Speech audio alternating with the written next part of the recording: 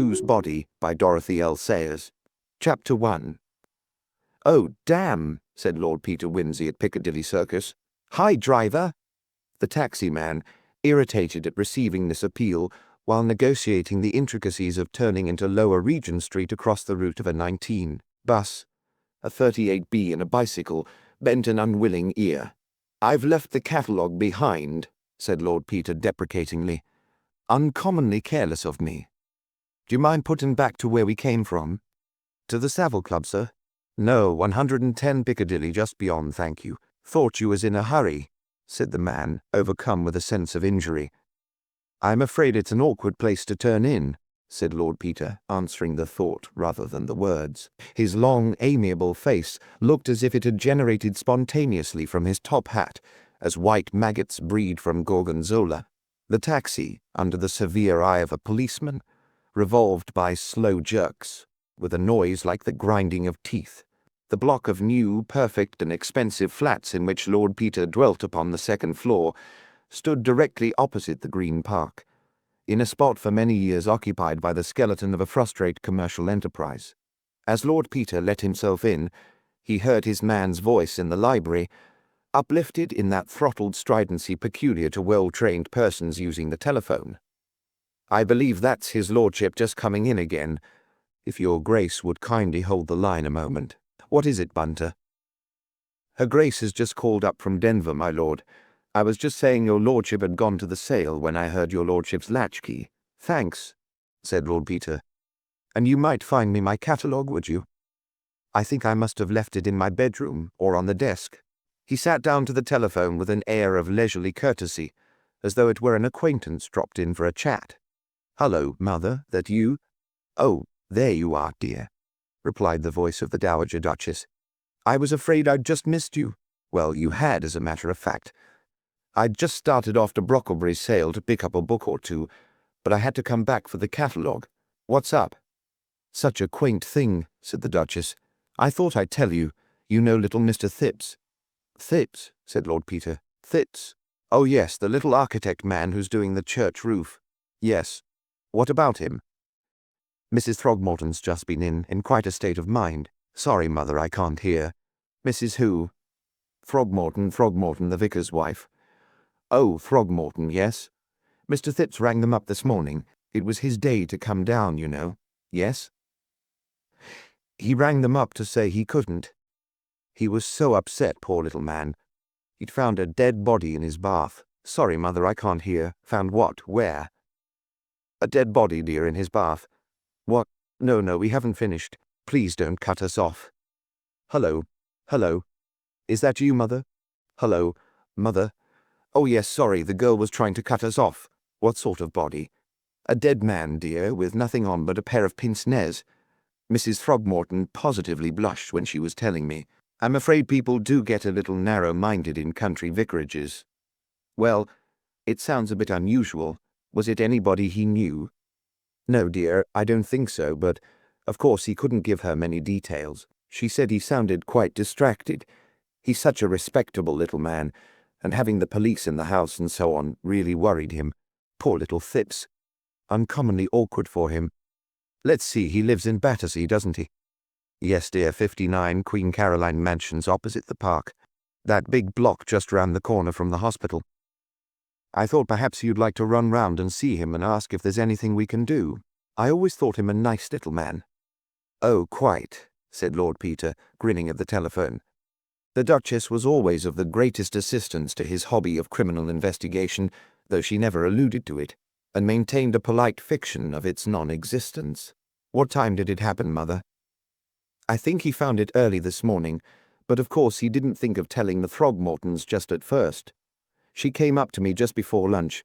So tiresome, I had to ask her to stay. Fortunately, I was alone. I don't mind being bored myself, but I hate having my guests bored." "Poor old mother. Well, thanks awfully for telling me. I think I'll send Bunter to the sale and toddle round to Battersea now and try and console the poor little beast. So long." "Goodbye, dear. Bunter." "Yes, my lord." "Her Grace tells me that a respectable Battersea architect has discovered a dead man in his bath." "Indeed, my lord." That's very gratifying. Very, Bunter. Your choice of words is unerring. I wish Eden and Balliol had done as much for me. Have you found the catalogue? Here it is, my lord. Thanks. I am going to Battersea at once. I want you to attend the sale for me. Don't lose time. I don't want to miss the Folio Dantea, nor the de Voragine. Here you are, see?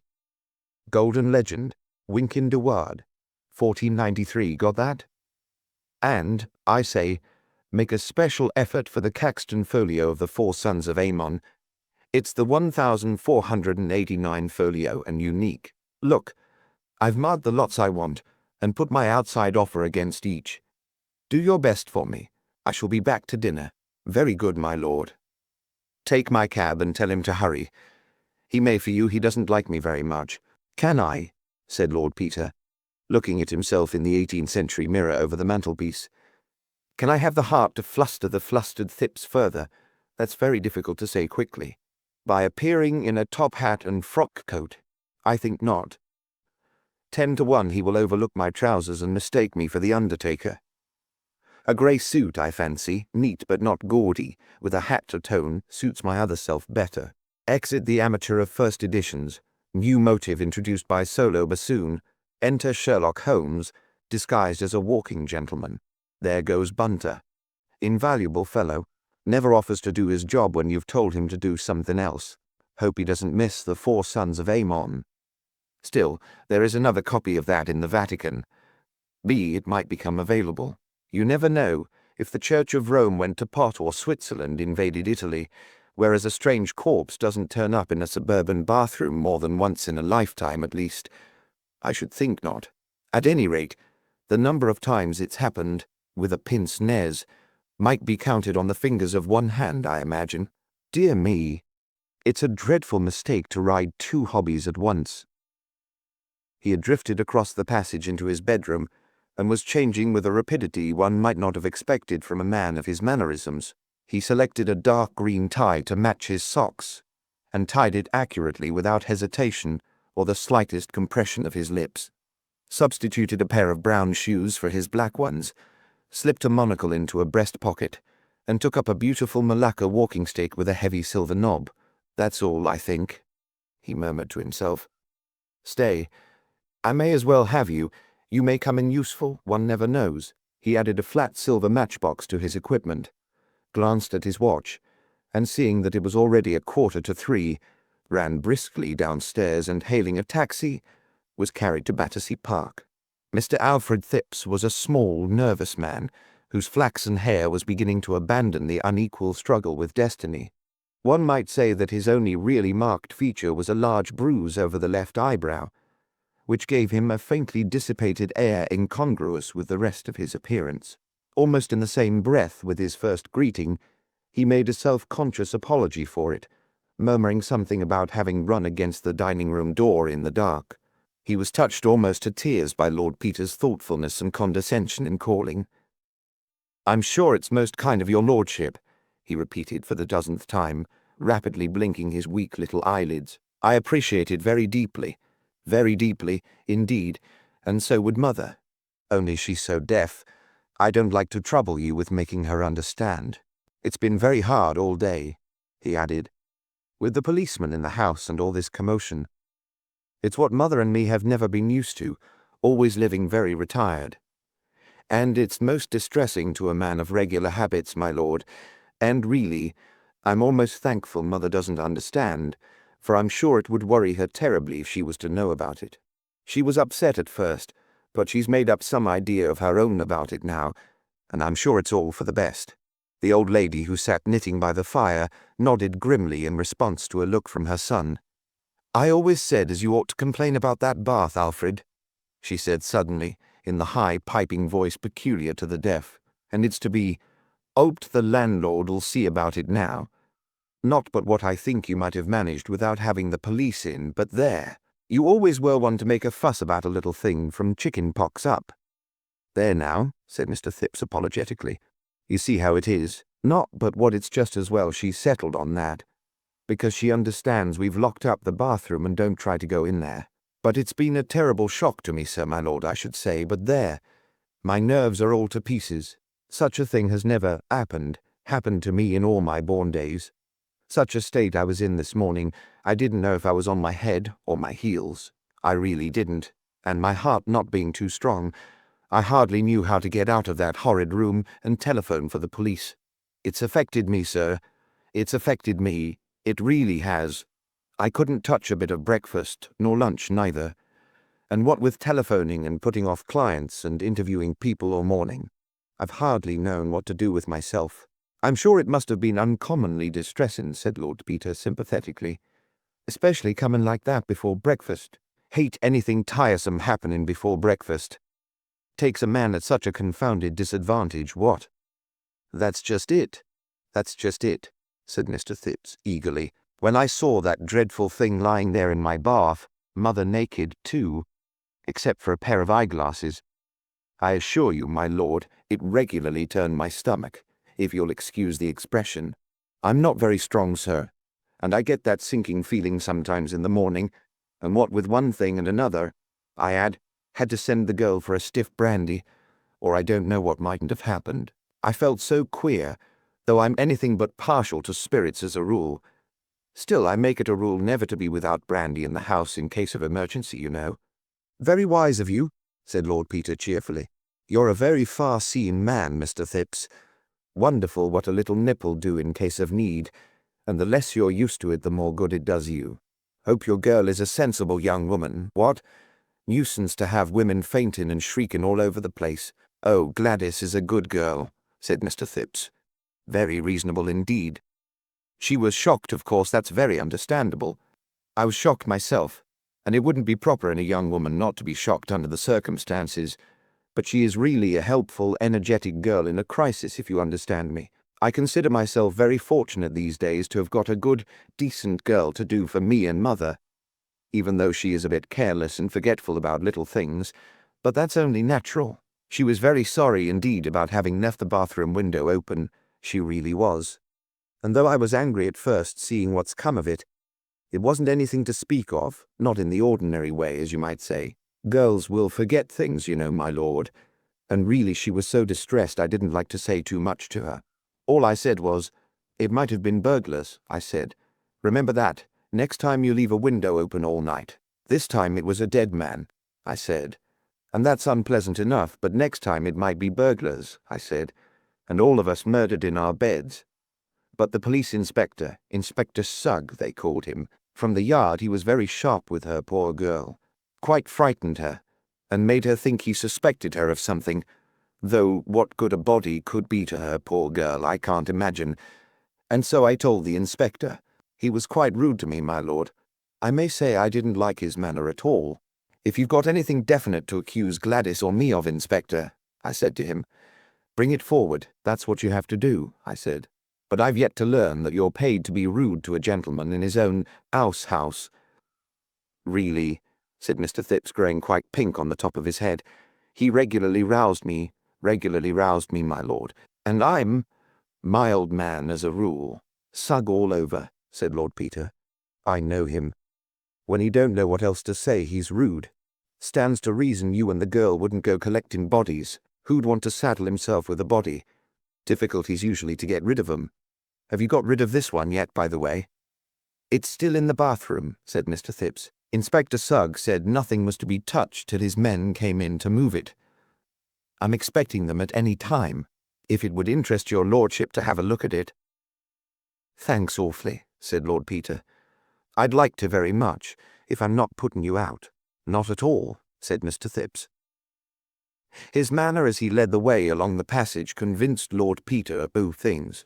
First, that, gruesome as his exhibit was, he rejoiced in the importance it reflected upon himself and his flat, and secondly, that Inspector Sugg had forbidden him to exhibit it to anyone. The latter supposition was confirmed by the action of Mr. Phipps, who stopped to fetch the door-key from his bedroom, saying that the police had the other, but that he made it a rule to have 2 keys to every door, in case of accident. The bathroom was in no way remarkable. It was long and narrow, the window being exactly over the head of the bath. The panes were of frosted glass, the frame wide enough to admit a man's body. Lord Peter stepped rapidly across to it. opened it and looked out. The flat was the top one of the building and situated about the middle of the block. The bathroom window looked out upon the backyards of the flats, which were occupied by various small outbuildings, coal holes, garages, and the like. Beyond these were the back gardens of a parallel line of houses. On the right rose the extensive edifice of St. Luke's Hospital, Battersea, with its grounds, and connected with it by a covered way, the residence of the famous surgeon, Sir Julian Freke, who directed the surgical side of the great new hospital, and was in addition known in Harley Street as a distinguished neurologist with a highly individual point of view. This information was poured into Lord Peter's ear at considerable length by Mr. Phipps, who seemed to feel that the neighbourhood of anybody so distinguished shed a kind of halo of glory over Queen Caroline Mansions. "We had him round here himself this morning," he said, "about this horrid business." Inspector Sugg thought one of the young medical gentlemen at the hospital might have brought the corpse round for a joke, as you might say. They always having bodies in the dissecting room. So Inspector Sugg went round to see Sir Julian this morning to ask if there was a body missing. He was very kind, was Sir Julian, very kind indeed, though he was at work when they got there, in the dissecting room. He looked up the books to see that all the bodies were accounted for, and then very obligingly came round here to look at this, he indicated the bath, and said he was afraid he couldn't help us. There was no corpse missing from the hospital, and this one didn't answer to the description of any they'd had. "Nor to the description of any of the patients, I hope," suggested Lord Peter casually. At this grisly hint Mr. Phipps turned pale. "I didn't hear Inspector Sugg inquire," he said with some agitation. "What a very horrid thing there would be, God bless my soul, my lord, I never thought of it." "Well, if they had missed a patient they'd probably have discovered it by now," said Lord Peter. "Let's have a look at this one." He screwed his monocle into his eye, adding, "I see you're troubled here with the soot blowing in. Beastly nuisance, ain't it? I get it too, spoils all my books, you know. Here, don't you trouble, if you don't care about looking at it." He took from Mr. Thipps's hesitating hand the sheet which had been flung over the bath, and turned it back. The body which lay in the bath was that of a tall, stout man of about 50. The hair, which was thick and black and naturally curly, had been cut and parted by a master hand, and exuded a faint violet perfume, perfectly recognizable in the close air of the bathroom. The features were thick, fleshy, and strongly marked, with prominent dark eyes, and a long nose curving down to a heavy chin. The clean-shaven lips were full and sensual, and the dropped jaw showed teeth stained with tobacco. On the dead face the handsome pair of gold pince-nez mocked death with grotesque elegance. The fine gold chain curved over the naked breast. The legs lay stiffly stretched out side by side. The arms reposed close to the body. The fingers were flexed naturally. Lord Peter lifted one arm and looked at the hand with a little frown. "Bit of a dandy, your visitor, what?" he murmured. "Parma violet and manicure." He bent again, slipping his hand beneath the head. The absurd eyeglasses slipped off, clattering into the bath, and the noise put the last touch to Mr. Thipps's growing nervousness. "If you'll excuse me," he murmured. "It makes me feel quite faint, it really does." He slipped outside, and he had no sooner done so than Lord Peter, lifting the body quickly and cautiously, turned it over, and inspected it with his head on one side, bringing his monocle into play with the air of the late Joseph Chamberlain approving a rare orchid. He then laid the head over his arm, and bringing out the silver matchbox from his pocket, slipped it into the open mouth. Then, making the noise usually written tut-tut, he laid the body down, picked up the mysterious pince-nez, looked at it, put it on his nose and looked through it, made the same noise again, readjusted the pince-nez upon the nose of the corpse, so as to leave no traces of interference for the irritation of Inspector Sugg, rearranged the body, returned to the window, and leaning out, reached upwards and sideways with his walking stick, which he had somewhat incongruously brought along with him. Nothing appearing to come of these investigations, he withdrew his head, closed the window, and rejoined Mr. Phipps in the passage. Mr. Phipps, touched by this sympathetic interest in the younger son of a duke, took the liberty, on their return to the sitting-room, of offering him a cup of tea. Lord Peter, who had strolled over to the window and was admiring the outlook on Battersea Park, was about to accept, when an ambulance came into view at the end of Prince of Wales Road. Its appearance reminded Lord Peter of an important engagement, and with a hurried, "By Jove," he took his leave of Mr. Thipps.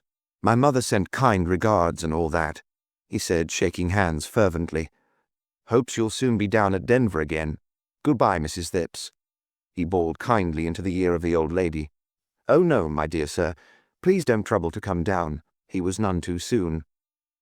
As he stepped out of the door and turned towards the station, the ambulance drew up from the other direction, and Inspector Sugg emerged from it with 2 constables. The inspector spoke to the officer on duty at the mansions, and turned a suspicious gaze on Lord Peter's retreating back. "Dear old Sugg," said that nobleman fondly. "Dear, dear old bird. How he does hate me, to be sure." Chapter 2. "Excellent, Bunter," said Lord Peter, sinking with a sigh into a luxurious armchair. "I couldn't have done better myself. The thought of the Dante makes my mouth water, and the 4 sons of Ammon. And you've saved me £60, that's glorious. What shall we spend it on, Bunter? Think of it, all ours, to do as we like with, for as Harold Skimpole so rightly observes, £60 saved is £60 gained, and I've reckoned on spending it all. It's your saving, Bunter, and properly speaking your £60. What do we want? Anything in your department? Would you like anything altered in the flat?" "Well, my lord, as your lordship is so good." The manservant paused, about to pour an old brandy into a liqueur glass. "Well, out with it, my Bunter, you imperturbable old hypocrite. It's no good talking as if you were announcing dinner. You're spilling the brandy. The voice is Jacob's voice, but the hands are the hands of Esau. What does that blessed darkroom of yours want now?" "There's a double anastigmat with a set of supplementary lenses, my lord," said Bunter, with a note almost of religious fervour. "If it was a case of forgery now, or footprints, I could enlarge them right up on the plate, or the wide-angled lens would be useful. It's as though the camera had eyes at the back of its head, my lord. Look, I've got it here." He pulled a catalogue from his pocket and submitted it quivering to his employer's gaze. Lord Peter perused the description slowly. The corners of his long mouth lifted into a faint smile. "It's Greek to me," he said, "and £50 seems a ridiculous price for a few bits of glass. I suppose, Bunter, you'd say £750 was a bit out of the way for a dirty old book in a dead language, wouldn't you?" "It wouldn't be my place to say so, my lord. No, Bunter. I pay you £200 a year to keep your thoughts to yourself. Tell me, Bunter, in these democratic days, don't you think that's unfair?" "No, my lord, you don't. Do you mind telling me frankly why you don't think it unfair?" "Frankly, my lord, your lordship is paid a nobleman's income to take Lady Worthington in to dinner and refrain from exercising your lordship's undoubted powers of repartee." Lord Peter considered this. "That's your idea, is it, Bunter? Noblesse oblige for a consideration. I dare say you're right. Then you're better off than I am, because I'd have to behave myself to Lady Worthington if I hadn't a penny. Bunter, if I sacked you here and now, would you tell me what you think of me?" "No, my lord. You'd have a perfect right to, my Bunter, and if I sacked you on top of drinking the kind of coffee you make, I deserve everything you could say of me. You're a demon for coffee, Bunter. I don't want to know how you do it, because I believe it to be witchcraft, and I don't want to burn eternally. You can buy your cross-eyed lens." "Thank you, my lord. Have you finished in the dining room?" "Not quite, my lord." "Well, come back when you have. I have many things to tell you. Hullo, who's that?" The doorbell had rung sharply. "Unless it's anybody interesting, I'm not at home." "Very good, my lord." Lord Peter's library was one of the most delightful bachelor rooms in London. Its scheme was black and primrose. Its walls were lined with rare editions, and its chairs and Chesterfield sofa suggested the embraces of the heiress. In one corner stood a black baby grand. A wood fire leaped on a wide old-fashioned hearth, and the Sèvres vases on the chimney-piece were filled with ruddy and gold chrysanthemums. To the eyes of the young man who was ushered in from the raw November fog, it seemed not only rare and unattainable, but friendly and familiar, like a colourful and gilded paradise in a medieval painting. "Mr. Parker, my lord." Lord Peter jumped up with genuine eagerness. "My dear man, I'm delighted to see you. What a beastly foggy night, ain't it?" Bunter some more of that admirable coffee and another glass and the cigars. Parker, I hope you're full of crime. Nothing less than arson or murder will do for us tonight. On such a night as this, Bunter and I were just sitting down to carouse. I've got a Dante and a Caxton folio that is practically unique at Sir Ralph Brocklebury's sale. Bunter, who did the bargaining, is going to have a lens which does all kinds of wonderful things with its eyes shut. And we both have got a body in a bath. For in spite of all temptations to go in for cheap sensations, we insist upon a body in a bath. Nothing less will do for us, Parker. It's mine at present, but we're going shares in it. Property of the firm. Won't you join us? You really must put something in the jackpot. Perhaps you have a body. Oh, do have a body. Everybody welcome. Gin a body, meet a body, hauled before the beak. Gin a body jolly well knows who murdered a body. And that old sug is on the wrong tack. Need a body speak? Not a bit of it. He tips a glassy wink to yours truly, and yours truly reads the truth. Ah, said Parker. I knew you'd been round to Queen Caroline Mansions. So've I. And met Sug. And he told me he'd seen you. He was cross, too. Unwarrantable interference, he calls it. I knew he would, said Lord Peter. I love taking a rise out of dear old Sug. He's always so rude. I see by the Star that he has excelled himself by taking the girl, Gladys, what's her name, into custody. Sug of the evening, beautiful Sug. But what were you doing there? To tell you the truth, said Parker, I went round to see if the Semitic-looking stranger in Mr. Thipps's bath was by any extraordinary chance Sir Reuben Levy. But he isn't. Sir Reuben Levy. Wait a minute. I saw something about that. I know. A headline, Mysterious Disappearance of Famous Financier. What's it all about? I didn't read it carefully. Well, it's a bit odd. Though I dare say it's nothing really. Old chap may have cleared for some reason best known to himself. It only happened this morning and nobody would have thought anything about it.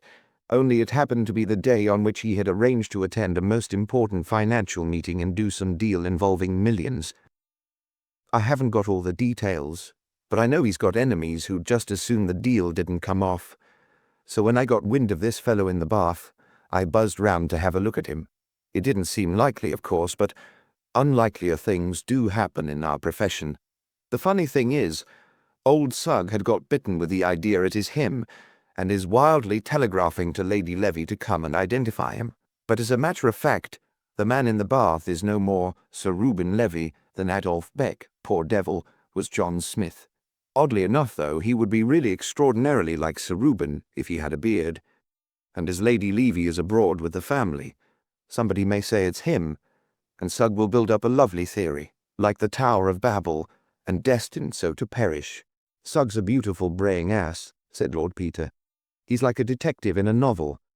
Well, I don't know anything about Levy, but I've seen the body, and I should say the idea was preposterous upon the face of it. What do you think of the brandy? Unbelievable, Wimsey. Sort of thing makes one believe in heaven. But I want your yarn. Do you mind if Bunter hears it too? Invaluable man, Bunter, amazing fellow with a camera. And the odd thing is, he's always on the spot when I want my bath or my boots. I don't know when he develops things. I believe he does 'em in his sleep. Bunter. Yes, my lord.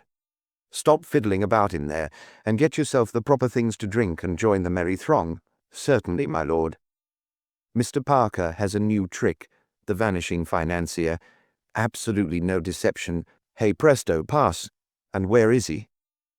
Will some gentleman from the audience kindly step upon the platform and inspect the cabinet? Thank you, sir. The quickness of the undeceives the high. I'm afraid mine isn't much of a story, said Parker. It's just one of those simple things that offer no handle. Sir Reuben Levy dined last night with 3 friends at the Ritz. After dinner, the friends went to the theatre. He refused to go with them on account of an appointment. I haven't yet been able to trace the appointment, but anyhow, he returned home to his house, 9A, Park Lane, at 12 o'clock. Who saw him?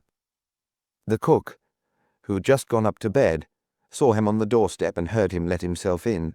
He walked upstairs, leaving his greatcoat on the hall peg and his umbrella in the stand. You remember how it rained last night. He undressed and went to bed. Next morning he wasn't there. That's all, said Parker abruptly, with a wave of the hand. It isn't all. It isn't all. Daddy, go on, that's not half a story, pleaded Lord Peter. But it is all. When his man came to call him, he wasn't there. The bed had been slept in. His pajamas and all his clothes were there. The only odd thing being that they were thrown rather untidily on the ottoman at the foot of the bed, instead of being neatly folded on a chair, as is Sir Reuben's custom.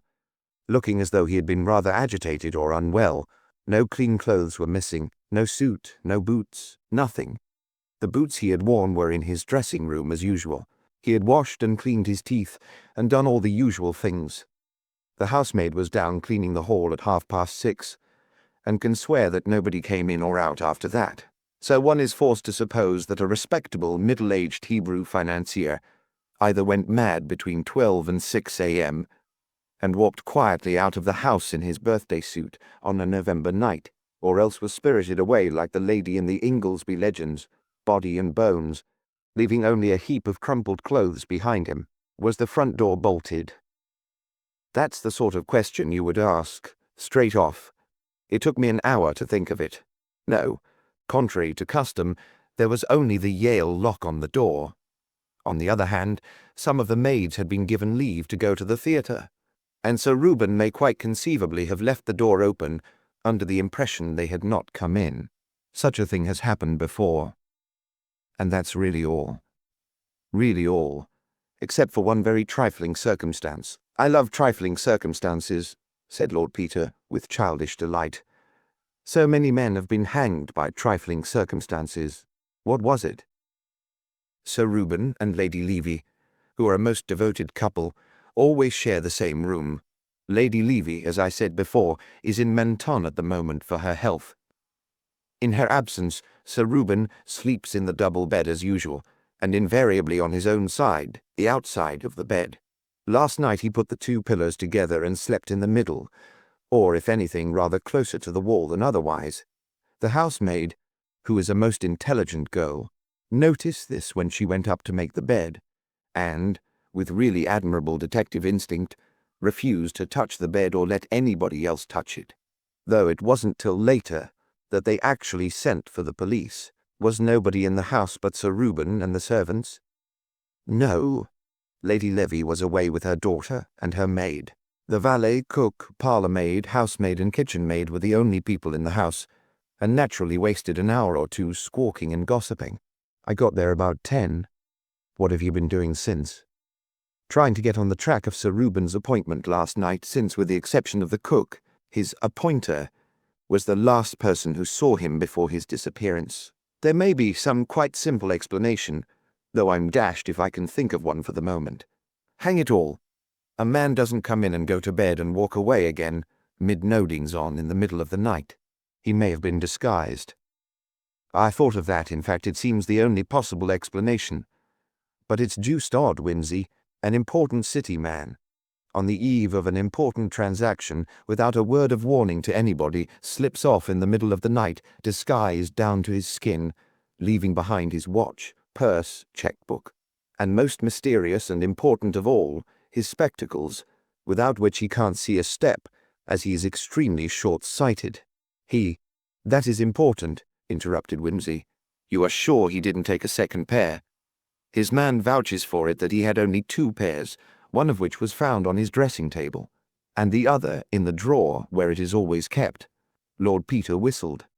You've got me there, Parker. Even if he'd gone out to commit suicide, he'd have taken those. So you'd think. Or the suicide would have happened the first time he started to cross the road. However, I didn't overlook the possibility. I've got particulars of all today's street accidents, and I can lay my hand on my heart and say that none of them is Sir Reuben. Besides, he took his latchkey with him, which looks as though he'd meant to come back. Have you seen the men he dined with? I found 2 of them at the club. They said that he seemed in the best of health and spirits. Spoke of looking forward to joining Lady Levy later on, perhaps at Christmas, and referred with great satisfaction to this morning's business transaction, in which one of them, a man called Anderson of Wyndham's, was himself concerned. Then up till about 9 o'clock anyhow, He had no apparent intention or expectation of disappearing. None, unless he was a most consummate actor. Whatever happened to change his mind must have happened either at the mysterious appointment which he kept after dinner, or while he was in bed between midnight and 5:30 a.m. "Well, Bunter," said Lord Peter, "what do you make of it?" "Not in my department, my lord, except that it is odd that a gentleman who was too flurried or unwell to fold his clothes as usual should remember to clean his teeth and put his boots out. Those are two things that quite frequently get overlooked, my lord." "If you mean anything personal, Bunter," said Lord Peter, "I can only say that I think the speech an unworthy one. It's a sweet little problem, Parker mine. Look here, I don't want to butt in, but I should dearly love to see that bedroom tomorrow. 'Tis not that I mistrust thee, dear, but I should uncommonly like to see it. Say me not nay, take another drop of brandy in a villa, but say not. Say not nay. Of course you can come and see it. You'll probably find lots of things I've overlooked," said the other, equably, accepting the proffered hospitality. "Parker, acushla, you're an honour to Scotland Yard. I look at you, and Sugg appears a myth, a fable, an idiot boy, spawned in a moonlight hour by some fantastic poet's brain. Sugg is too perfect to be possible. What does he make of the body, by the way?" "Sugg says," replied Parker with precision, "that the body died from a blow on the back of the neck. The doctor told him that. He says it's been dead a day or two. The doctor told him that too. He says it's the body of a well-to-do Hebrew of about 50. Anybody could have told him that. He says it's ridiculous to suppose it came in through the window without anybody knowing anything about it. He says it probably walked in through the front door and was murdered by the household. He's arrested the girl because she's short and frail-looking and quite unequal to downing a tall and sturdy Semite with a poker. He'd arrest Thipps, only Thipps was away in Manchester all yesterday and the day before, and didn't come back till late last night. In fact, he wanted to arrest him till I reminded him that if the body had been a day or two dead, little Thipps couldn't have done him in at 10.30 last night. But he'll arrest him tomorrow as an accessory, and the old lady with the knitting too, I shouldn't wonder. Well, I'm glad the little man has so much of an alibi, said Lord Peter, though if you're only gluing your faith to cadaveric lividity, rigidity, and all the other quiddities, you must be prepared to have some sceptical beast of a prosecuting counsel walk slap-bang through the medical evidence. Remember Impey Biggs defending in that Chelsea tea-shop affair?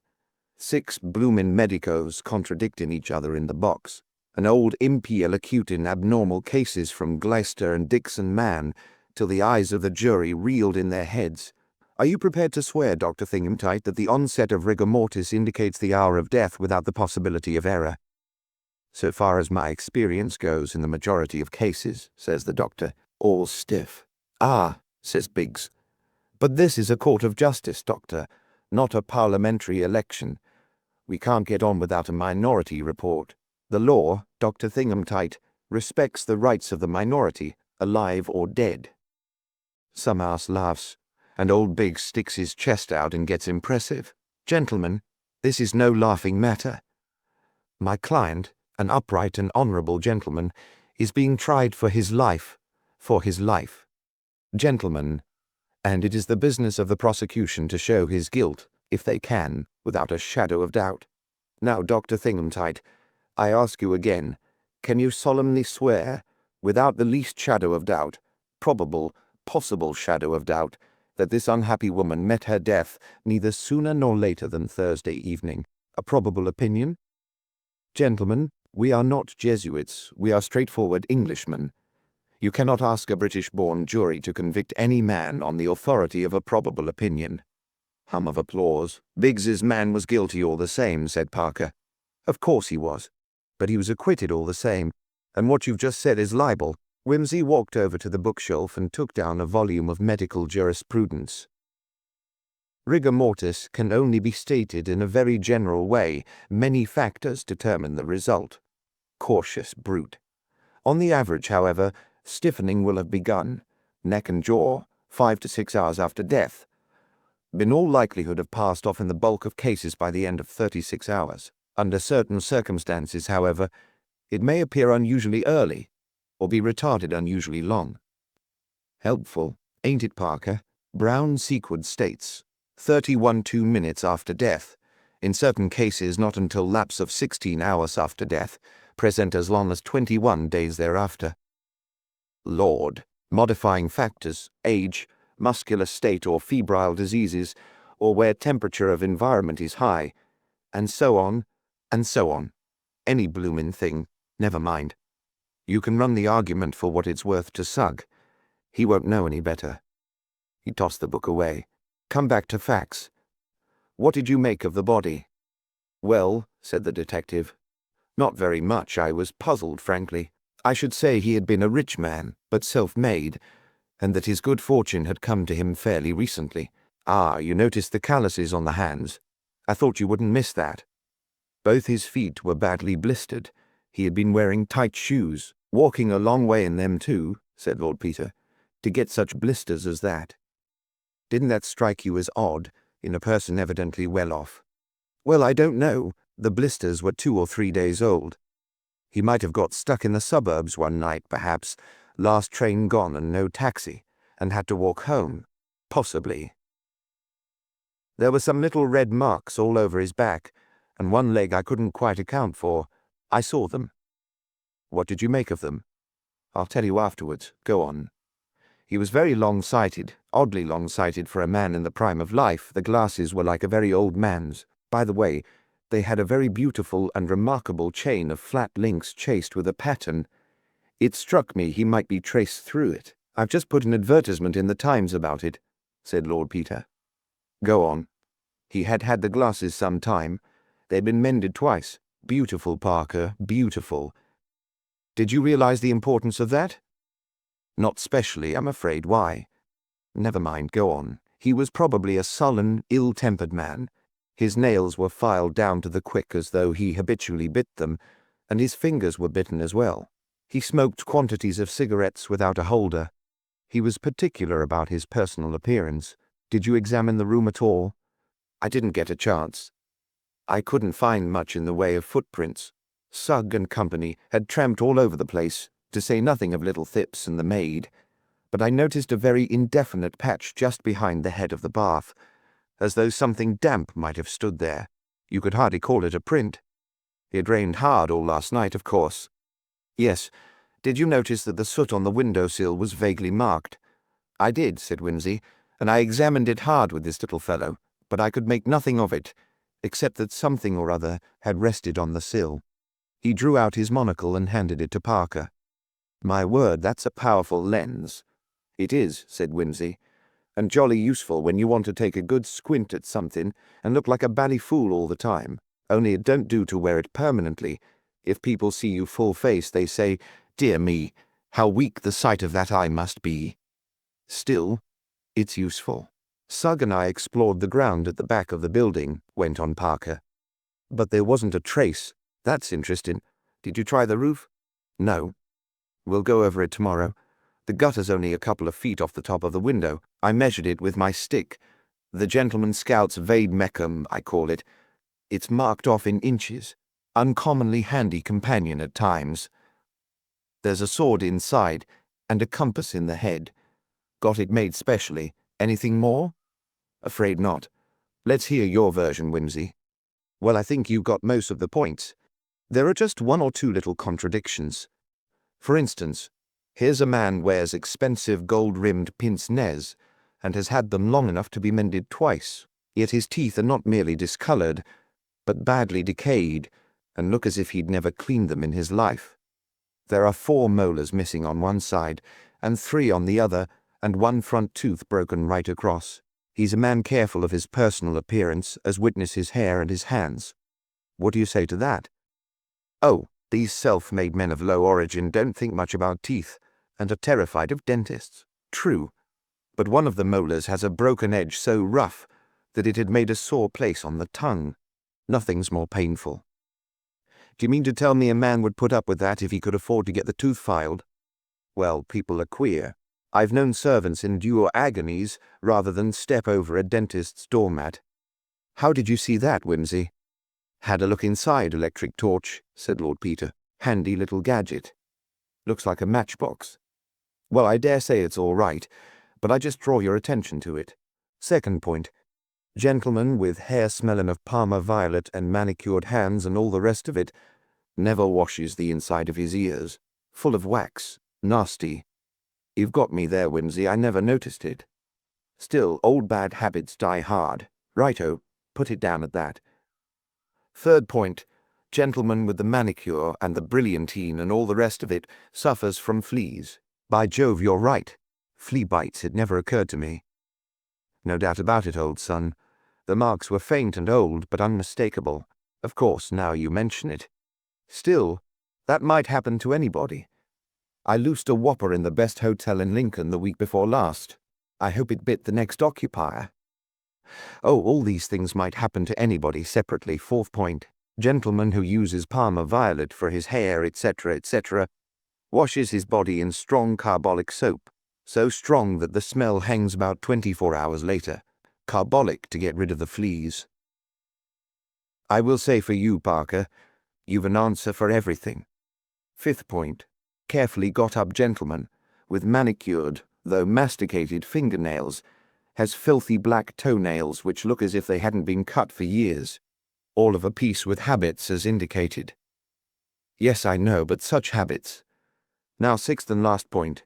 This gentleman with the intermittently gentlemanly habits arrives in the middle of a pouring wet night, and apparently through the window, when he has already been 24 hours dead, and lies down quietly in Mr. Thipps's bath, unseasonably dressed in a pair of pince-nez.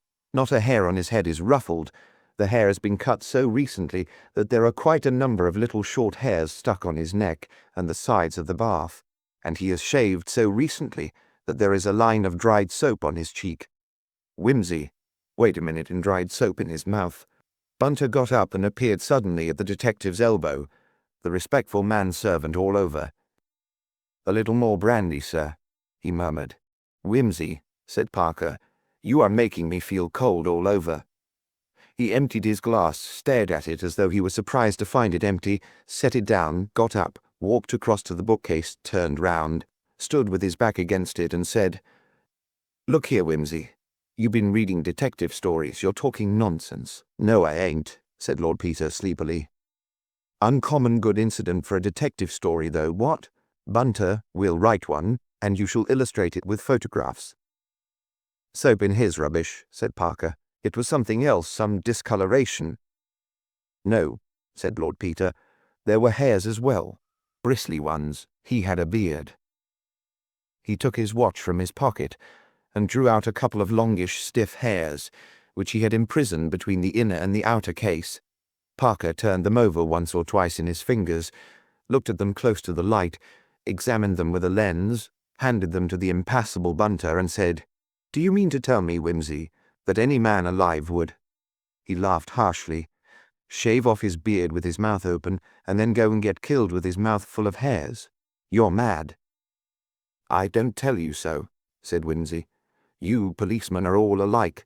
Only one idea in your skulls, lest if I can make out why you're ever appointed. He was shaved after he was dead. Pretty, ain't it? Uncommonly jolly little job for the barber, what? Here, sit down, man, and don't be an ass, stumping about the room like that. Worse things happen in war. This is only a blinkin' old shillin' shocker. But I'll tell you what, Parker, we're up against a criminal, the real artist and blighter with imagination, real, artistic, finished stuff. I'm enjoying this, Parker. Chapter 3. Lord Peter finished a Scarlatti sonata and sat looking thoughtfully at his own hands. The fingers were long and muscular, with wide, flat joints and square tips. When he was playing, his rather hard grey eyes softened, and his long, indeterminate mouth hardened in compensation. At no other time had he any pretensions to good looks, and at all times he was spoilt by a long, narrow chin, and a long, receding forehead, accentuated by the brushed-back sleekness of his tow-coloured hair. Labour papers, softening down the chin, caricatured him as a typical aristocrat. That's a wonderful instrument, said Parker. It ain't so bad, said Lord Peter. But Scarlatti wants a harpsichord. Piano's too modern, all thrills and overtones. No good for our job, Parker. Have you come to any conclusion? The man in the bath, said Parker methodically. was not a well-off man careful of his personal appearance. He was a laboring man, unemployed, but who had only recently lost his employment. He had been tramping about looking for a job when he met with his end. Somebody killed him, and washed him, and scented him, and shaved him in order to disguise him, and put him into Thipps's bath without leaving a trace. Conclusion: the murderer was a powerful man, since he killed him with a single blow on the neck, a man of cool head and masterly intellect, since he did all that ghastly business without leaving a mark, a man of wealth and refinement, since he had all the apparatus of an elegant toilet handy, and a man of bizarre and almost perverted imagination, as is shown in the two horrible touches of putting the body in the bath and of adorning it with a pair of pince-nez. He is a poet of crime, said Wimsey.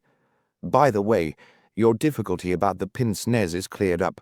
Obviously, the pince-nez never belonged to the body. That only makes a fresh puzzle. One can't suppose the murderer left them in that obliging manner as a clue to his own identity. We can hardly suppose that. I'm afraid this man possessed what most criminals lack, a sense of humor, rather macabre humor. True, but a man who can afford to be humorous at all in such circumstances is a terrible fellow. I wonder what he did with the body between the murder and depositing it chez Thipps. Then there are more questions. How did he get it there? And why? Was it brought in at the door, as Sug of our Heart suggests, or through the window, as we think, on the not very adequate testimony of a smudge on the window-sill? Had the murderer accomplices? Is little Thipps really in it, or the girl? It don't do to put the notion out of court, merely because Sug inclines to it. Even idiots occasionally speak the truth accidentally. If not, why was Thipps selected for such an abominable practical joke? Has anybody got a grudge against Thipps? Who are the people in the other flats? We must find out that. Does Thipps play the piano at midnight over their heads, or damage the reputation of the staircase by bringing home dubiously respectable ladies? Are there unsuccessful architects thirsting for his blood? Damn it all, Parker. There must be a motive somewhere. Can't have a crime without a motive, you know. A madman, suggested Parker doubtfully, with a deuced lot of method in his madness. He hasn't made a mistake. Not one. Unless leaving hairs in the corpse's mouth can be called a mistake. Well, anyhow, it's not Levy, you're right there. I say, old thing, neither your man nor mine has left much clue to go upon, has he? And there don't seem to be any motives knocking about either. And we seem to be 2 suits of clothes short in last night's work. Sir Reuben makes tracks without so much as a fig leaf, and a mysterious individual turns up with a pince-nez, which is quite useless for purposes of decency. Dash it all! If only I had some good excuse for taking up this body case officially. The telephone bell rang. The silent Bunter, whom the other two had almost forgotten, padded across to it. "It's an elderly lady, my lord," he said. "I think she's deaf. I can't make her hear anything, but she's asking for your lordship." Lord Peter seized the receiver and yelled into it a hullo that might have cracked the vulcanite. He listened for some minutes with an incredulous smile, which gradually broadened into a grin of delight. At length he screamed, all right," several times and rang off. "By Jove," he announced, beaming. "Sportin' old bird. It's old Mrs. Thipps, deaf as a post. Never used the phone before, but determined. Perfect Napoleon. The incomparable Sug has made a discovery and arrested little Thipps. Old lady abandoned in the flat. Thipps's last shriek to her. Tell Lord Peter Wimsey." Old girl undaunted.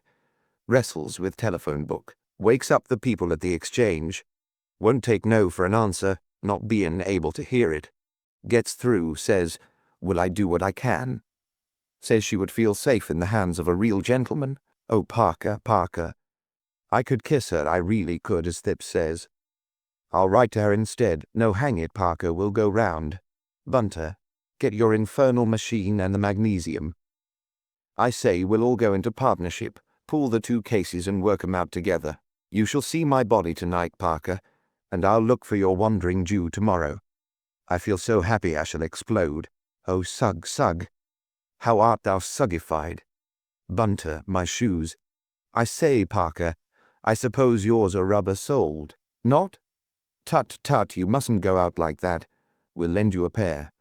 Gloves? Here. My stick, my torch, the lampblack, the forceps, knife, pillboxes, all complete. Certainly, my lord. Oh, Bunter, don't look so offended. I mean no harm. I believe in you, I trust you. What money have I got? That'll do. I knew a man once, Parker, who let a world-famous poisoner slip through his fingers because the machine on the underground took nothing but pennies.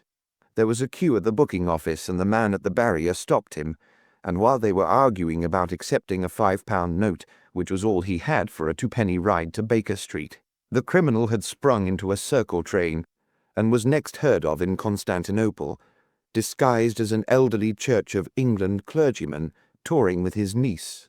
Are we all ready? Go. They stepped out, Bunter carefully switching off the lights behind them.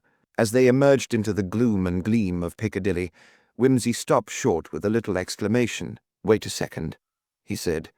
I've thought of something. If Suggs there, he'll make trouble. I must short-circuit him. He ran back, and the other two men employed the few minutes of his absence in capturing a taxi.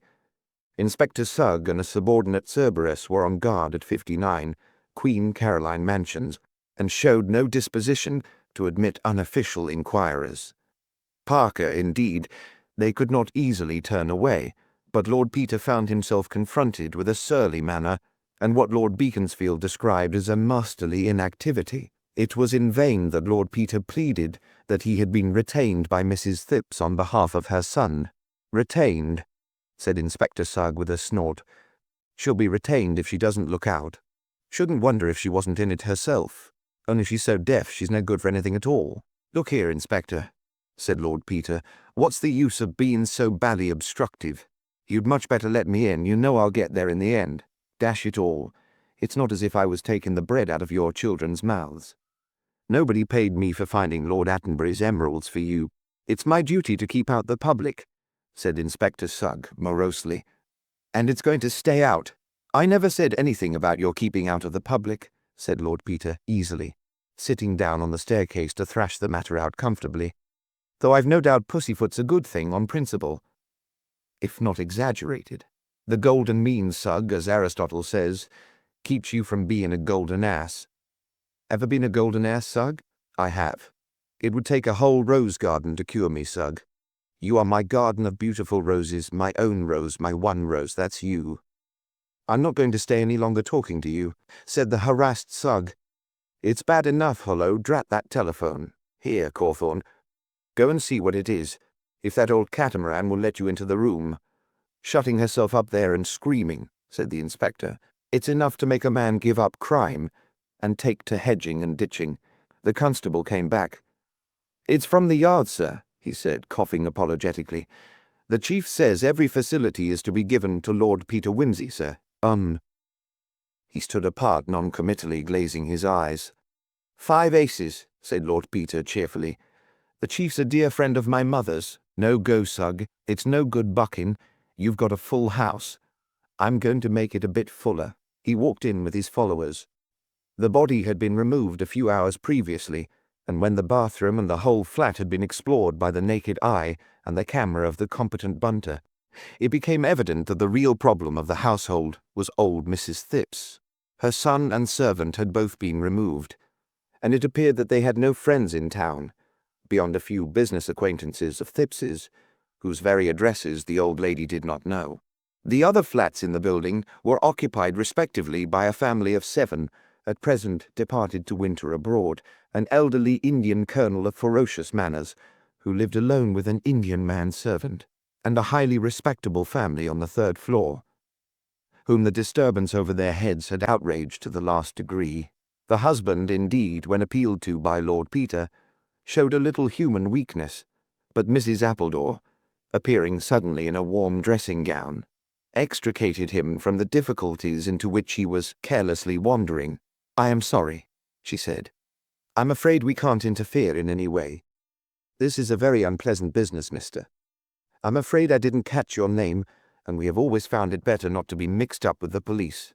Of course, if the Phippses are innocent, and I am sure I hope they are, it is very unfortunate for them, but I must say that the circumstances seem to me most suspicious, and to Theophilus too. And I should not like to have it said that we had assisted murderers. We might even be supposed to be accessories. Of course you are young, mister."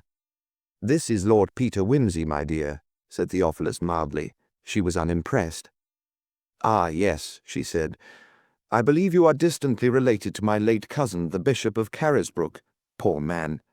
He was always being taken in by impostors. He died without ever learning any better."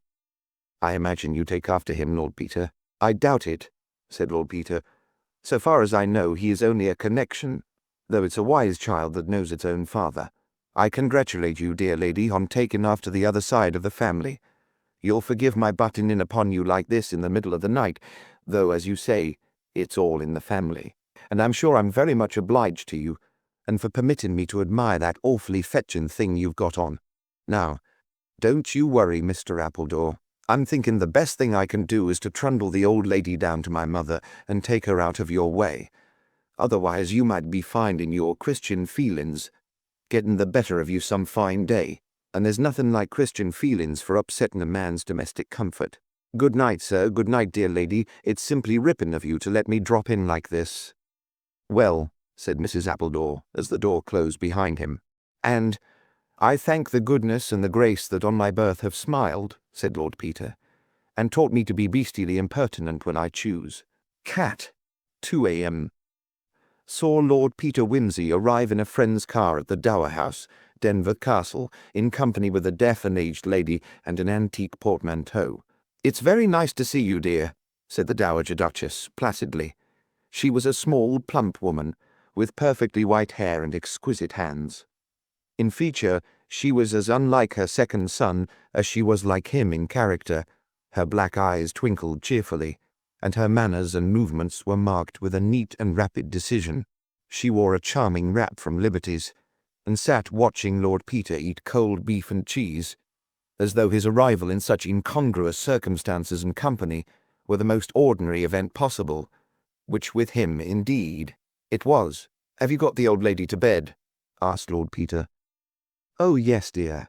Such a striking old person, isn't she? And very courageous. She tells me she has never been in a motor car before. But she thinks you a very nice lad, dear, that careful of her. You remind her of her own son. Poor little Mr. Thipps. Whatever made your friend the inspector think he could have murdered anybody?" "My friend the inspector, no more, thank you. Mother is determined to prove that the intrusive person in Thipps's bath is Sir Reuben Levy, who disappeared mysteriously from his house last night. His line of reasoning is, we've lost a middle-aged gentleman without any clothes on in Park Lane. We found a middle-aged gentleman without any clothes on in Battersea. Therefore they're one and the same person queued, and put little Thipps in quad." "You're very elliptical, dear," said the Duchess mildly. "Why should Mr. Thipps be arrested even if they are the same?" "Sugg must arrest somebody," said Lord Peter, "but there is one odd little bit of evidence come out which goes a long way to support Sugg's theory, only that I know it to be no go by the evidence of my own eyes. Last night at about 9:15, a young woman was strolling up the Battersea Park Road for purposes best known to herself, when she saw a gentleman in a fur coat and top hat sauntering along under an umbrella, looking at the names of all the streets. He looked a bit out of place, so, not being a shy girl, you see, she walked up to him and said, 'Good evening.' 'Can you tell me, please,' says the mysterious stranger, 'whether this street leads into Prince of Wales Road?' She said it did, and further asked him in a jocular manner what he was doing with himself and all the rest of it, only she wasn't altogether so explicit about that part of the conversation, because she was unburdening her heart to Sugg, do you see, and he's paid by a grateful country to have very pure, high-minded ideals, what? Anyway, the old boy said he couldn't attend to her just then as he had an appointment. 'I've got to go and see a man, my dear,' was how she said he put it, and he walked on up Alexandra Avenue towards Prince of Wales Road. She was staring after him, still rather surprised, when she was joined by a friend of hers who said, 'It's no good wasting your time with him, that's Levy. I knew him when I lived in the West End, and the girls used to call him Pea Green Incorruptible.' Friend's name suppressed, owing to implications of story, but girl vouches for what was said. She thought no more about it till the milkman brought news this morning of the excitement at Queen Caroline Mansions. Then she went round, though not liking the police as a rule, and asked the man there whether the dead gentleman had a beard and glasses. Told he had glasses but no beard, she incautiously said, "Oh, then it isn't him." And the man said, "Isn't who?" and collared her. That's her story. Suggs delighted, of course, and quadded Thipps on the strength of it. "Dear me," said the Duchess. "I hope the poor girl won't get into trouble." "Shouldn't think so," said Lord Peter. "Thipps is the one that's going to get it in the neck. Besides, he's done a silly thing. I got that out of Sugg too, though he was sitting tight on the information. Seems Thipps got into a confusion about the train he took back from Manchester. Said first he got home at 10.30. Then they pumped Gladys Horrocks, who let out he wasn't back till after 11.45. Then Thipps, being asked to explain the discrepancy, stammers and bungles and says, first, that he missed the train. Then Sugg makes inquiries at St. Pancras, and discovers that he left a bag in the cloakroom there at 10. Thipps, again asked to explain, stammers worse and says he walked about for a few hours, met a friend, can't say who, didn't meet a friend, can't say what he did with his time, can't explain why he didn't go back for his bag, can't say what time he did get in, can't explain how he got a bruise on his forehead. In fact, can't explain himself at all. Gladys Horrocks interrogated again. Says this time Thipps came in at 10.30, then admits she didn't hear him come in. Can't say why she didn't hear him come in, can't say why she said first of all that she did hear him, bursts into tears, contradicts herself. Everybody's suspicion roused. Quad 'em both. "As you put it, dear," said the Duchess, "it all sounds very confusing and not quite respectable. Poor little Mr. Thipps would be terribly upset by anything that wasn't respectable." "I wonder what he did with himself," said Lord Peter thoughtfully. "I really don't think he was committing a murder. Besides, I believe the fellow's been dead a day or two, though it don't do to build too much on doctor's evidence. It's an entertaining little problem. Very curious, dear, but so sad about poor Sir Reuben. I must write a few lines to Lady Levy. I used to know her quite well, you know, dear, down in Hampshire when she was a girl. Christine Ford, she was then. And I remember so well the dreadful trouble there was about her marrying a Jew. That was before he made his money, of course, in that oil business out in America. The family wanted her to marry Julian Freak, who did so well afterwards and was connected with the family. But she fell in love with this Mr. Levy and eloped with him. He was very handsome then, you know, dear, in a foreign-looking way, but he hadn't any means, and the Fords didn't like his religion. Of course, we're all Jews nowadays, and they wouldn't have minded so much if he'd pretended to be something else, like that Mr. Simons we met at Mrs. Porchester's, who always tells everybody that he got his nose in Italy at the Renaissance and claims to be descended somehow or other from La Bella Simonetta. So foolish, you know, dear, as if anybody believed it, and I'm sure some Jews are very good people, and personally I'd much rather they believed something, though of course it must be very inconvenient, what with not working on Saturdays and circumcising the poor little babies and everything depending on the new moon, and that funny kind of meat they have with such a slang-sounding name, and never being able to have bacon for breakfast. Still, there it was, and it was much better for the girl to marry him if she was really fond of him, though I believe young Freaky was really devoted to her, and they're still great friends. Not that there was ever a real engagement, only a sort of understanding with her father, but he's never married, you know, and lives all by himself in that big house next to the hospital, though he's very rich and distinguished now, and I know ever so many people have tried to get hold of him. There was Lady Mainwaring wanted him for that eldest girl of hers, though I remember saying at the time it was no use expecting a surgeon to be taken in by a figure that was all padding.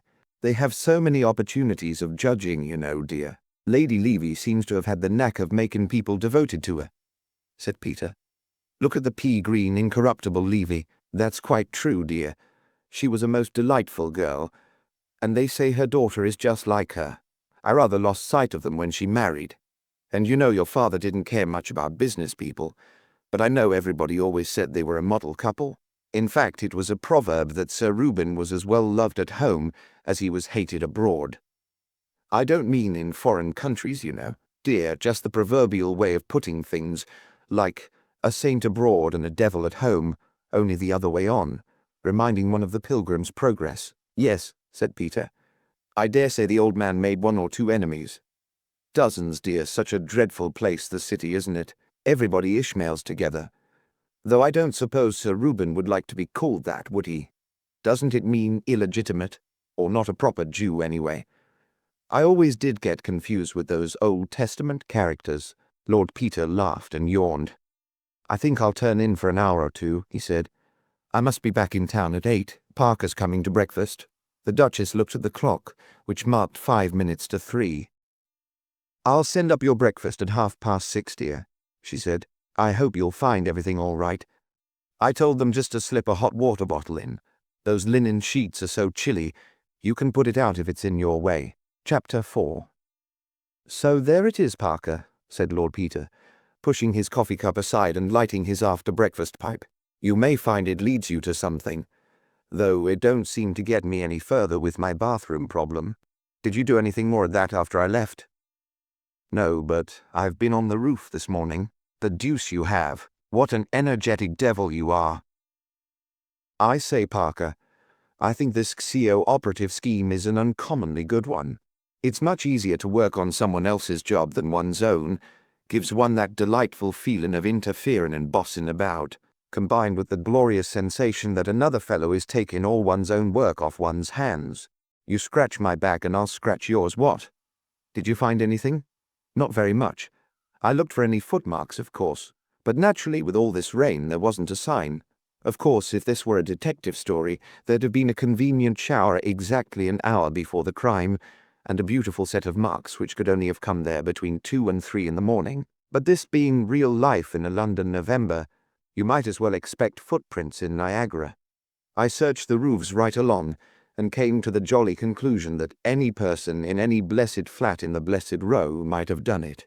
All the staircases open onto the roof, and the leads are quite flat. You can walk along as easy as along Shaftesbury Avenue. Still, I've got some evidence that the body did walk along there. What's that? Parker brought out his pocketbook and extracted a few shreds of material, which he laid before his friend. One was caught in the gutter just above Phipps's bathroom window, another in a crack of the stone parapet just over it, and the rest came from the chimney stack behind, where they had caught in an iron stanchion. What do you make of them? Lord Peter scrutinized them very carefully through his lens. Interesting, he said. Damned interesting. Have you developed those plates, Bunter? He added, as that discreet assistant came in with the post. Yes, my lord. Caught anything?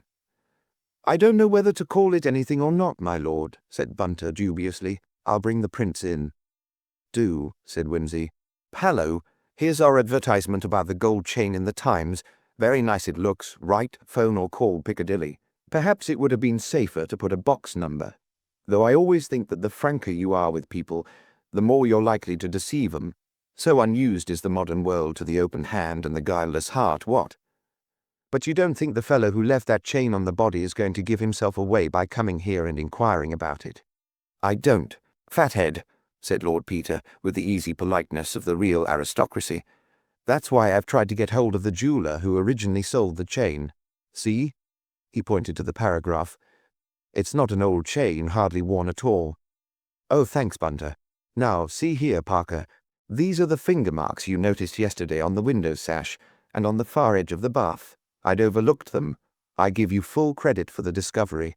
I crawl, I grovel, my name is Watson, and you need not say what you were just going to say, because I admit it all. Now we shall. Hullo, hullo, hullo. The 3 men stared at the photographs. The criminal, said Lord Peter bitterly, climbed over the roofs in the wet and not unnaturally got soot on his fingers. He arranged the body in the bath, and wiped away all traces of himself except 2, which he obligingly left to show us how to do our job. We learn from a smudge on the floor that he wore India rubber boots, and from this admirable set of fingerprints on the edge of the bath that he had the usual number of fingers and wore rubber gloves. That's the kind of man he is. Take the fool away, gentlemen. He put the prints aside and returned to an examination of the shreds of material in his hand. Suddenly he whistled softly. Do you make anything of these, Parker? They seem to me to be ravellings of some coarse cotton stuff, A sheet, perhaps, or an improvised rope. Yes, said Lord Peter. Yes. It may be a mistake. It may be our mistake, I wonder. Tell me, do you think these tiny threads are long enough and strong enough to hang a man?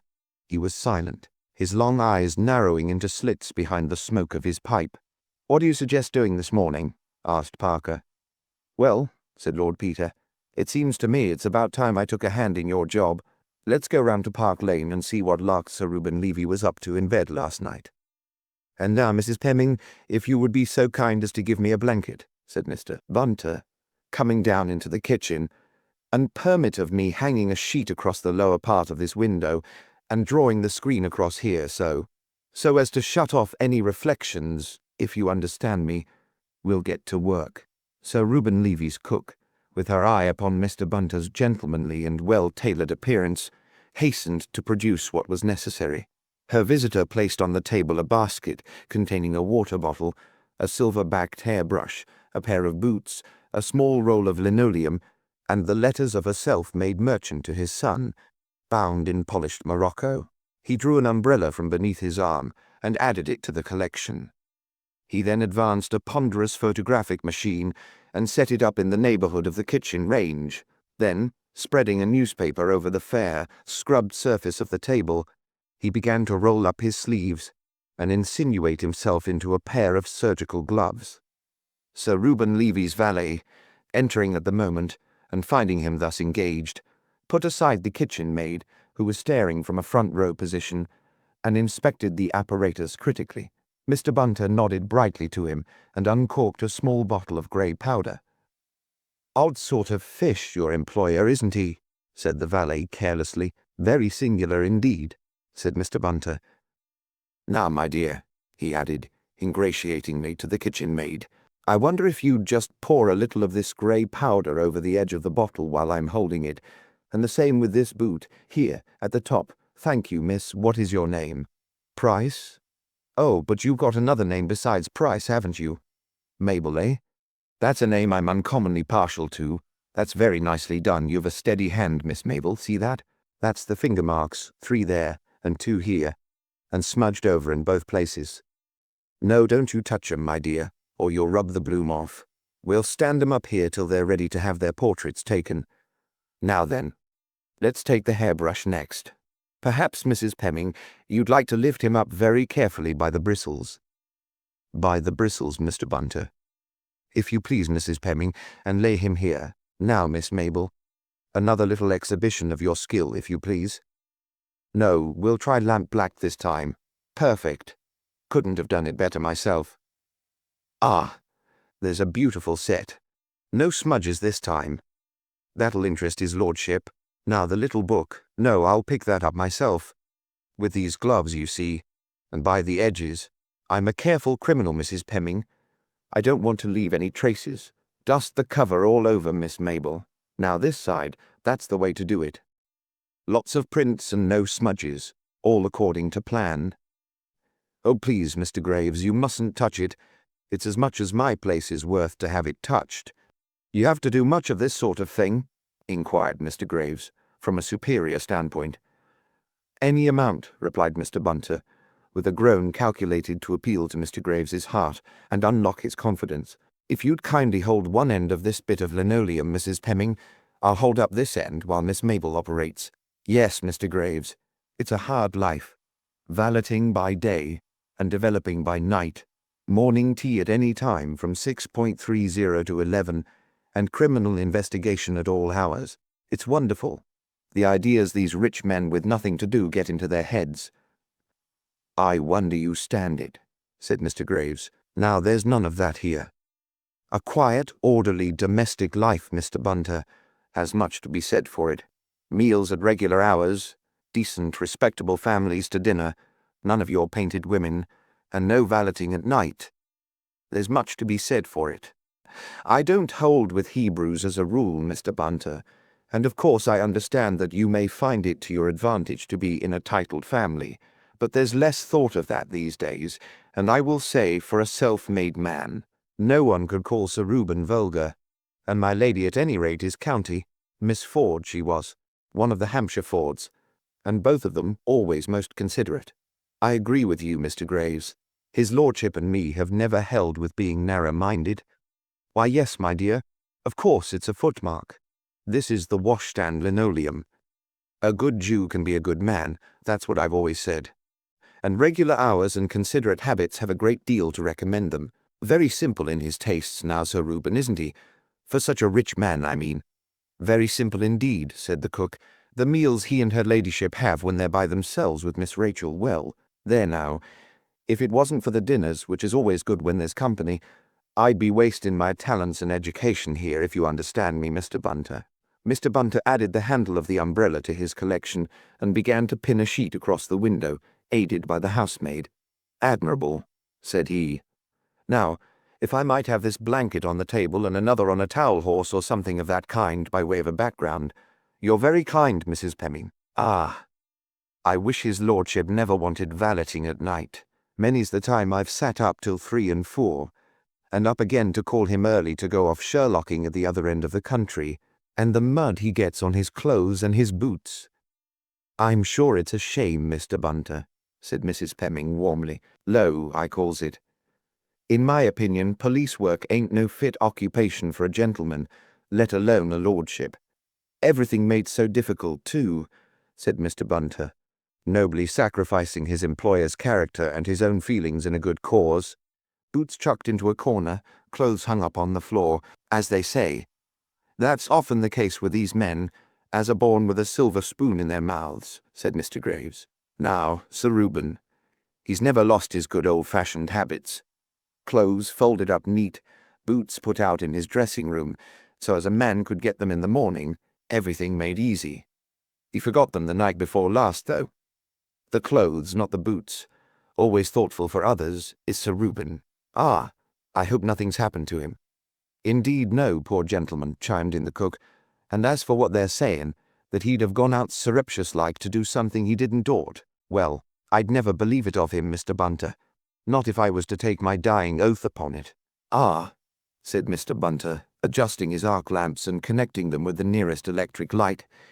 And that's more than most of us could say of them as pays us. 5'10", said Lord Peter, and not an inch more. He peered dubiously at the depression in the bedclothes and measured it a second time with the gentleman's scout's vade-mecum. Parker entered this particular in a neat pocketbook. I suppose, he said, a 6'2" man might leave a 5'10" depression if he curled himself up. Have you any Scotch blood in you, Parker? Inquired his colleague bitterly. Not that I know of, replied Parker. Why? Because of all the cautious, ungenerous, deliberate and cold-blooded devils I know, said Lord Peter. You are the most cautious, ungenerous, deliberate and cold-blooded. Here am I, sweating my brains out to introduce a really sensational incident into your dull and disreputable little police investigation, and you refuse to show a single spark of enthusiasm. Well, it's no good jumping at conclusions. Jump? You don't even crawl distantly within sight of a conclusion. I believe if you caught the cat with her head in the cream jug, you'd say it was conceivable that the jug was empty when she got there. Well, it would be conceivable, wouldn't it? Curse you, said Lord Peter. He screwed his monocle into his eye and bent over the pillow, breathing hard and tightly through his nose. Here, give me the tweezers, he said presently. Good heavens, man, don't blow like that, you might be a whale. He nipped up an almost invisible object from the linen. What is it? Asked Parker. It's a hare, said Wimsey grimly, his hard eyes growing harder. Let's go and look at Levy's hats, shall we? And you might just ring for that fellow with the churchyard name, do you mind? Mr. Graves, when summoned, found Lord Peter Wimsey squatting on the floor of the dressing-room before a row of hats arranged upside down before him. Here you are, said that nobleman cheerfully. Now, Graves, this is a guessing competition, a sort of 3-hat trick, to mix metaphors. Here are 9 hats, including 3 top hats. Do you identify all these hats as belonging to Sir Reuben Levy? You do?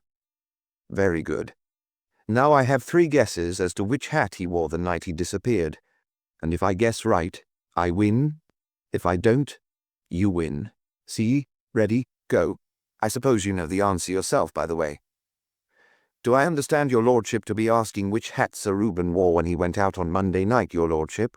No, you don't understand a bit. said Lord Peter. I'm asking if you know, don't tell me. I'm going to guess. I do know, your lordship, said Mr. Graves reprovingly. Well, said Lord Peter, as he was dining at the Ritz he wore a topper. Here are 3 toppers.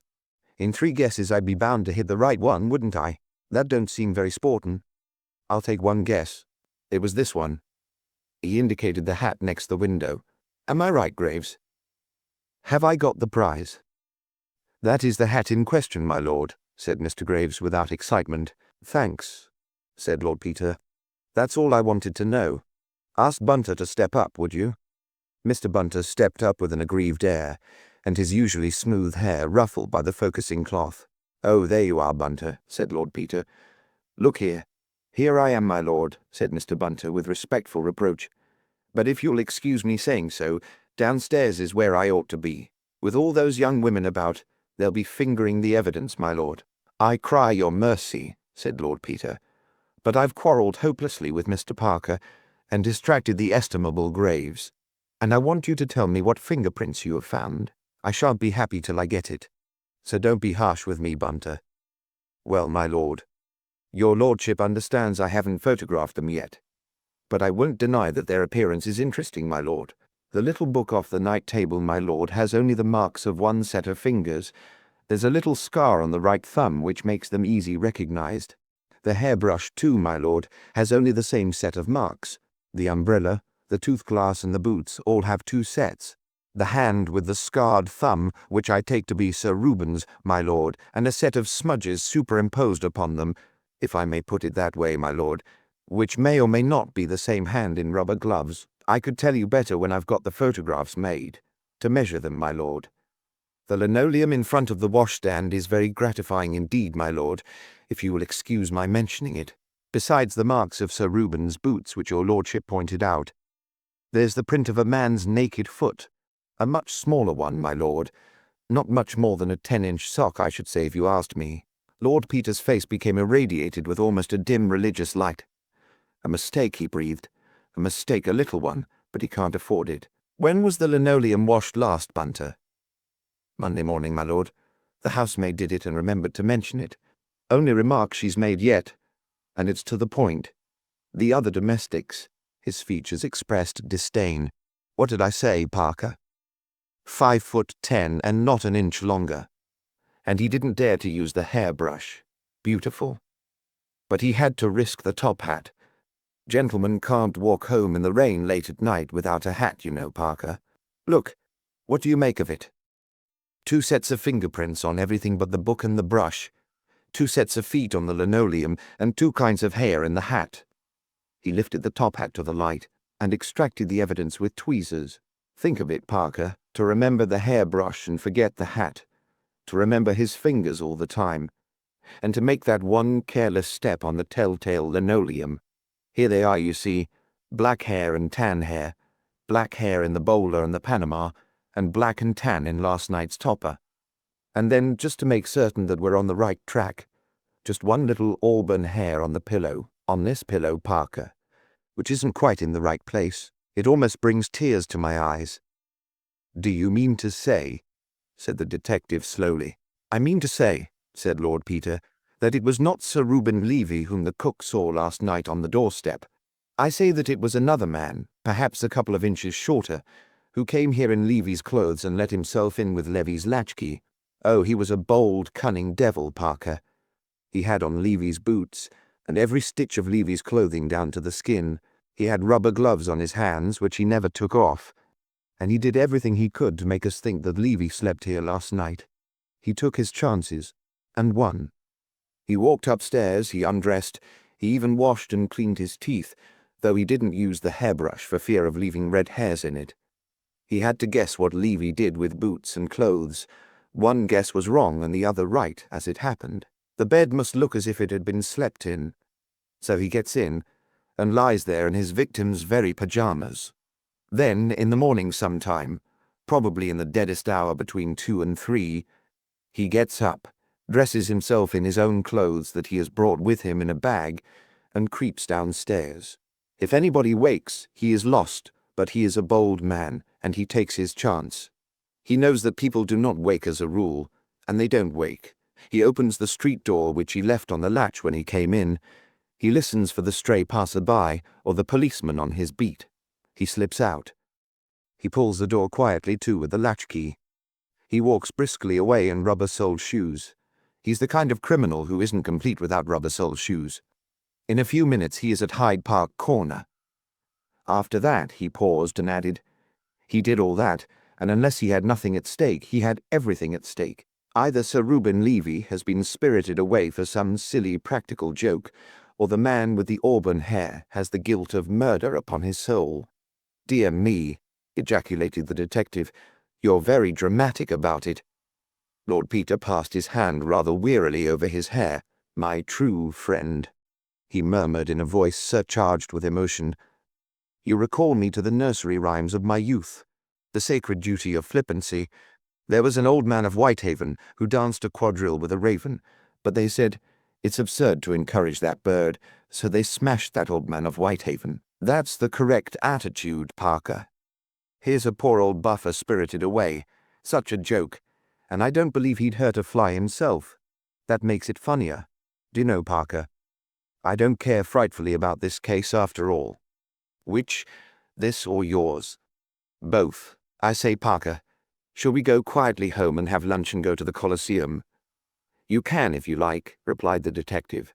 But you forget I do this for my bread and butter, and I haven't even that excuse, said Lord Peter. Well, what's the next move? What would you do in my case? I'd do some good hard grind, said Parker. I'd distrust every bit of work Sugg ever did, and I'd get the family history of every tenant of every flat in Queen Caroline Mansions. I'd examine all their box rooms and roof traps, and I would inveigle them into conversations and suddenly bring in the words body and pince-nez, and see if they wriggled like those modern sire what's-his-names. You would you? Said Lord Peter with a grin. Well, we've exchanged cases, you know, so just you toddle off and do it. I'm going to have a jolly time at Wyndham's. Parker made a grimace. Well, he said, I don't suppose you'd ever do it, so I'd better. You'll never become a professional till you learn to do a little work, Wimsey. How about lunch? I'm invited out, said Lord Peter magnificently. I'll run around and change at the club. Can't feed with Freddie Arbuthnot in these bags, Bunter. Yes, my lord. Pack up if you're ready, and come round and wash my face and hands for me at the club. Work here for another 2 hours, my lord. Can't do with less than 30 minutes exposure. The current's none too strong. You see how I'm bullied by my own man, Parker. Well, I must bear it, I suppose. Ta-ta. He whistled his way downstairs. The conscientious Mr. Parker, with a groan, settled down to a systematic search through Sir Reuben Levy's papers, with the assistance of a plate of ham sandwiches and a bottle of base.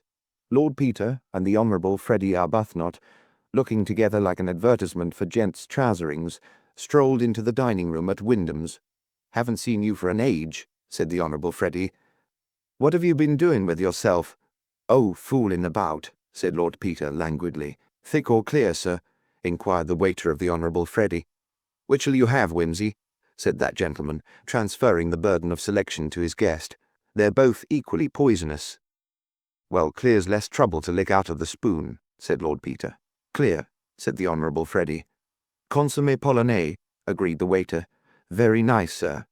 Conversation languished until the Honourable Freddie found a bone in the filleted sole, and sent for the head waiter to explain its presence. When this matter had been adjusted, Lord Peter found energy to say, Sorry to hear about your governor, old man. Yes, poor old buffer, said the Honourable Freddie. They say he can't last long now. What? Oh, the Montrachet 08. There's nothing fit to drink in this place, he added gloomily. After this deliberate insult to a noble vintage, there was a further pause, till Lord Peter said, How's change? Rotten, said the Honourable Freddie. He helped himself gloomily to some miss of game. Can I do anything? Asked Lord Peter. Oh, no thanks, very decent of you. But it'll pan out all right in time. This isn't a bad salmis, said Lord Peter. I've eaten worse, admitted his friend. What about those Argentines? Inquired Lord Peter. Here, waiter, there's a bit of cork in my glass. Cork? Cried the Honourable Freddie with something approaching animation. You'll hear about this, waiter. It's an amazing thing a fellow who's paid to do the job can't manage to take a cork out of a bottle. What you say? Argentines? Gone all to hell. Old Levy bunking off like that's knocked the bottom out of the market. You don't say so, said Lord Peter. What do you suppose has happened to the old man? Cursed if I know, said the Honourable Freddy. Knocked on the head by the bears, I should think. Perhaps he's gone off on his own, suggested Lord Peter. Double life, you know. Giddy old blighters, some of these city men. Oh, no, said the Honourable Freddy, faintly roused. No, hang it all, Wimsey, I wouldn't care to say that. He's a decent old domestic bird, and his daughter's a charming girl. Besides, he's straight enough, he'd do you down fast enough, but he wouldn't let you down. Old Anderson is badly cut up about it. Who's Anderson? Chap with property out there. He belongs here. He was going to meet Levy on Tuesday. He's afraid those railway people will get in now, and then it'll be all UP. Who's running the railway people over here? Inquired Lord Peter. Yankee blighter, John P. Milligan. He's got an option, or says he has. You can't trust these brutes. Can't Anderson hold on? Anderson isn't Levy. Hasn't got the shekels. Besides, he's only one. Levy covers the ground. He could boycott Milligan's beastly railway if he liked. That's where he's got the pull, you see. Believe I met the Milligan man somewhere, said Lord Peter thoughtfully. Ain't he a hulking brute with black hair and a beard? You're thinking of somebody else, said the Honourable Freddy. Milligan don't stand any higher than I do, unless you call 5'10" hulking, and he's bald anyway. Lord Peter considered this over the gorgonzola. Then he said, Didn't know Levy had a charming daughter. Oh, yes, said the Honourable Freddy, with an elaborate detachment. Met her and Mamma last year abroad. That's how I got to know the old man. He's been very decent. Let me into this Argentine business on the ground floor, don't you know? Well, said Lord Peter, you might do worse. Money's money, ain't it? And Lady Levy is quite a redeeming point. At least, my mother knew her people. Oh, she's all right, said the Honourable Freddy, and the old man's nothing to be ashamed of nowadays. He's self-made, of course, but he don't pretend to be anything else. No side. Toddles off to business on a 96 bus every morning. Can't make up my mind to taxis, my boy, he says. I had to look at every halfpenny when I was a young man, and I can't get out of the way of it now. Though if he's taken his family out, nothing's too good. Rachel, that's the girl, always laughs at the old man's little economies. I suppose they've sent for Lady Levy, said Lord Peter. I suppose so, agreed the other. I'd better pop round and express sympathy or something, what? Wouldn't look well not to, do you think? But it's deuced awkward. What am I to say? I don't think it matters much what you say, said Lord Peter helpfully. I should ask if you can do anything. Thanks, said the lover. I will. Energetic young man. Count on me, always at your service. Ring me up any time of the day or night. That's the line to take, don't you think? That's the idea, said Lord Peter. Mr. John P. Milligan, the London representative of the Great Milligan Railroad and Shipping Company, was dictating code cables to his secretary in an office in Lombard Street when a card was brought up to him. Bearing the simple legend, Lord Peter Wimsey Marlborough Club Mr. Milligan was annoyed at the interruption, but, like many of his nation, if he had a weak point, it was the British aristocracy. He postponed for a few minutes the elimination from the map of a modest but promising farm, and directed that the visitor should be shown up. Good afternoon, said that nobleman, ambling genially in. It's most uncommonly good of you to let me come round wasting your time like this. I'll try not to be too long about it, though I'm not awfully good at coming to the point. My brother never would let me stand for the county, you know. Said I wandered on so nobody'd know what I was talking about. Pleased to meet you, Lord Wimsey, said Mr. Milligan. Won't you take a seat? Thanks, said Lord Peter, but I'm not a peer, you know, that's my brother Denver. My name's Peter. It's a silly name, I always think, so old world and full of homely virtue and that sort of thing, but my godfathers and godmothers in my baptism are responsible for that, I suppose. Officially, which is rather hard on them, you know, as they didn't actually choose it, but we always have a Peter, after the third Duke, who betrayed 5 kings somewhere about the Wars of the Roses, though come to think of it, it ain't anything to be proud of. Still, one has to make the best of it.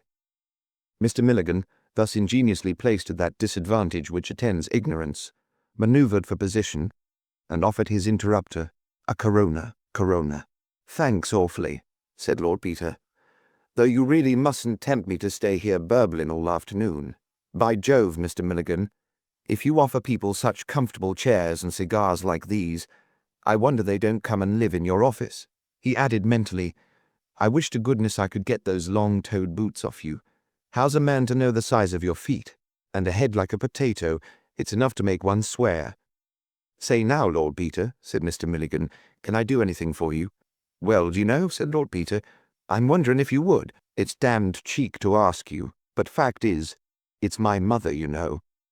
Wonderful woman, but don't realize what it means, demands on the time of a busy man like you. We don't understand hustle over here, you know, Mr. Milligan." "Now don't you mention that," said Mr. Milligan. "I'd be surely charmed to do anything to oblige the Duchess." He felt a momentary qualm as to whether a duke's mother were also a duchess, but breathed more freely as Lord Peter went on. "Thanks, that's uncommonly good of you. Well now, it's like this.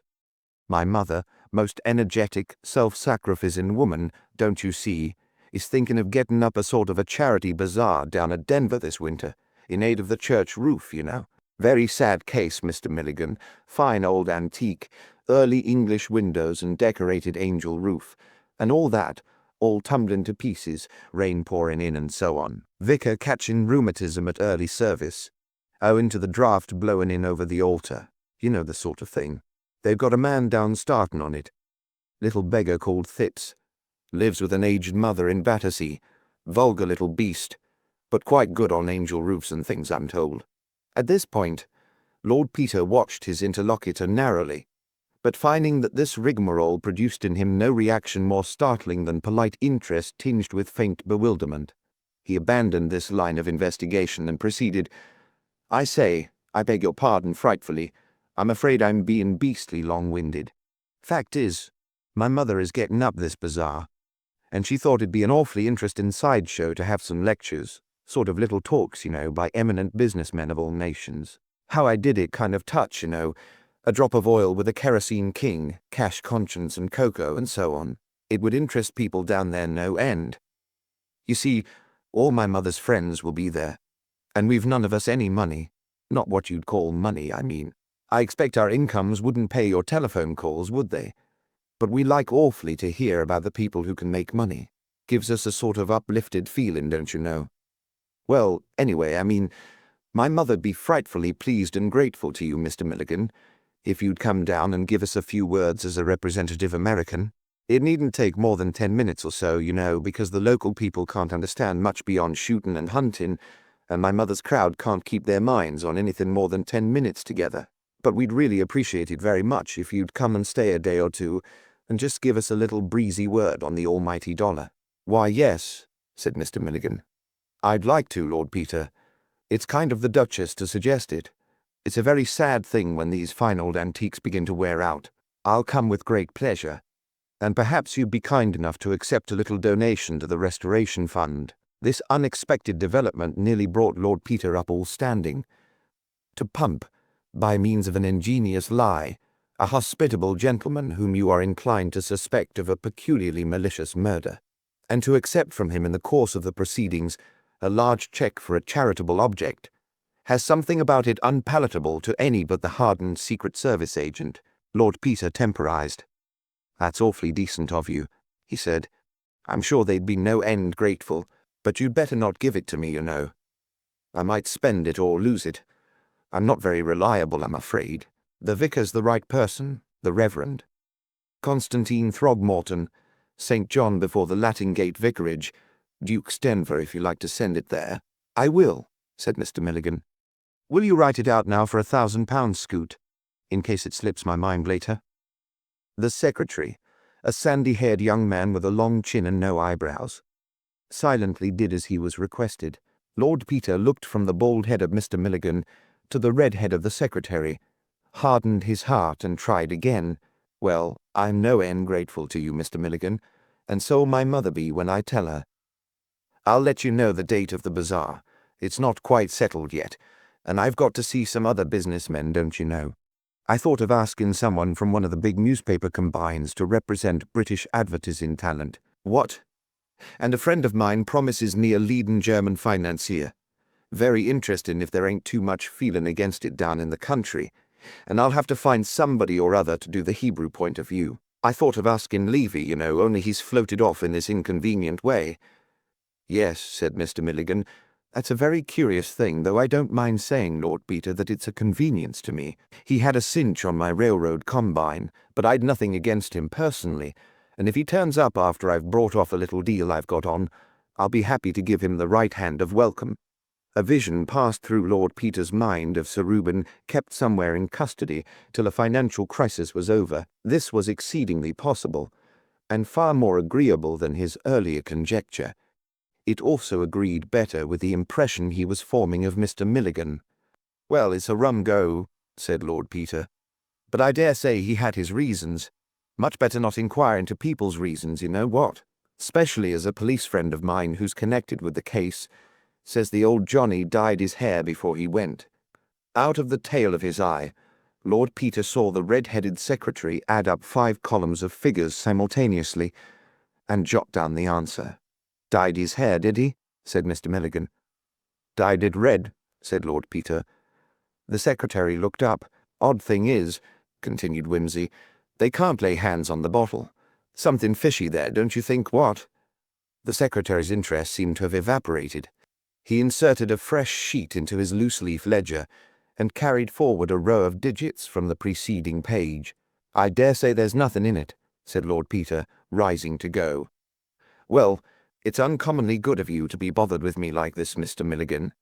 My mother'll be no end pleased. She'll write you about the date. I'm charmed, said Mr. Milligan. Very pleased to have met you. Mr. Scoot rose silently to open the door, uncoiling as he did so a portentous length of thin leg, hitherto hidden by the desk. With a mental sigh, Lord Peter estimated him at 6'4". It's a pity I can't put Scoot's head on Milligan's shoulders, said Lord Peter, emerging into the swirl of the city. And what will my mother say? Chapter 5. Mr. Parker was a bachelor, and occupied a Georgian but inconvenient flat at No. 12, a Great Ormond Street, for which he paid £1 a week. His exertions in the cause of civilization were rewarded, not by the gift of diamond rings from empresses or munificent cheques from grateful prime ministers, but by a modest, though sufficient, salary drawn from the pockets of the British taxpayer. He awoke, after a long day of arduous and inconclusive labour, to the smell of burnt porridge. Through his bedroom window, hygienically open top and bottom, a raw fog was rolling slowly in, and the sight of a pair of winter pants, flung hastily over a chair the previous night, fretted him with a sense of the sordid absurdity of the human form. The telephone bell rang, and he crawled wretchedly out of bed and into the sitting-room, where Mrs. Munns, who did for him by the day, was laying the table, sneezing as she went. Mr. Bunter was speaking. His lordship says he'd be very glad, sir, if you could make it convenient to step round to breakfast. If the odour of kidneys and bacon had been wafted along the wire, Mr. Parker could not have experienced a more vivid sense of consolation. Tell his lordship I'll be with him in half an hour, he said thankfully, and plunging into the bathroom, which was also the kitchen, he informed Mrs. Munns, who was just making tea from a kettle which had gone off the boil, that he should be out to breakfast. You can take the porridge home for the family, he added viciously, and flung off his dressing-gown with such determination that Mrs. Munns could only scuttle away with a snort. A 19 bus deposited him in Piccadilly only 15 minutes later than his rather sanguine impulse had prompted him to suggest, and Mr. Bunter served him with glorious food, incomparable coffee, and the Daily Mail before a blazing fire of wood and coal, a distant voice singing the Et iterum venturus est from Bach's Mass in B minor, proclaimed that for the owner of the flat cleanliness and godliness met at least once a day, and presently Lord Peter roamed in, moist and verbena-scented, in a bathrobe cheerfully patterned with unnaturally variegated peacocks. "Morning, old dear," said that gentleman. "Beast of a day, ain't it? Very good of you to trundle out in it. But I had a letter I wanted you to see, and I hadn't the energy to come round to your place. Bunter and I have been making a night of it." "What's the letter?" asked Parker. Never talk business with your mouth full, said Lord Peter, reprovingly. Have some Oxford marmalade, and then I'll show you my Dante. They brought it round last night. What ought I to read this morning, Bunter? Lord Erith's collection is going to be sold, my lord. There is a column about it in the Morning Post. I think your lordship should look at this review of Sir Julian Frick's new book on the physiological basis of the conscience in the Times Literary Supplement. Then there is a very singular little burglary in the Chronicle, my lord, and an attack on titled families in the Herald. Rather ill-written, if I may say so, but not without unconscious humour, which your lordship will appreciate. All right, give me that and the burglary, said his lordship. I have looked over the other papers, pursued Mr. Bunter, indicating a formidable pile, and marked your lordship's after-breakfast reading. Oh, pray don't allude to it, said Lord Peter. You take my appetite away. There was silence, but for the crunching of toast and the crackling of paper. I see they adjourned the inquest, said Parker presently. Nothing else to do, said Lord Peter, but Lady Levy arrived last night, and will have to go and fail to identify the body this morning for Suggs' benefit. Time, too, said Mr. Parker shortly. Silence fell again. I don't think much of your burglary, Bunter, said Lord Peter. Competent, of course, but no imagination. I want imagination in a criminal. Where's the Morning Post? After a further silence, Lord Peter said, You might send for the catalogue, Bunter. That Apollonios Rhodiosi might be worth looking at. No, I'm damned if I'm going to stodge through that review, but you can stick the book on the library list if you like. His book on crime was entertaining enough as far as it went, but the fellow's got a bee in his bonnet. Thinks God's a secretion of the liver all right once in a way, but there's no need to keep on about it. There's nothing you can't prove if your outlook is only sufficiently limited. Look at Sugg. I beg your pardon, said Parker. I wasn't attending. Argentines are steadying a little, I see. Milligan, said Lord Peter. Oil's in a bad way. Levy's made a difference there. That funny little boom in Peruvians that came on just before he disappeared has died away again. I wonder if he was concerned in it. Do you know at all? I'll find out, said Lord Peter. What was it? Oh, an absolutely dud enterprise that hadn't been heard of for years. It suddenly took a little lease of life last week. I happened to notice it because my mother got let in for a couple of 100 shares a long time ago. It never paid a dividend. Now it's petered out again. Wimsey pushed his plate aside and lit a pipe. Having finished, I don't mind doing some work, he said. How did you get on yesterday? I didn't, replied Parker. I sleuthed up and down those flats in my own bodily shape and 2 different disguises. I was a gas meter man and a collector for a home for lost doggies, and I didn't get a thing to go on, except a servant in the top flat at the Battersea Bridge Road end of the Row, who said she thought she heard a bump on the roof one night. Asked which night, she couldn't rightly say. Asked if it was Monday night, she thought it very likely. Asked if it mightn't have been in that high wind on Saturday night that blew my chimney pot off. She couldn't say but what it might have been. Asked if she was sure it was on the roof and not inside the flat. Said to be sure they did find a picture tumbled down next morning. Very suggestible girl. I saw your friends, mister, and Mrs. Appledore, who received me coldly, but could make no definite complaint about Thipps except that his mother dropped her H's, and that he once called on them uninvited, armed with a pamphlet about anti-vivisection. The Indian colonel on the first floor was loud, but unexpectedly friendly. He gave me Indian curry for supper, and some very good whiskey, but he's a sort of hermit, and all he could tell me was that he couldn't stand Mrs. Appledore. Did you get nothing at the house? Only Levy's private diary. I brought it away with me. Here it is. It doesn't tell one much, though. It's full of entries like, Tom and Annie to dinner, and my dear wife's birthday, gave her an old opal ring. Mr. Arbuthnot dropped in to tea. He wants to marry Rachel, but I should like someone steadier for my treasure. Still, I thought it would show who came to the house and so on. He evidently wrote it up at night. There's no entry for Monday. I expect it'll be useful, said Lord Peter, turning over the pages. Poor old buffer. I say, I'm not so certain now he was done away with. He detailed to Mr. Parker his day's work. Arbuthnot? Said Parker. Is that the Arbuthnot of the diary? I suppose so. I hunted him up because I knew he was fond of fooling round the stock exchange. As for Milligan, he looks all right, but I believe he's pretty ruthless in business, and you never can tell. Then there's the red-haired secretary, lightning calculator man with a face like a fish. Keeps on saying nothing. Got the tar baby in his family tree, I should think. Milligan's got a jolly good motive for, at any rate, suspending Levy for a few days. Then there's the new man. What new man? Ah, that's the letter I mentioned to you.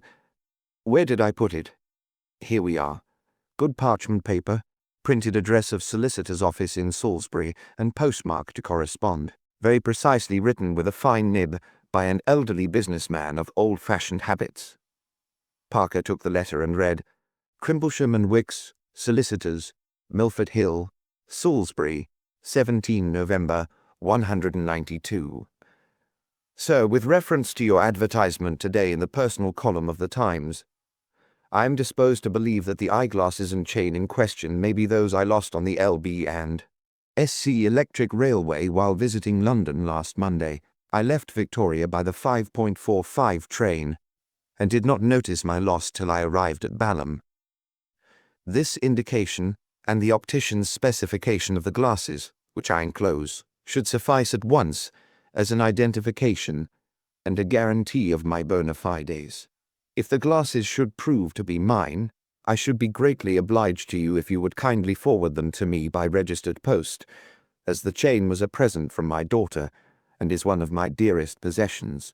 Thanking you in advance for this kindness, and regretting the trouble to which I shall be putting you, I am, yours very truly thus, Crimplesham Lord Peter Wimsey, Piccadilly, W. Inkle. Dear me, said Parker, this is what you might call unexpected.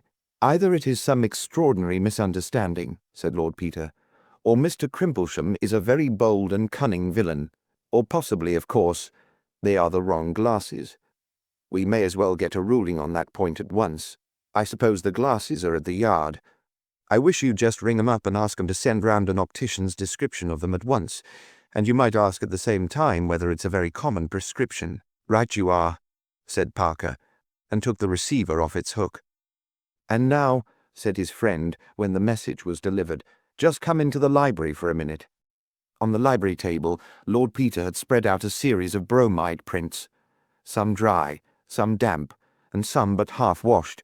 These little ones are the originals of the photos we've been taking, said Lord Peter, and these big ones are enlargements all made to precisely the same scale. This one here is the footmark on the linoleum.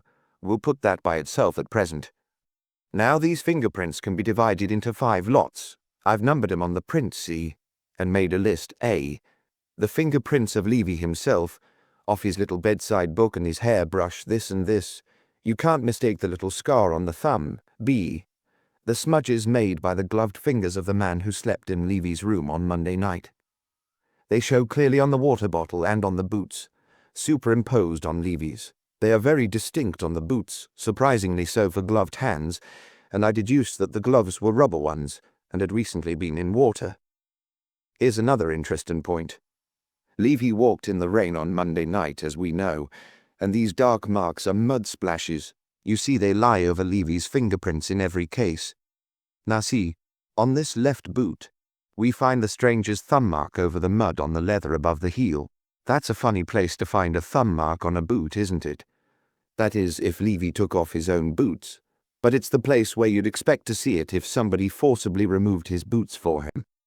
Again, most of the stranger's finger marks come over the mud marks. But here is one splash of mud, which comes on top of them again, which makes me infer that the stranger came back to Park Lane, wearing Levy's boots, in a cab, carriage, or car, but that at some point or other, he walked a little way, just enough to tread in a puddle and get a splash on the boots.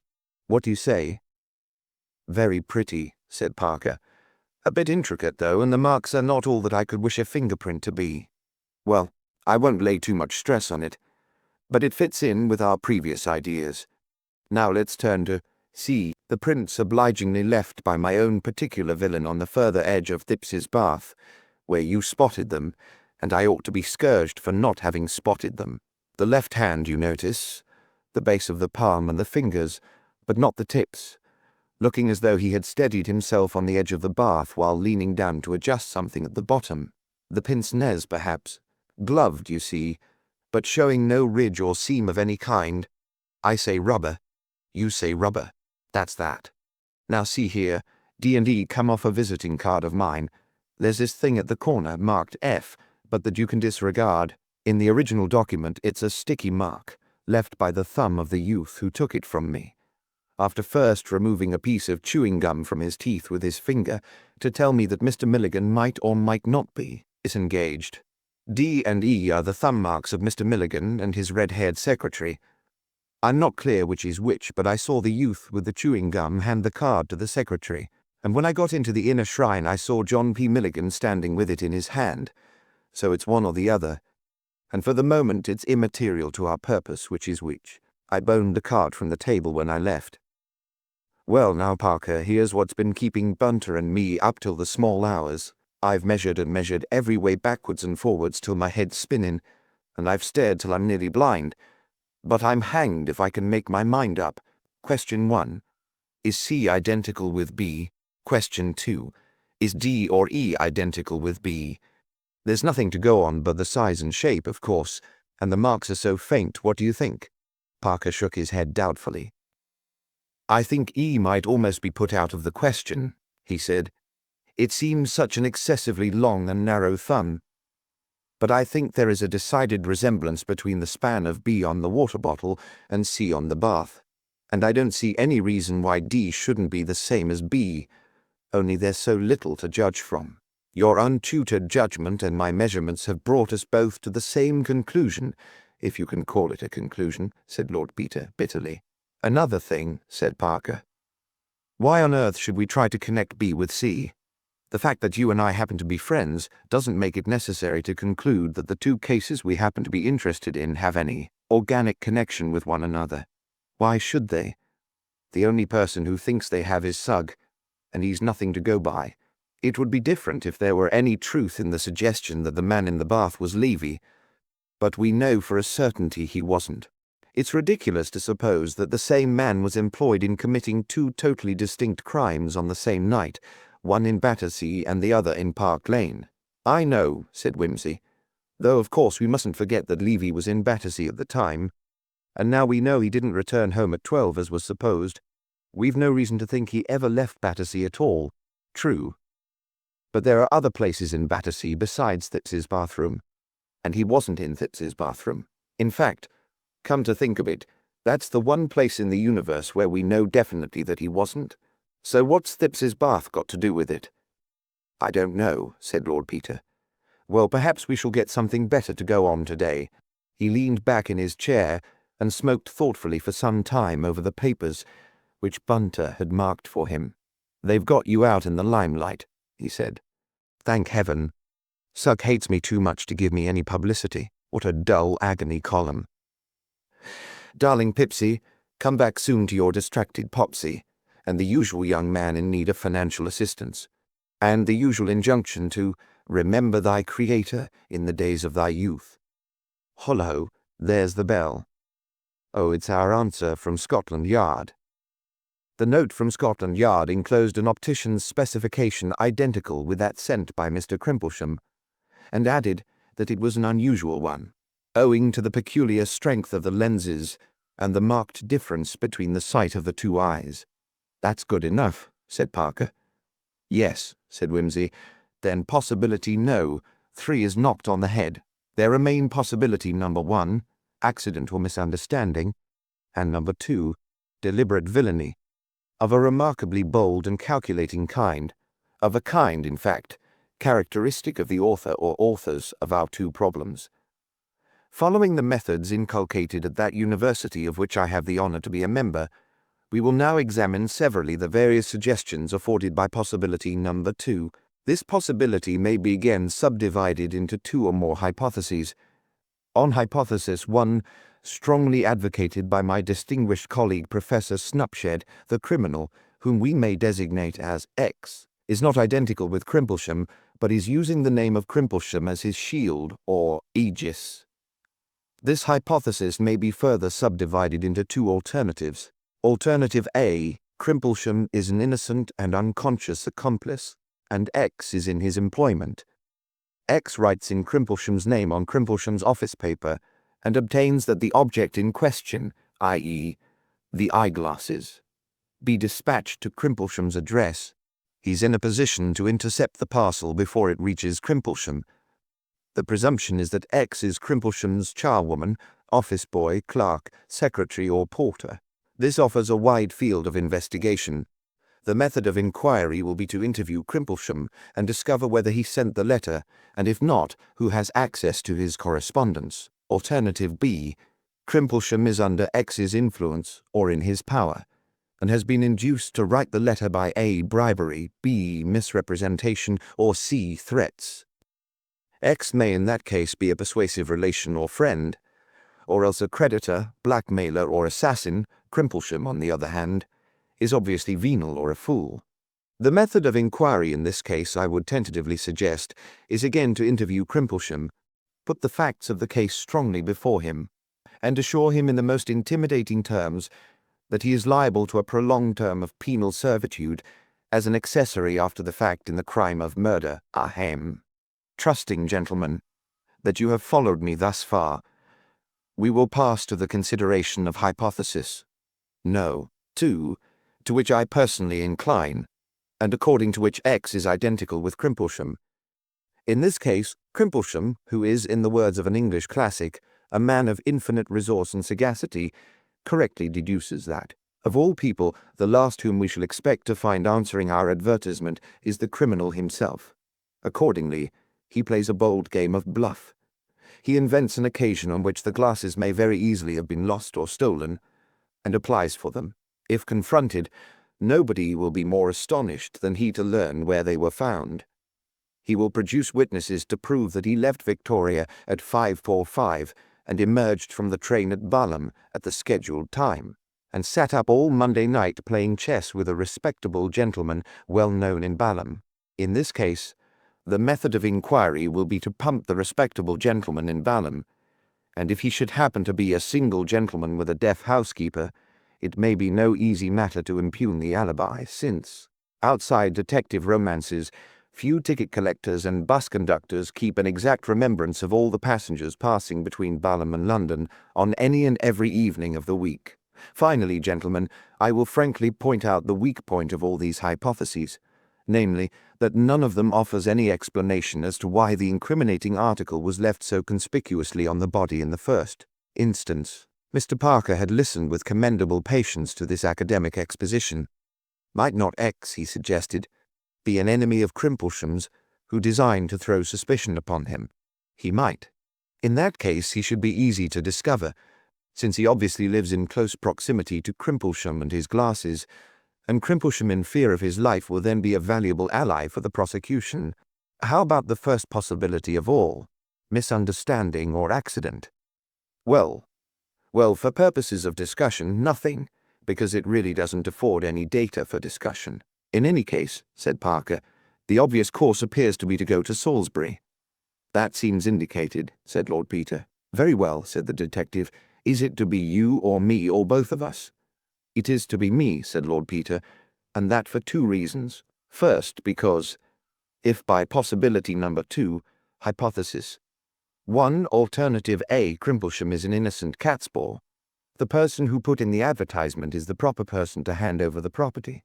Secondly, because, if we are to adopt hypothesis 2, we must not overlook the sinister possibility that Crimplesham X is laying a careful trap to rid himself of the person who so unwarily advertised in the daily press his interest in the solution of the Battersea Park mystery. That appears to me to be an argument for our both going, objected the detective. Far from it, said Lord Peter. Why play into the hands of Crimplesham X by delivering over to him the only 2 men in London with the evidence, such as it is, and shall I say the wits, to connect him with the Battersea body? But if we told the Yard where we were going and we both got nobbled, said Mr. Parker, it would afford strong presumptive evidence of Crimplesham's guilt, and anyhow, if he didn't get hanged for murdering the man in the bath, he'd at least get hanged for murdering us. Well, said Lord Peter, if he only murdered me, you could still hang him, What's the good of wasting a sound, marriageable young male like yourself? Besides, how about old Levy? If you're incapacitated, do you think anybody else is going to find him? But we could frighten Crimplesham by threatening him with the yard. Well, dash it all, if it comes to that, I can frighten him by threatening him with you, which, seeing you hold what evidence there is much more to the point. And then, suppose it's a wild goose chase after all, you'll have wasted time when you might have been getting on with the case. There are several things that need doing. Well, said Parker, silenced but reluctant, why can't I go in that case? Bosh, said Lord Peter. I am retained by old Mrs. Thipps, for whom I entertain the greatest respect, to deal with this case, and it's only by courtesy I allow you to have anything to do with it. Mr. Parker groaned. Will you at least take Bunter? He said. In deference to your feelings, replied Lord Peter, I will take Bunter, though he could be far more usefully employed taking photographs or overhauling my wardrobe. When is there a good train to Salisbury, Bunter? There is an excellent train at 10.50, my lord. Kindly make arrangements to catch it, said Lord Peter, throwing off his bathrobe and trailing away with it into his bedroom. And Parker, if you have nothing else to do, you might get hold of Levy's secretary and look into that little matter of the Peruvian oil. Lord Peter took with him, for light reading in the train, Sir Reuben Levy's diary. It was a simple, and in the light of recent facts, rather a pathetic document. The terrible fighter of the Stock Exchange, who could, with one nod, set the surly bear dancing, or bring the savage bull to feed out of his hand, whose breath devastated whole districts with famine or swept financial potentates from their seats, was revealed in private life as kindly, domestic, innocently proud of himself and his belongings, confiding, generous, and a little dull. His own small economies were duly chronicled side by side with extravagant presents to his wife and daughter. Small incidents of household routine appeared, such as, man came to mend the conservatory roof, or the new butler Simpson has arrived, recommended by the Goldbergs. I think he will be satisfactory. All visitors and entertainments were duly entered, from a very magnificent lunch to Lord Dewsbury, the Minister for Foreign Affairs, and Dr. Jabez K. Wart, the American plenipotentiary, through a series of diplomatic dinners to eminent financiers, down to intimate family gatherings of persons designated by Christian names or nicknames. About May there came a mention of Lady Levy's nerves, and further reference was made to the subject in subsequent months. In September it was stated that Freak came to see my dear wife and advised complete rest and change of scene. She thinks of going abroad with Rachel. The name of the famous nerve specialist occurred as a diner or luncher about once a month, and it came into Lord Peter's mind that Freak would be a good person to consult about Levy himself. People sometimes tell things to the doctor, he murmured to himself. And by Jove, if Levy was simply going round to see Freak on Monday night, that rather disposes of the Battersea incident, doesn't it? He made a note to look up Sir Julian and turned on further. On September 18th, Lady Levy and her daughter had left for the south of France. Then suddenly, under the date October 5th, Lord Peter found what he was looking for, Goldberg, Skriner and Milligan to dinner. There was the evidence that Milligan had been in that house. There had been a formal entertainment, a meeting as of two duellists shaking hands before the fight. Skriner was a well-known picture dealer. Lord Peter imagined an after-dinner excursion upstairs to see the two Corotts in the drawing-room, and the portrait of the oldest Levy girl, who had died at the age of 16. It was by Augustus John, and hung in the bedroom. The name of the red-haired secretary was nowhere mentioned, unless the initial S, occurring in another entry, referred to him. Throughout September and October, Anderson of Wyndham's had been a frequent visitor. Lord Peter shook his head over the diary and turned to the consideration of the Battersea Park mystery.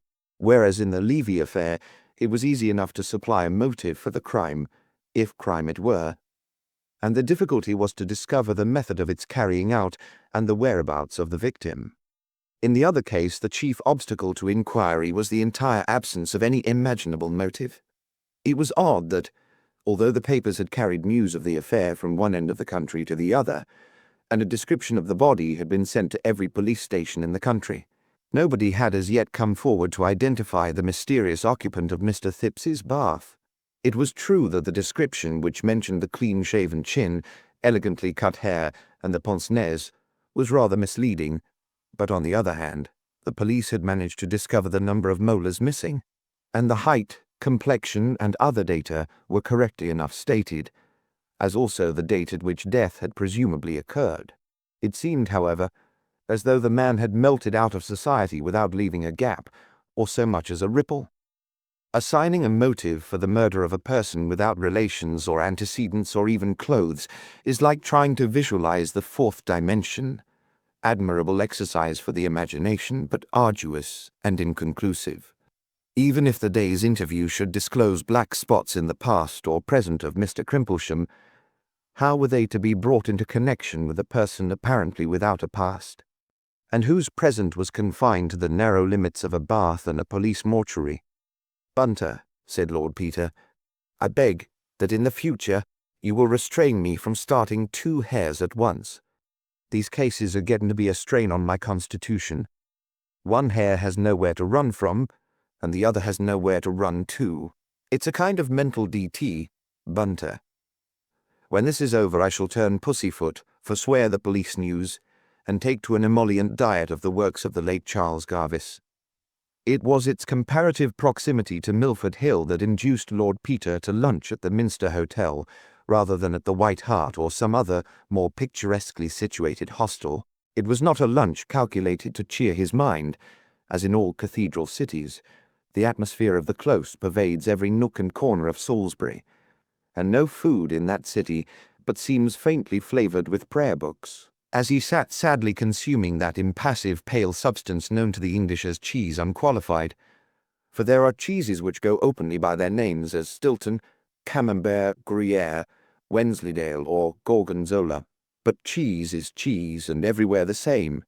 He inquired of the waiter the whereabouts of Mr. Crimplesham's office. The waiter directed him to a house rather further up the street on the opposite side, adding, "But anybody'll tell you, sir, Mr. Crimplesham's very well known hereabouts. He's a good solicitor, I suppose?" said Lord Peter. "Oh, yes, sir," said the waiter.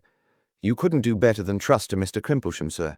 There's folks say he's old-fashioned, but I'd rather have my little bits of business done by Mr. Crimplesham than by one of these fly-away young men. Not but what Mr. Crimplesham will be retiring soon, sir, I don't doubt, for he must be close on 80, sir, if he's a day. But then there's young Mr. Wicks to carry on the business, and he's a very nice, steady-like young gentleman." "Is Mr. Crimplesham really as old as that?" said Lord Peter. "Dear me, he must be very active for his years. A friend of mine was doing business with him in town last week." "Wonderful active, sir," agreed the waiter. "And with his game leg, too, you'd be surprised. But there, sir, I often think when a man's once past a certain age, the older he grows the tougher he gets, and women the same or more so." "Very likely," said Lord Peter, calling up and dismissing the mental picture of a gentleman of 80, with a game leg carrying a dead body over the roof of a Battersea flat at midnight. "He's tough, sir, tough. Is old Joey Bagstock, tough and devilish sly," he added, thoughtlessly. "Indeed, sir?" said the waiter. "I couldn't say, I'm sure." "I beg your pardon," said Lord Peter. "I was quoting poetry. Very silly of me. I got the habit at my mother's knee, and I can't break myself of it." "No, sir," said the waiter, pocketing a liberal tip. "Thank you very much, sir. You'll find the house easy. Just before you come to Penny-Farthing Street, sir, about 2 turnings off, on the right-hand side opposite. Afraid that disposes of Crimplesham X," said Lord Peter. "I'm rather sorry. He was a fine, sinister figure, as I had pictured him. Still, his may yet be the brain behind the hands, the aged spider sitting invisible in the centre of the vibrating web. You know, Bunter." "Yes, my lord," said Bunter. They were walking up the street together. "There is the office over the way," pursued Lord Peter. "I think, Bunter, you might step into this little shop and purchase a sporting paper, and if I do not emerge from the villain's lair, say within 3/4 of an hour, you may take such steps as your perspicuity may suggest." Mr. Bunter turned into the shop as desired, and Lord Peter walked across and rang the lawyer's bell with decision. "The truth, the whole truth, and nothing but the truth is my long suit here, I fancy," he murmured. And when the door was opened by a clerk, he delivered over his card with an unflinching air. He was ushered immediately into a confidential-looking office, obviously furnished in the early years of Queen Victoria's reign, and never altered since. A lean, frail-looking old gentleman rose briskly from his chair as he entered and limped forward to meet him. "My dear sir," exclaimed the lawyer, "how extremely good of you to come in person. Indeed, I am ashamed to have given you so much trouble. I trust you are passing this way, and that my glasses have not put you to any great inconvenience. Pray take a seat, Lord Peter." He peered gratefully at the young man over a pince-nez, obviously the fellow of that now adorning a dossier in Scotland Yard. Lord Peter sat down. The lawyer sat down. Lord Peter picked up a glass paper weight from the desk and weighed it thoughtfully in his hand. Subconsciously he noted what an admirable set of fingerprints he was leaving upon it. He replaced it with precision on the exact center of a pile of letters. "It's quite all right," said Lord Peter. "I was here on business. Very happy to be of service to you. Very awkward to lose one's glasses, Mr. Crimplesham." "Yes," said the lawyer. "I assure you I feel quite lost without them. I have this pair, but they do not fit my nose so well. Besides, that chain has a great sentimental value for me. I was terribly distressed on arriving at Balham to find that I had lost them. I made inquiries of the railway, but to no purpose. I feared they had been stolen. There were such crowds at Victoria, and the carriage was packed with people all the way to Balham. Did you come across them in the train?" "Well, no," said Lord Peter. "I found them in rather an unexpected place. Do you mind telling me if you recognized any of your fellow travellers on that occasion?" The lawyer stared at him. "Not a soul," he answered. "Why do you ask?" "Well," said Lord Peter, "I thought perhaps the person with whom I found them might have taken them for a joke." The lawyer looked puzzled. "Did the person claim to be an acquaintance of mine?" he inquired. "I know practically nobody in London, except the friend with whom I was staying in Balham, Dr. Philpotts, and I should be very greatly surprised at his practicing a jest upon me. He knew very well how distressed I was at the loss of the glasses. My business was to attend a meeting of shareholders in Medlicott's bank, but the other gentlemen present were all personally unknown to me, and I cannot think that any of them would take so great a liberty. In any case," he added, "as the glasses are here, I will not inquire too closely into the manner of their restoration. I am deeply obliged to you for your trouble." Lord Peter hesitated. "Pray forgive my seeming inquisitiveness," he said, "but I must ask you another question. It sounds rather melodramatic, I'm afraid. But it's this. Are you aware that you have any enemy, anyone, I mean, who would profit by your, decease or disgrace?" Mr. Crimplesham sat frozen into stony surprise and disapproval. "May I ask the meaning of this extraordinary question?" he inquired stiffly. "Well," said Lord Peter, "the circumstances are a little unusual. You may recollect that my advertisement was addressed to the jeweller who sold the chain. That surprised me at the time," said Mr. Crimplesham. "But I begin to think your advertisement and your behaviour are all of a piece." "They are," said Lord Peter.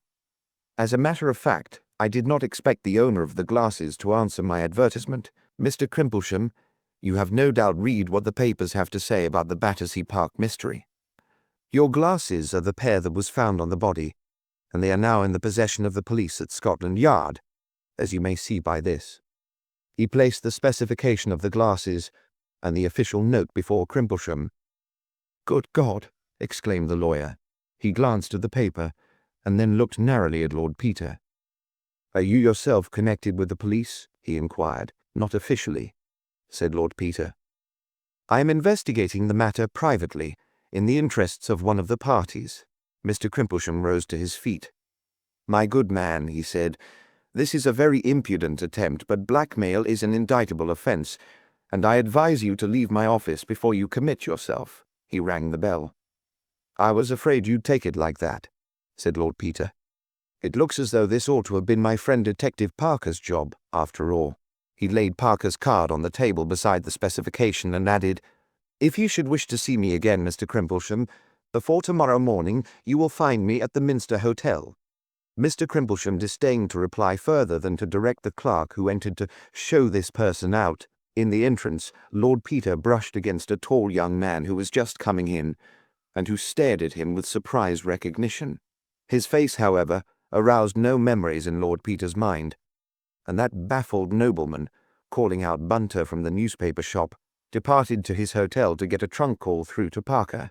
Meanwhile, in the office, the meditations of the indignant Mr. Crimplesham were interrupted by the entrance of his junior partner. "I say," said the latter gentleman, "has somebody done something really wicked at last? Whatever brings such a distinguished amateur of crime on our sober doorstep?" "I have been the victim of a vulgar attempt at blackmail," said the lawyer, "an individual passing himself off as Lord Peter Wimsey." "But that is Lord Peter Wimsey," said Mr. Wicks. "There's no mistaking him. I saw him give evidence in the Attenbury Emerald case. He's a big little pot in his way, you know, and goes fishing with the head of Scotland Yard." "Oh dear," said Mr. Crimplesham.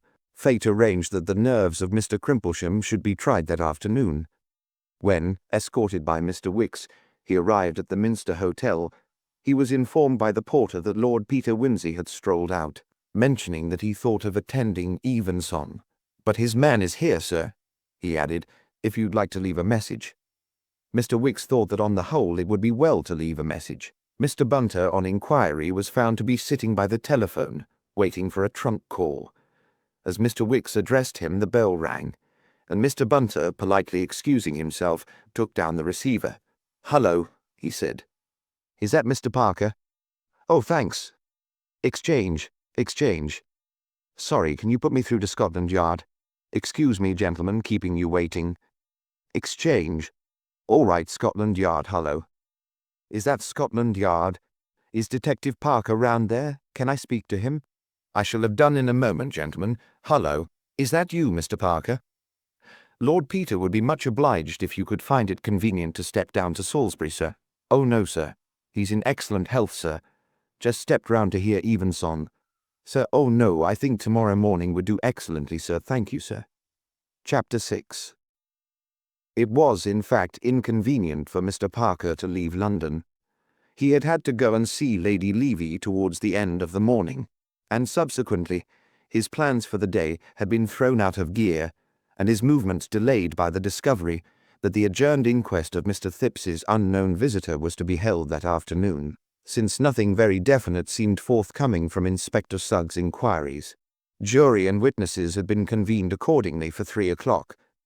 Mr. Parker might altogether have missed the event, had he not run against Sugg that morning at the Yard and extracted the information from him as one would a reluctant tooth. Inspector Sugg, indeed, considered Mr. Parker rather interfering. Moreover, he was hand in glove with Lord Peter Wimsey, and Inspector Sugg had no words for the interferingness of Lord Peter. He could not, however, when directly questioned, deny that there was to be an inquest that afternoon, nor could he prevent Mr. Parker from enjoying the inalienable right of any interested British citizen to be present. At a little before 3, therefore, Mr. Parker was in his place, and amusing himself with watching the efforts of those persons who arrived after the room was packed to insinuate, bribe, or bully themselves into a position of vantage. The coroner, a medical man of precise habits and unimaginative aspect, arrived punctually, and looking peevishly round at the crowded assembly, directed all the windows to be opened, thus letting in a stream of drizzling fog upon the heads of the unfortunates on that side of the room. This caused a commotion and some expressions of disapproval, checked sternly by the coroner, who said that with the influenza about again, an unventilated room was a death trap, that anybody who chose to object to open windows had the obvious remedy of leaving the court, and further, that if any disturbance was made he would clear the court. He then took a formament lozenge, and proceeded, after the usual preliminaries, to call up 14 good and lawful persons, and swear them diligently to inquire and a true presentment make of all matters touching the death of the gentleman with the pince-nez, and to give a true verdict according to the evidence. So help them God. When an expostulation by a woman juror, an elderly lady in spectacles who kept a sweet shop, and appeared to wish she was back there, had been summarily quashed by the coroner, the jury departed to view the body. Mr. Parker gazed round again and identified the unhappy Mr. Thipps, and the girl Gladys led into an adjoining room under the grim guard of the police. They were soon followed by a gaunt old lady in a bonnet and mantle. With her, in a wonderful fur coat and a motor bonnet of fascinating construction, came the Dowager Duchess of Denver, her quick, dark eyes darting hither and thither about the crowd. The next moment they had lighted on Mr. Parker, who had several times visited the Dower House, and she nodded to him and spoke to a policeman. Before long, a way opened magically through the press, and Mr. Parker found himself accommodated with a front seat just behind the Duchess, who greeted him charmingly, and said, "What's happened to poor Peter?" Parker began to explain, and the coroner glanced irritably in their direction. Somebody went up and whispered in his ear, at which he coughed and took another for a moment. "We came up by car," said the Duchess. "So tiresome. Such bad roads between Denver and Gunbury St. Walters. And there were people coming to lunch. I had to put them off. I couldn't let the old lady go alone, could I? By the way, such an odd thing's happened about the Church Restoration Fund. The vicar, oh dear, here are these people coming back again. Well, I'll tell you afterwards. Do look at that woman looking shocked, and the girl in tweeds trying to look as if she sat on undraped gentlemen every day of her life. I don't mean that, corpses, of course. But one finds oneself being so Elizabethan nowadays. What an awful little man the coroner is, isn't he? He's looking daggers at me. Do you think he'll dare to clear me out of the court or commit me for what you may call it?" The first part of the evidence was not of great interest to Mr. Parker. The wretched Mr. Thipps, who had caught cold in Gale, deposed in an unhappy croak to having discovered the body when he went in to take his bath at 8 o'clock. He had had such a shock he had to sit down and send the girl for brandy. He had never seen the deceased before. He had no idea how he came there. Yes, he had been in Manchester the day before. He had arrived at St. Pancras at 10 o'clock. He had cloak-roomed his bag. At this point Mr. Thipps became very red, unhappy and confused, and glanced nervously about the court. "Now, Mr. Thipps," said the coroner briskly, "we must have your movements quite clear. You must appreciate the importance of the matter. You have chosen to give evidence which you need not have done, but having done so, you will find it best to be perfectly explicit." "Yes," said Mr. Thipps faintly. "Have you cautioned this witness, officer?" inquired the coroner, turning sharply to Inspector Sugg. The inspector replied that he had told Mr. Thipps that anything he said might be used against him at his trial. Mr. Thipps became ashy and said in a bleating voice that he hadn't meant to do anything that wasn't right. This remark produced a mild sensation, and the coroner became even more acidulated in manner than before. "Is anybody representing Mr. Thipps?" he asked irritably. "No? Did you not explain to him that he could, that he ought to be represented?" "You did not." "Really, Inspector? Did you not know, Mr. Thipps, that you had a right to be legally represented?"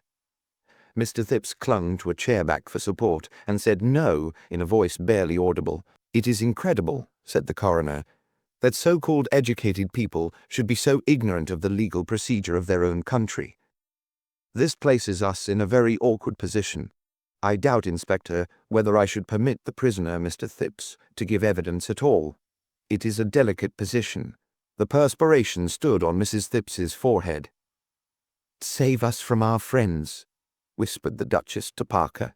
If that cough-drop-devouring creature had openly instructed those 14 people, and what unfinished-looking faces they have. So characteristic, I always think, of the lower middle class, rather like sheep, or calf's head, boiled, I mean. To bring in willful murder against the poor little man, he couldn't have made himself plainer. "He can't let him incriminate himself, you know," said Parker.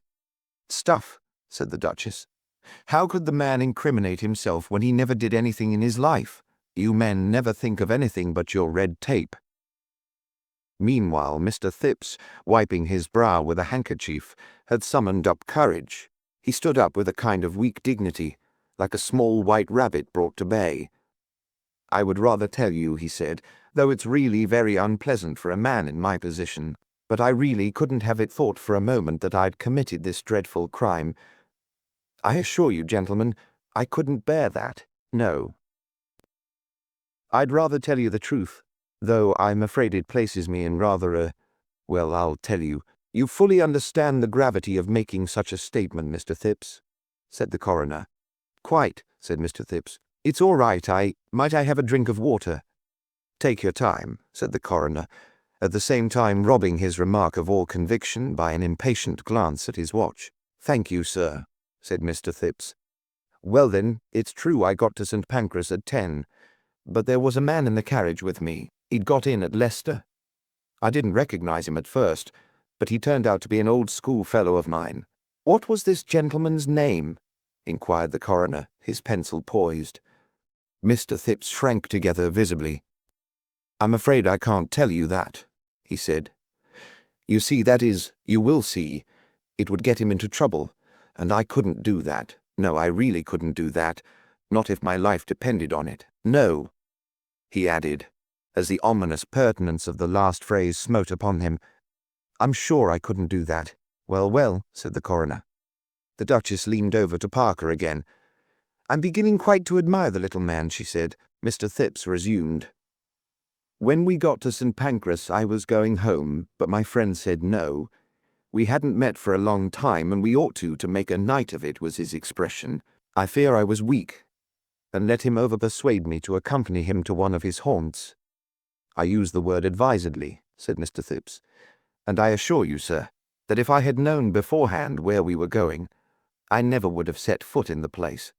I cloak-roomed my bag, for he did not like the notion of our being encumbered with it, and we got into a taxicab and drove to the corner of Tottenham Court Road and Oxford Street. We then walked a little way and turned into a side street, I do not recollect which, where there was an open door with the light shining out.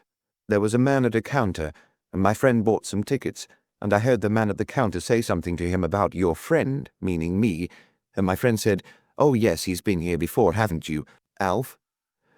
Which was what they called me at school, though I assure you, sir," here Mr. Phipps grew very earnest, "I never had, and nothing in the world should induce me to go to such a place again. Well, we went down into a room underneath, where there were drinks, and my friend had several, and made me take one or two, though I am an abstemious man as a rule, and he talked to some other men and girls who were there.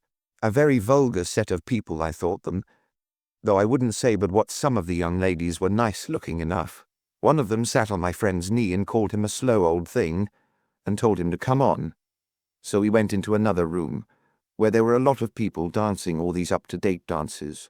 My friend went and danced, and I sat on a sofa. One of the young ladies came up to me and said, 'Didn't I dance?' And I said no. So she said, 'Wouldn't I stand her a drink then?' 'You'll stand us a drink then, darling.' That was what she said. And I said, 'Wasn't it after hours?' And she said that didn't matter. So I ordered the drink, a gin and bitters it was, for I didn't like not to.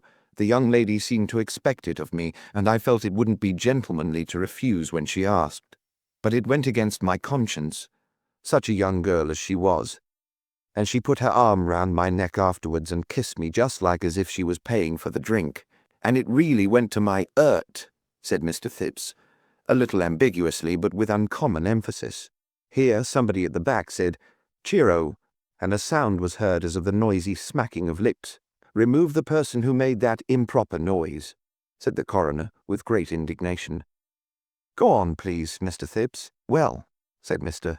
Phipps, 'about 12:30, as I should reckon, things began to get a bit lively, and I was looking for my friend to say good night, not wishing to stay longer, as you will understand, when I saw him with one of the young ladies, and they seemed to be getting on altogether too well. If you follow me, my friend pulling the ribbons off her shoulder and the young lady laughing, and so on,' said Mr. Phipps hurriedly. 'So I thought I'd just slip quietly out, when I heard a scuffle and a shout, and before I knew what was happening there were half a dozen policemen in, and the lights went out, and everybody stampeding and shouting. Quite horrid it was. I was knocked down in the rush, and hit my head a nasty knock on a chair. That was where I got that bruise they asked me about, and I was dreadfully afraid I'd never get away and it would all come out, and perhaps my photograph in the papers, when someone caught hold of me. I think it was the young lady I'd given the gin and bitters to, and she said, 'This way,' and pushed me along a passage and out at the back somewhere. So I ran through some streets and found myself in Good Street, and there I got a taxi and came home. I saw the account of the raid afterwards in the papers, and saw my friend had escaped. And so, as it wasn't the sort of thing I wanted made public, and I didn't want to get him into difficulties, I just said nothing. But that's the truth."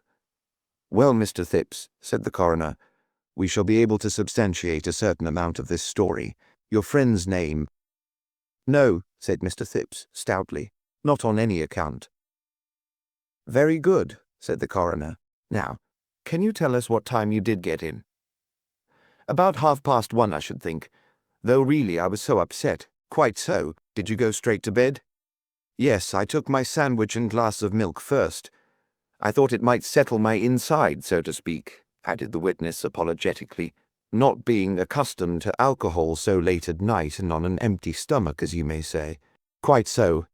Nobody sat up for you?" "Nobody." "How long did you take getting to bed first and last?" Mr. Thipps thought it might have been half an hour. "Did you visit the bathroom before turning in?" "No." "And you heard nothing in the night?" "No, I fell fast asleep. I was rather agitated, so I took a little dose to make me sleep. And what with being so tired and the milk and the dose, I just tumbled right off and didn't wake till Gladys called me." Further questioning elicited little from Mr. Thipps. Yes, the bathroom window had been open when he went in the morning. He was sure of that, and he had spoken very sharply to the girl about it. He was ready to answer any questions. He would be only too happy to have this dreadful affair sifted to the bottom. Gladys Horrocks stated that she had been in Mr. Thipps's employment about 3 months. Her previous employers would speak to her character. It was her duty to make the round of the flat at night, when she had seen Mrs. Thipps to bed at 10. Yes, she remembered doing so on Monday evening. She had looked into all the rooms. Did she recollect shutting the bathroom window that night? Well, no, she couldn't swear to it, not in particular. But when Mr. Thipps called her into the bathroom in the morning, it certainly was open. She had not been into the bathroom before Mr. Thipps went in. Well, yes, it had happened that she had left that window open before, when anyone had been having a bath in the evening and had left the blind down. Mrs. Thipps had a bath on Monday evening. Mondays was one of her regular bath nights. She was very much afraid she hadn't shut the window on Monday night, though she wished her eed had been cut off before she'd been so forgetful. Here the witness burst into tears and was given some water, while the coroner refreshed himself with a third lozenge. Recovering, witness stated that she had certainly looked into all the rooms before going to bed. No, it was quite impossible for a body to be hidden in the flat without her seeing of it. She had been in the kitchen all evening, and there wasn't hardly room to keep the best dinner service there, let alone a body. Old Mrs. Thipps sat in the drawing room.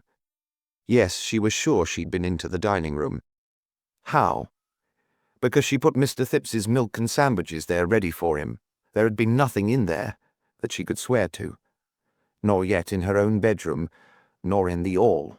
Had she searched the bedroom cupboard and the box room? Well, no, not to say searched. She wasn't used to searching people's houses for skeletons every night, so that a man might have concealed himself in the box room or a wardrobe. She supposed he might. In reply to a woman juror, well, yes, she was walking out with a young man. Williams was his name, Bill Williams. Well, yes, William Williams, if they insisted. He was a glazier by profession. Well, yes, he had been in the flat sometimes. Well, she supposed you might say he was acquainted with the flat. Had she ever? No, she hadn't. And if she'd thought such a question was going to be put to a respectable girl, she wouldn't have offered to give evidence. The vicar of St. Mary's would speak to her character and to Mr. Williams's. Last time Mr. Williams was at the flat was a fortnight ago. Well, no, it wasn't exactly the last time she had seen Mr. Williams. Well, yes, the last time was Monday. Well, yes, Monday night. Well, if she must tell the truth, she must. Yes, the officer had cautioned her, but there wasn't any harm in it, and it was better to lose her place than to be hung. Though it was a cruel shame, a girl couldn't have a bit of fun without a nasty corpse coming in through the window to get her into difficulties. After she had put Mrs. Thipps to bed, she had slipped out to go to the plumbers' and glaziers' ball at the Black-Faced Ram. Mr. Williams had met her and brought her back. He could testify to where she'd been, and that there wasn't no arm in it. She'd left before the end of the ball. It might have been 2 o'clock when she got back. She got the keys of the flat from Mrs. Thipps's drawer when Mrs. Thipps wasn't looking. She had asked leave to go but couldn't get it, along of Mr. Thipps being away that night. She was bitterly sorry she had behaved so, and she was sure she'd been punished for it. She had eared nothing suspicious when she came in. She had gone straight to bed without looking round the flat. She wished she were dead. No, mister. And Mrs. Thipps didn't hardly ever have any visitors. They kept themselves very retired. She'd found the outside door bolted that morning as usual. She wouldn't never believe any arm of Mr. Thipps. Thank you, Miss Horrocks. Call Georgiana Thipps, and the coroner thought we had better light the gas. The examination of Mrs. Thipps provided more entertainment than enlightenment, affording as it did an excellent example of the game called cross questions and crooked answers. After 15 minutes' suffering, both in voice and temper, the coroner abandoned the struggle, leaving the lady with the last word. You needn't try to bully me, young man, said that octogenarian with spirit. Settin' there spoilin' your stomach with them nasty jujubes. At this point a young man arose in court and demanded to give evidence. Having explained that he was William Williams, glazier, he was sworn, and corroborated the evidence of Gladys Horrocks in the matter of her presence at the Black-Faced Ram on the Monday night. They had returned to the flat rather before 2, he thought, but certainly later than 1.30. He was sorry that he had persuaded Miss Horrocks to come out with him when she didn't ought. He had observed nothing of a suspicious nature in Prince of Wales Road at either visit. Inspector Sugg gave evidence of having been called in at about 8:30 on Monday morning. He had considered the girl's manner to be suspicious, and had arrested her. On later information, leading him to suspect that the deceased might have been murdered that night, he had arrested Mr. Thipps. He had found no trace of breaking into the flat. There were marks on the bathroom window-sill which pointed to somebody having got in that way. There were no ladder marks or footmarks in the yard. The yard was paved with asphalt. He had examined the roof, but found nothing on the roof. In his opinion, the body had been brought into the flat previously and concealed till the evening by someone who had then gone out during the night by the bathroom window with the connivance of the girl. In that case, why should not the girl have let the person out by the door? Well, it might have been so, had he found traces of a body or a man or both having been hidden in the flat. He found nothing to show that they might not have been so concealed. What was the evidence that led him to suppose that the death had occurred that night? At this point, Inspector Sugg appeared uneasy and endeavoured to retire upon his professional dignity. On being pressed, however, he admitted that the evidence in question had come to nothing. One of the jurors, was it the case that any finger marks had been left by the criminal? Some marks had been found on the bath, but the criminal had worn gloves. The coroner, do you draw any conclusion from this fact as to the experience of the criminal? Inspector Sugg, looks as if he was an old hand, sir. The juror, is that very consistent with the charge against Alfred Thipps, Inspector? The inspector was silent. The coroner, in the light of the evidence which you have just heard, do you still press the charge against Alfred Thipps and Gladys Horrocks? Inspector Sugg, I consider the whole set out highly suspicious. Thipps's story isn't corroborated, and as for the girl Horrocks, how do we know this Williams ain't in it as well? William Williams, now, you drop that. I can bring 100 witnesses. The coroner, silence if you please. I am surprised, Inspector, that you should make this suggestion in that manner. It is highly improper. By the way, can you tell us whether a police raid was actually carried out on the Monday night on any nightclub in the neighbourhood of St. Giles's Circus? Inspector Sugg, sulkily, I believe there was something of the sort. The coroner, you will, no doubt, inquire into the matter. I seem to recollect having seen some mention of it in the newspapers. Thank you, Inspector, that will do. Several witnesses having appeared and testified to the characters of Mr. Thipps and Gladys Horrocks, the coroner stated his intention of proceeding to the medical evidence. Sir Julian Freak. There was considerable stir in the court as the great specialist walked up to give evidence. He was not only a distinguished man, but a striking figure, with his wide shoulders, upright carriage, and leonine head. His manner as he kissed the book presented to him with the usual deprecatory mumble by the coroner's officer was that of a St. Paul condescending to humour the timid mumbo-jumbo of superstitious Corinthians. "So handsome, I always think," whispered the Duchess to Mr. Parker. "Just exactly like William Morris, with that bush of hair and beard and those exciting eyes looking out of it. So splendid, these dear men always devoted to something or other. Not but what I think socialism is a mistake. Of course it works with all those nice people, so good and happy in art linen, and the weather always perfect. Morris, I mean, you know, but so difficult in real life. Science is different. I'm sure if I had nerves I should go to Sir Julian just to look at him. Eyes like that give one something to think about, and that's what most of these people want. Only I never had any.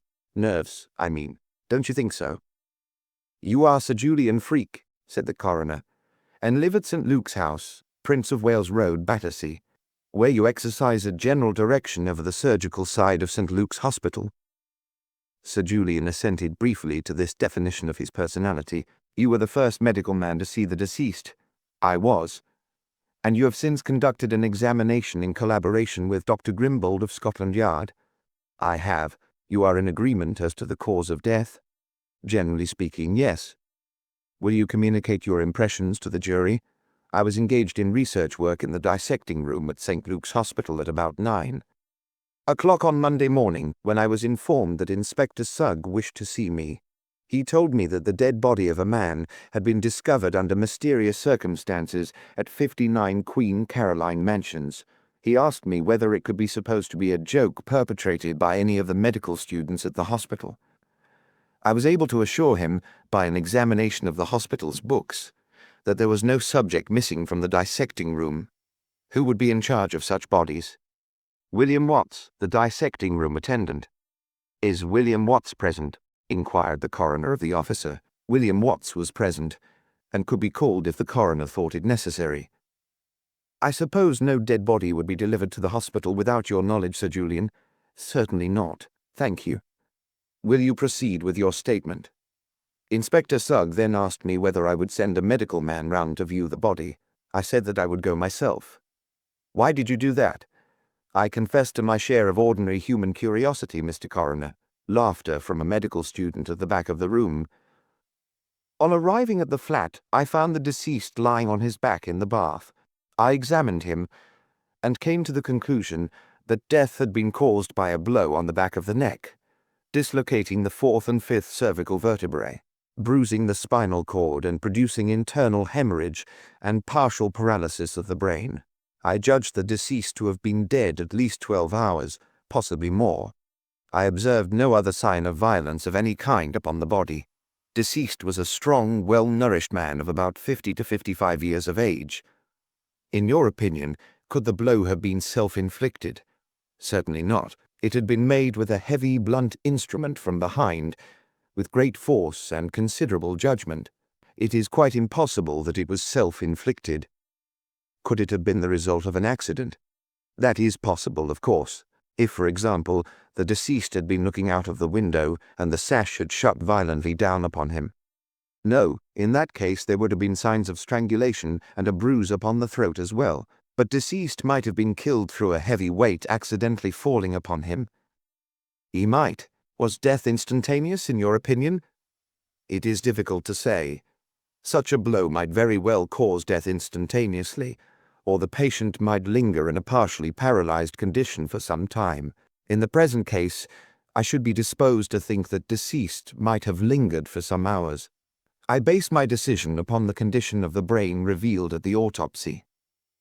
I may say, however, that Dr. Grimbold and I are not in complete agreement on the point.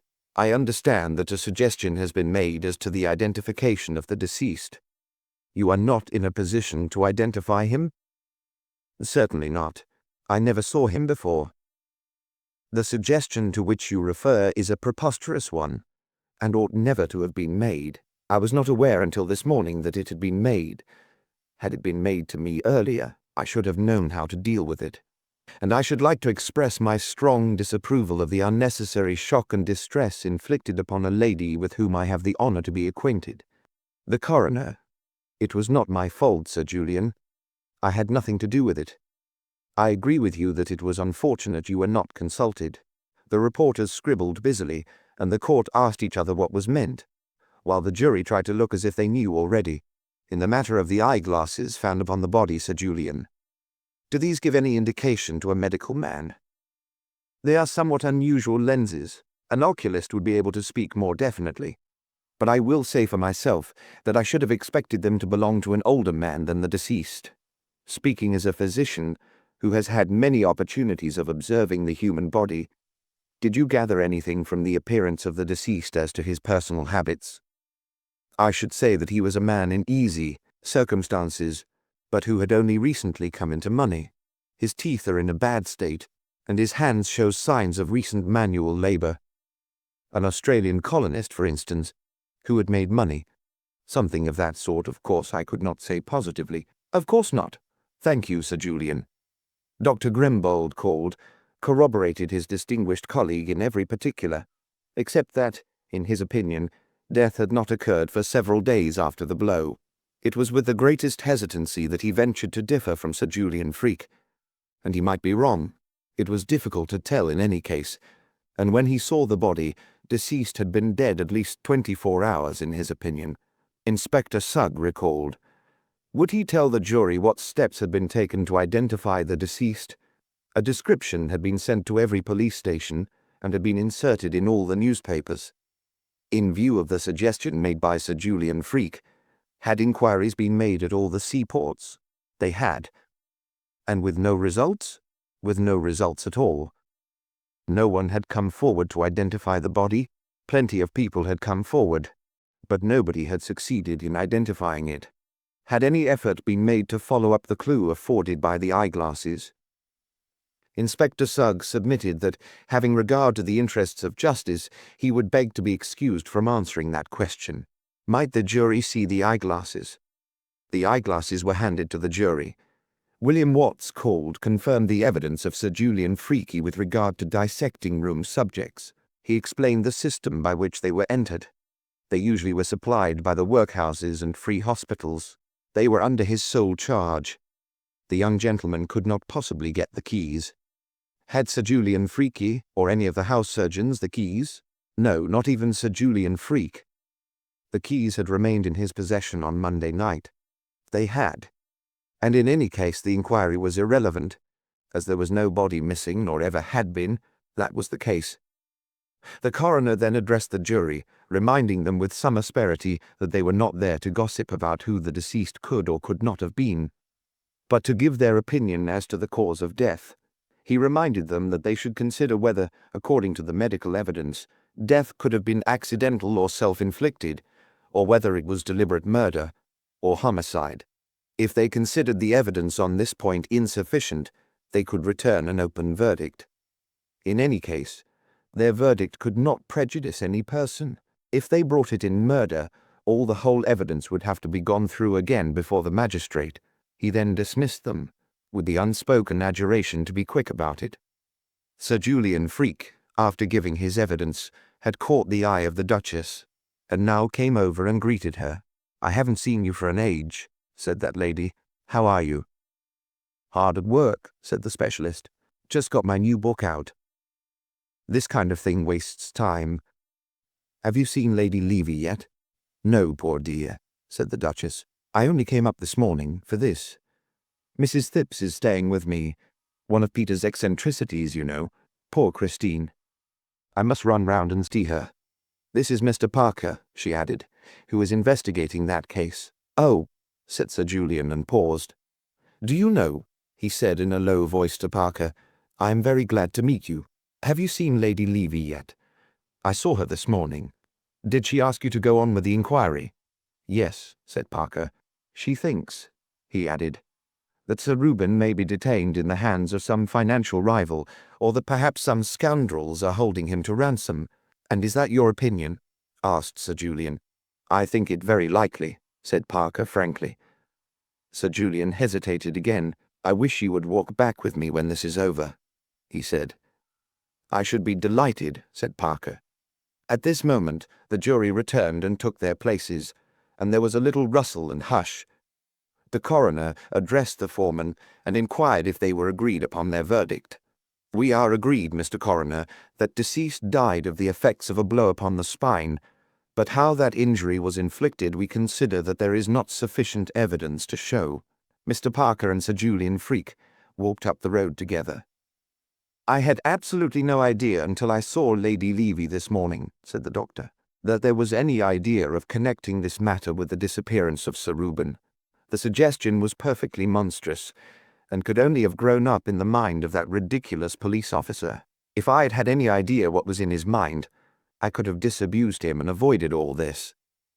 I did my best to do so, said Parker, as soon as I was called into the Levy case. Who called you in, if I may ask? Inquired Sir Julian.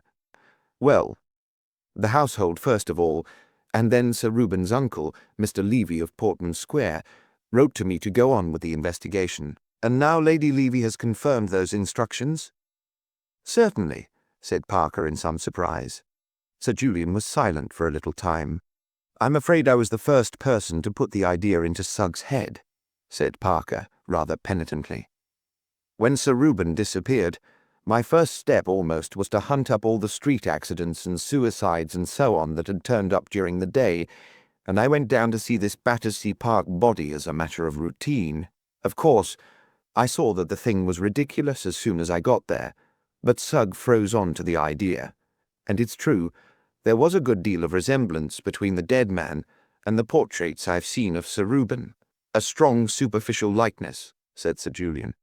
The upper part of the face is a not uncommon type, and as Sir Reuben wore a heavy beard, and there was no opportunity of comparing the mouths and chins, I can understand the idea occurring to anybody, but only to be dismissed at once. I am sorry, he added, as the whole matter has been painful to Lady Levy. You may know, Mr. Parker, that I am an old, though I should not call myself an intimate friend of the Levys. I understood something of the sort. Yes. When I was a young man, in short, Mr. Parker, I hoped once to marry Lady Levy. Mr. Parker gave the usual sympathetic groan. I have never married, as you know, pursued Sir Julian. We have remained good friends. I have always done what I could to spare her pain. Believe me, Sir Julian, said Parker, that I sympathize very much with you and with Lady Levy, and that I did all I could to disabuse Inspector Sugg of this notion. Unhappily, the coincidence of Sir Reuben's being seen that evening in the Battersea Park Road. Ah, yes, said Sir Julian. Dear me, here we are at home. Perhaps you would come in for a moment, Mr. Parker, and have tea or a whisky and soda or something. Parker promptly accepted this invitation, feeling that there were other things to be said. The two men stepped into a square, finely furnished hall with a fireplace on the same side as the door, and a staircase opposite. The dining-room door stood open on their right, and as Sir Julian rang the bell, a manservant appeared at the far end of the hall. What will you take? Asked the doctor. After that dreadfully cold place, said Parker, what I really want is gallons of hot tea, if you, as a nerve specialist, can bear the thought of it. Provided you allow of a judicious blend of China in it, replied Sir Julian in the same tone. I have no objection to make. Tea in the library at once, he added to the servant, and led the way upstairs. I don't use the downstairs rooms much except the dining-room, he explained as he ushered his guest into a small but cheerful library on the first floor. This room leads out of my bedroom and is more convenient. I only live part of my time here, but it's very handy for my research work at the hospital. That's what I do there, mostly. It's a fatal thing for a theorist, Mr. Parker, to let the practical work get behindhand. Dissection is the basis of all good theory and all correct diagnosis. One must keep one's hand and eye in training. This place is far more important to me than Harley Street, and some day I shall abandon my consulting practice altogether and settle down here to cut up my subjects and write my books in peace. So many things in this life are a waste of time, Mr. Parker. Mr. Parker assented to this. Very often, said Sir Julian. The only time I get for any research work, necessitating as it does the keenest observation and the faculties at their acutest, has to be at night, after a long day's work and by artificial light, which, magnificent as the lighting of the dissecting room here is always more trying to the eyes than daylight. Doubtless your own work has to be carried on under even more trying conditions." "Yes, sometimes," said Parker. "But then you see," he added, "the conditions are, so to speak, part of the work." Quite so," said Sir Julian. "You mean that the burglar, for example, does not demonstrate his methods in the light of day, or plant the perfect footmark in the middle of a damp patch of sand for you to analyze?" "Not as a rule," said the detective. "But I have no doubt many of your diseases work quite as insidiously as any burglar." They do," said Sir Julian, laughing. "And it is my pride, as it is yours, to track them down for the good of society. The neuroses, you know, are particularly clever criminals. They break out into as many disguises as—" "As Leon Kestrel, the master mummer," suggested Parker, "who read railway stall detective stories on the principle of the busman's holiday." "No doubt," said Sir Julian, who did not. "And they cover up their tracks wonderfully. But when you can really investigate, Mr. Parker, and break up the dead, or for preference the living body with a scalpel, you always find the footmarks, the little trail of ruin or disorder left by madness or disease or drink, or any other similar pest. But the difficulty is to trace them back, merely by observing the surface symptoms, the hysteria, crime, religion, fear, shyness, conscience, or whatever it may be, just as you observe a theft or a murder, and look for the footsteps of the criminal. So, I observe a fit of hysterics or an outburst of piety, and hunt for the little mechanical irritation which has produced it. You regard all these things as physical?" "Undoubtedly. I am not ignorant of the rise of another school of thought, Mr. Parker, but its exponents are mostly charlatans or self-deceivers. Sie haben sich so weit darin eingeheimnisst that, like Sludge the Medium, they are beginning to believe their own nonsense. I should like to have the exploring of some of their brains, Mr. Parker. I would show you the little faults and landslips in the cells, the misfiring and short-circuiting of the nerves which produce these notions and these books. At least," he added, gazing somberly at his guest, "at least, if I could not quite show you today, I shall be able to do so tomorrow, or in a year's time, or before I die." He sat for some minutes gazing into the fire, while the red light played upon his tawny beard and struck out answering gleams from his compelling eyes. Parker drank tea in silence, watching him. On the whole, however, he remained but little interested in the causes of nervous phenomena, and his mind strayed to Lord Peter, coping with the redoubtable Crimplesham down in Salisbury. Lord Peter had wanted him to come. That meant either that Crimplesham was proving recalcitrant, or that a clue wanted following. But Bunter had said that tomorrow would do, and it was just as well. After all, the Battersea affair was not Parker's case. He had already wasted valuable time attending an inconclusive inquest, and he really ought to get on with his legitimate work. There was still Levy's secretary to see, and the little matter of the Peruvian oil to be looked into. He looked at his watch. "I am very much afraid, if you will excuse me," he murmured. Sir Julian came back with a start to the consideration of actuality. "Your work calls you?" he said, smiling. "Well, I can understand that. I won't keep you. But I wanted to say something to you in connection with your present inquiry, only I hardly like." Parker sat down again, and banished every indication of hurry from his face and attitude. "I shall be very grateful for any help you can give me," he said. "I'm afraid it's more in the nature of hindrance," said Sir Julian with a short laugh. "It's a case of destroying a clue for you, and a breach of professional confidence on my side. But since, accidentally, a certain amount has come out, perhaps the whole had better do so." Mr. Parker made the encouraging noise which, among laymen, supplies the place of the priest's insinuating, "Yes, my son?" "Sir Reuben Levy's visit on Monday night was to me," said Sir Julian. "Yes?" said Mr. Parker without expression. "He found cause for certain grave suspicions concerning his health," said Sir Julian slowly, as though weighing how much he could in honour disclose to a stranger. "He came to me, in preference to his own medical man, as he was particularly anxious that the matter should be kept from his wife. As I told you, he knew me fairly well, and Lady Levy had consulted me about a nervous disorder in the summer." "Did he make an appointment with you?" asked Parker. "I beg your pardon," said the other, absently. "Did he make an appointment?"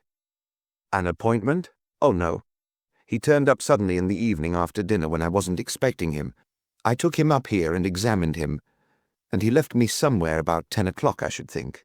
May I ask what was the result of your examination? Why do you want to know? It might illuminate, conjecture as to his subsequent conduct, said Parker cautiously. This story seemed to have little coherence with the rest of the business, and he wondered whether coincidence was alone responsible for Sir Reuben's disappearance on the same night that he visited the doctor. I see, said Sir Julian. Yes.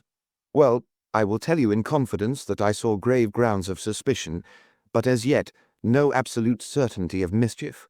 Thank you. Sir Reuben left you at 10 o'clock. Then or thereabouts.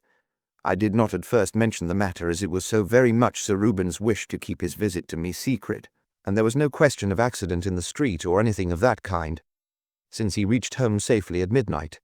Quite so, said Parker.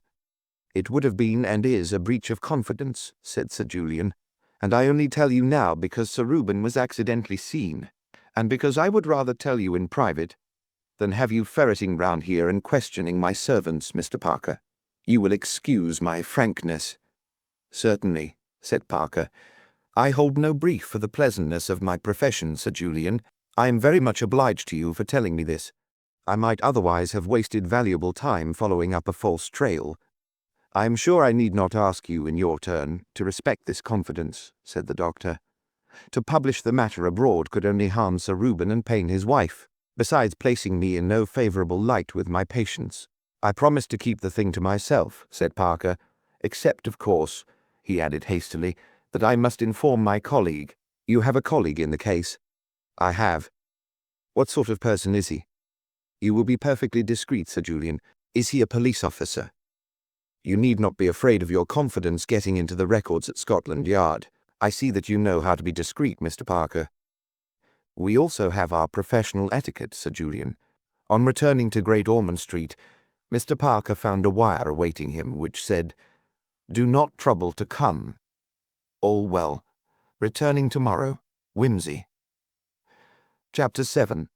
On returning to the flat just before lunchtime on the following morning, after a few confirmatory researches in Balham and the neighbourhood of Victoria Station, Lord Peter was greeted at the door by Mr. Bunter, who had gone straight home from Waterloo, with a telephone message and a severe and nursemaid-like eye. Lady Swaffham rang up, my lord, and said she hoped your lordship had not forgotten you were lunching with her. I have forgotten, Bunter, and I mean to forget. I trust you told her I had succumbed to lethargic encephalitis suddenly. No flowers by request. Lady Swaffham said, my lord, she was counting on you. She met the Duchess of Denver yesterday. If my sister-in-law's there, I won't go, that's flat, said Lord Peter. I beg your pardon, my lord, the Dowager Duchess. What's she doing in town? I imagine she came up for the inquest, my lord. Oh, yes, we missed that, Bunter. Yes, my lord. Her Grace is lunching with Lady Swaffham. Bunter, I can't really. Say I'm in bed with whooping cough, and ask my mother to come round after lunch. Very well, my lord. Mrs. Tommy Frail will be at Lady Swaffham's, my lord, and Mr. Milligan. Mr. who? Mr. John P. Milligan, my lord, and... Good God, Bunter, why didn't you say so before? Have I time to get there before he does?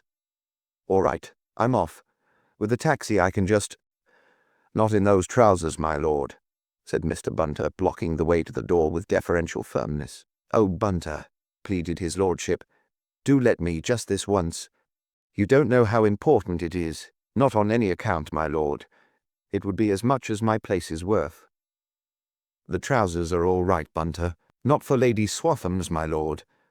Besides, your lordship forgets the man that ran against you with a milk can at Salisbury.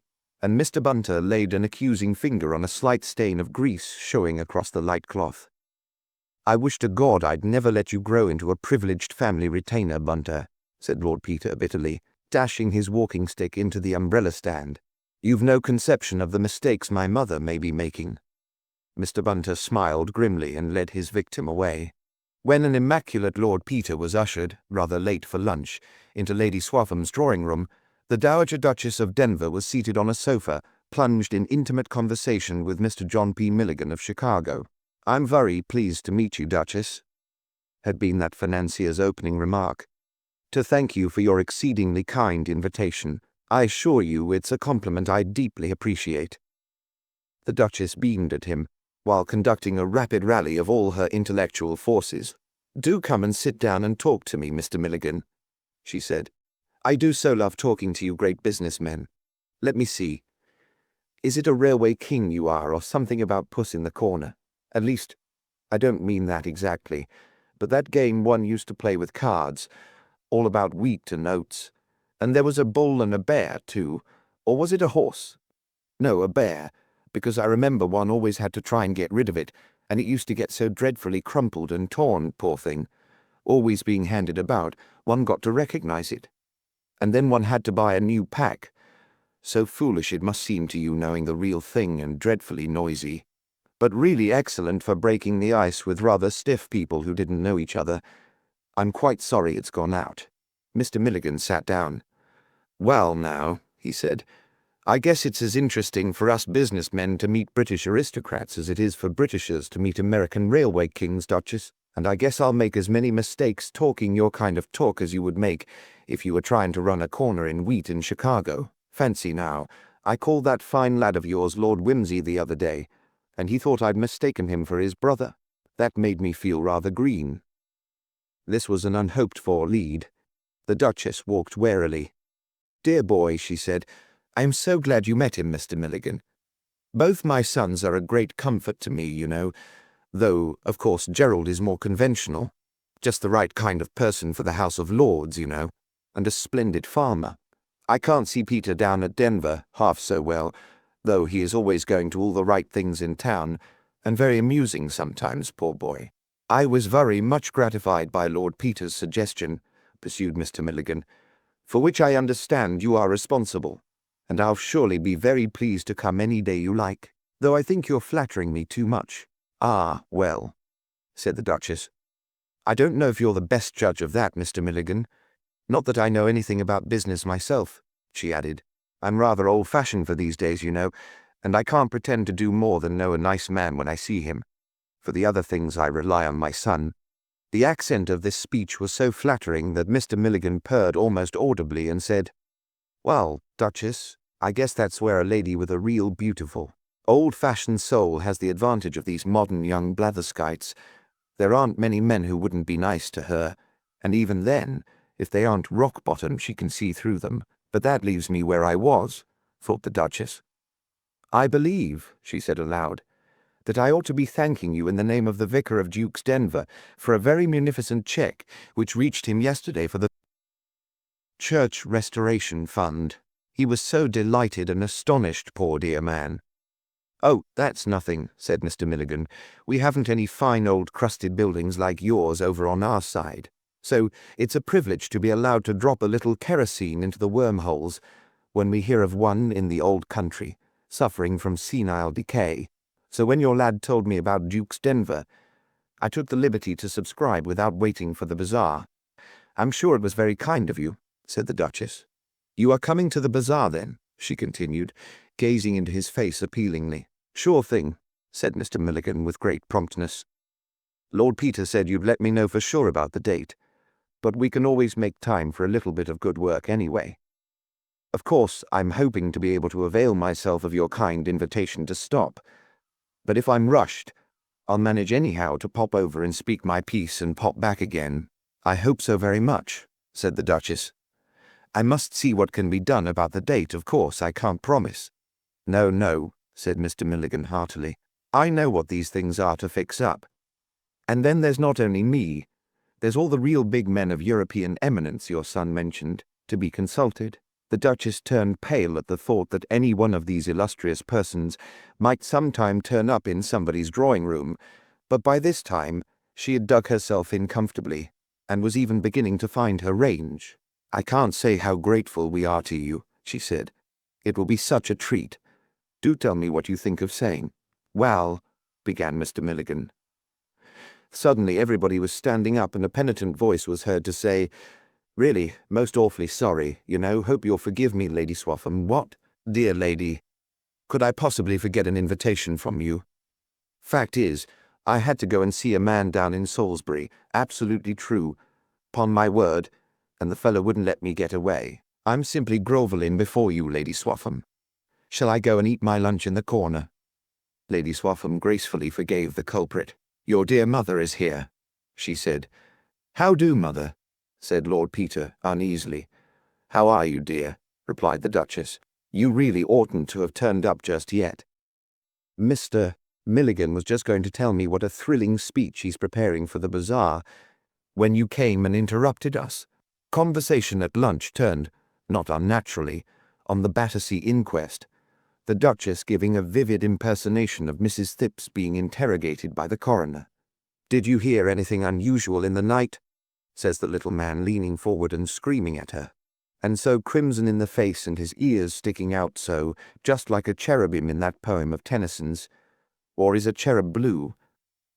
Perhaps it's a seraphim, I mean. Anyway, you know what I mean. All eyes, with little wings on its head, and dear old Mrs. Thipps saying, "Of course I have, any time these 80 years. And such a sensation in court, till they found out she thought he'd said, 'Do you sleep without a light?' and everybody laughing. And then the coroner said quite loudly, 'Damn the woman.' And she heard that, I can't think why, and said, 'Don't you get swearing, young man, sitting there in the presence of Providence, as you may say.' I don't know what young people are coming to nowadays. And he's 60 if he's a day, you know," said the Duchess. By a natural transition, Mrs. Tommy Frail referred to the man who was hanged for murdering 3 brides in a bath. "I always thought that was so ingenious," she said, gazing soulfully at Lord Peter. "And do you know, as it happened, Tommy had just made me insure my life, and I got so frightened, I gave up my morning bath, and took to having it in the afternoon when he was in the house. I mean, when he was not in the house, not at home, I mean." "Dear lady," said Lord Peter reproachfully, "I have a distinct recollection that all those brides were thoroughly unattractive, but it was an uncommonly ingenious plan, the first time of asking. Only he shouldn't have repeated himself. One demands a little originality in these days, even from murderers," said Lady Swaffham. "Like dramatists, you know. So much easier in Shakespeare's time, wasn't it? Always the same girl dressed up as a man, and even that borrowed from Boccaccio or Dante or somebody. I'm sure if I'd been a Shakespeare hero, the very minute I saw a slim-legged young page boy, I'd have said, 'Oddsbodikins, there's that girl again.'" "That's just what happened, as a matter of fact," said Lord Peter. "You see, Lady Swaffham, if ever you want to commit a murder, the thing you've got to do is to prevent people from associating their ideas. Most people don't associate anything. Their ideas just roll about like so many dry peas on a tray, making a lot of noise and going nowhere. But once you begin letting them string their peas into a necklace, it's going to be strong enough to hang you, what?" "Dear me," said Mrs. Tommy Frail with a little scream, "what a blessing it is none of my friends have any ideas at all." "You see," said Lord Peter, balancing a piece of duck on his fork and frowning, "it's only in Sherlock Holmes and stories like that people think things out logically. Or gnarly, if somebody tells you something out of the way, you just say, 'By Jove,' or 'How sad,' and leave it at that, and half the time you forget about it, unless something turns up afterwards to drive it home. For instance, Lady Swaffham, I told you when I came in that I'd been down to Salisbury. And that's true, only I don't suppose it impressed you much. And I don't suppose it'd impress you much if you read in the paper tomorrow of a tragic discovery of a dead lawyer down in Salisbury. But if I went to Salisbury again next week, and there was a Salisbury doctor found dead the day after, you might begin to think I was a bird of ill omen for Salisbury residents. And if I went there again the week after, and you heard next day that the See of Salisbury had fallen vacant suddenly, you might begin to wonder what took me to Salisbury, and why I'd never mentioned before that I had friends down there, don't you see? And you might think of going down to Salisbury yourself, and asking all kinds of people if they'd happen to see a young man in plum-coloured socks hanging round the Bishop's Palace." "I dare say I should," said Lady Swaffham. "Quite. And if you found that the lawyer and the doctor had once upon a time been in business at Poggleton on the Marsh, when the Bishop had been vicar there, you'd begin to remember you'd once heard of me paying a visit to Poggleton on the Marsh a long time ago, and you'd begin to look up the parish registers there and discover I'd been married under an assumed name by the vicar to the widow of a wealthy farmer who died suddenly of peritonitis, as certified by the doctor, after the lawyer'd made a will leaving me all her money. And then you'd begin to think I might have very good reasons for getting rid of such promising blackmailers as the lawyer, the doctor and the bishop. Only If I hadn't started an association in your mind by getting rid of them all in the same place, you'd never have thought of going to Poggleton on the Marsh, and you wouldn't even have remembered I'd ever been there. Were you ever there, Lord Peter? Inquired Mrs. Tommy, anxiously. I don't think so, said Lord Peter. The name threads no beads in my mind, but it might, any day, you know. But if you were investigating a crime, said Lady Swaffham, you'd have to begin by the usual things, I suppose, finding out what the person had been doing, and who'd been to call, and looking for a motive, wouldn't you? Oh, yes, said Lord Peter, but most of us have such dozens of motives for murdering all sorts of inoffensive people. There's lots of people I'd like to murder, wouldn't you? Heaps, said Lady Swaffham. There's that dreadful, perhaps I'd better not say it, though, for fear you should remember it later on. Well, I wouldn't if I were you, said Peter amiably. You never know. It'd be beastly awkward if the person died suddenly tomorrow. The difficulty with this Battersea case, I guess, said Mr. Milligan, is that nobody seems to have any associations with the gentleman in the bath. So hard on poor Inspector Sugg, said the Duchess. I quite felt for the man, having to stand up there and answer a lot of questions when he had nothing at all to say. Lord Peter applied himself to the duck, having got a little behindhand. Presently he heard somebody ask the Duchess if she had seen Lady Levy. She's in great distress, said the woman who had spoken, a Mrs. Fremantle, though she clings to the hope that he will turn up. I suppose you knew him, Mr. Milligan. Know him, I should say, for I hope he's still alive somewhere. Mrs. Fremantle was the wife of an eminent railway director, and celebrated for her ignorance of the world of finance. Her faux pas in this connection enlivened the tea parties of city men's wives.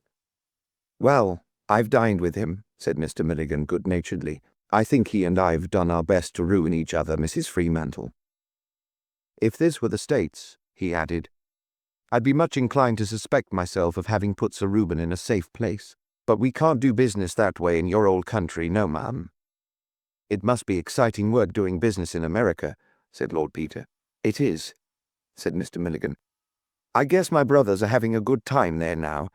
I'll be joining them again before long, as soon as I've fixed up a little bit of work for them on this side.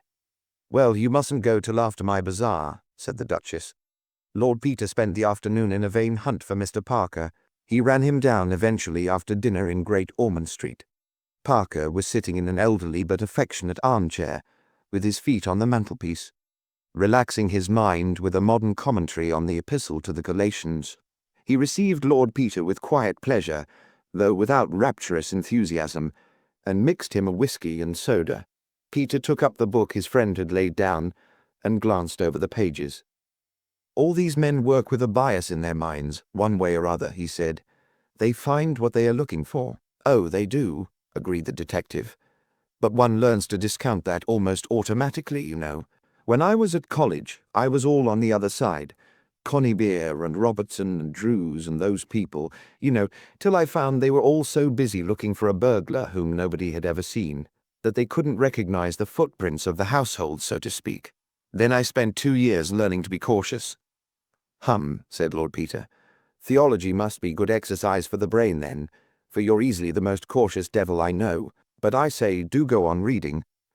It's a shame for me to come and root you up in your off time like this. It's all right, old man, said Parker.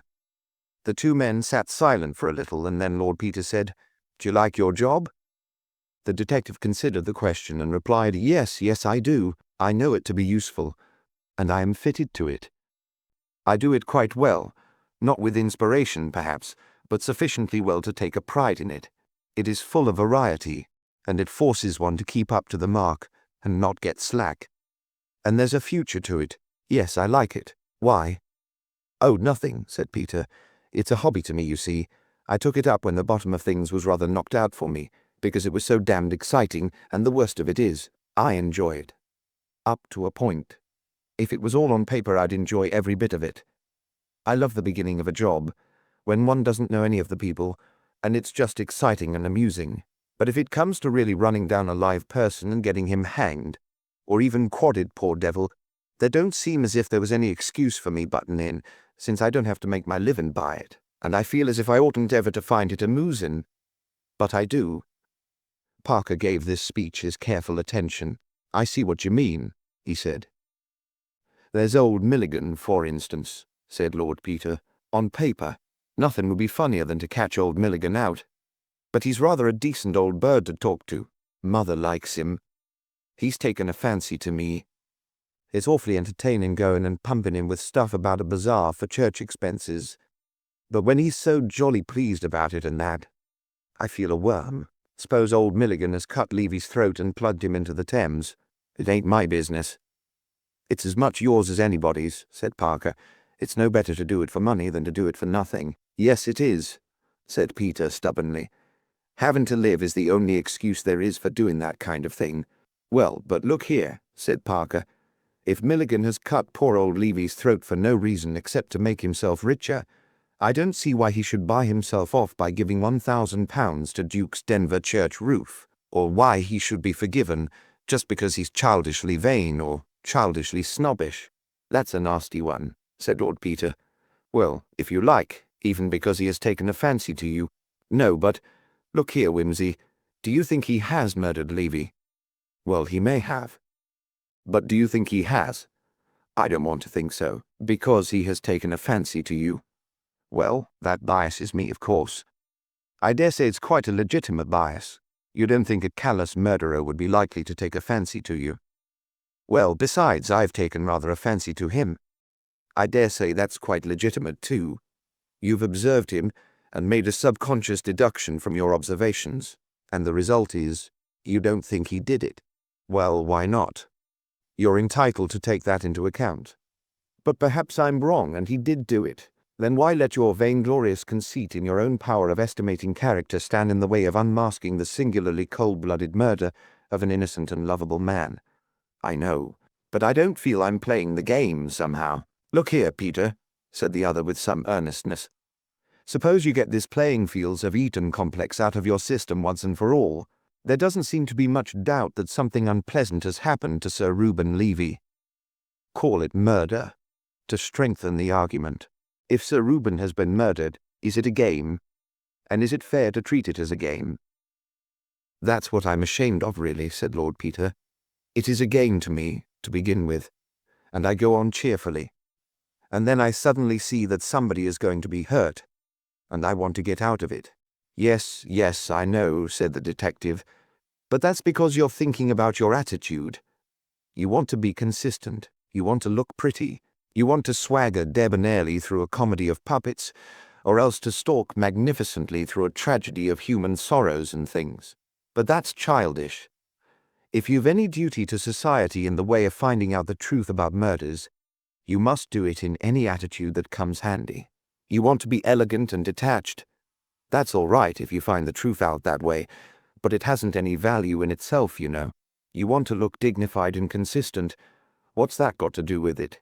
You want to hunt down a murderer for the sport of the thing, and then shake hands with him and say, "Well played, hard luck, you shall have your revenge tomorrow." Well, you can't do it like that. Life's not a football match. You want to be a sportsman. You can't be a sportsman. You're a responsible person. I don't think you ought to read so much theology, said Lord Peter. It has a brutalizing influence. He got up and paced about the room, looking idly over the bookshelves. Then he sat down again, filled and lit his pipe, and said, "Well, I'd better tell you about the ferocious and hardened Crimplesham." He detailed his visit to Salisbury. Once assured of his bona fides, Mr. Crimplesham had given him the fullest details of his visit to town.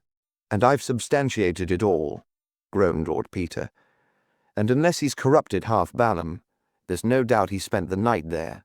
And the afternoon was really spent with the bank people, and half the residents of Salisbury seem to have seen him off on Monday before lunch, and nobody but his own family or young Wicks seems to have anything to gain by his death.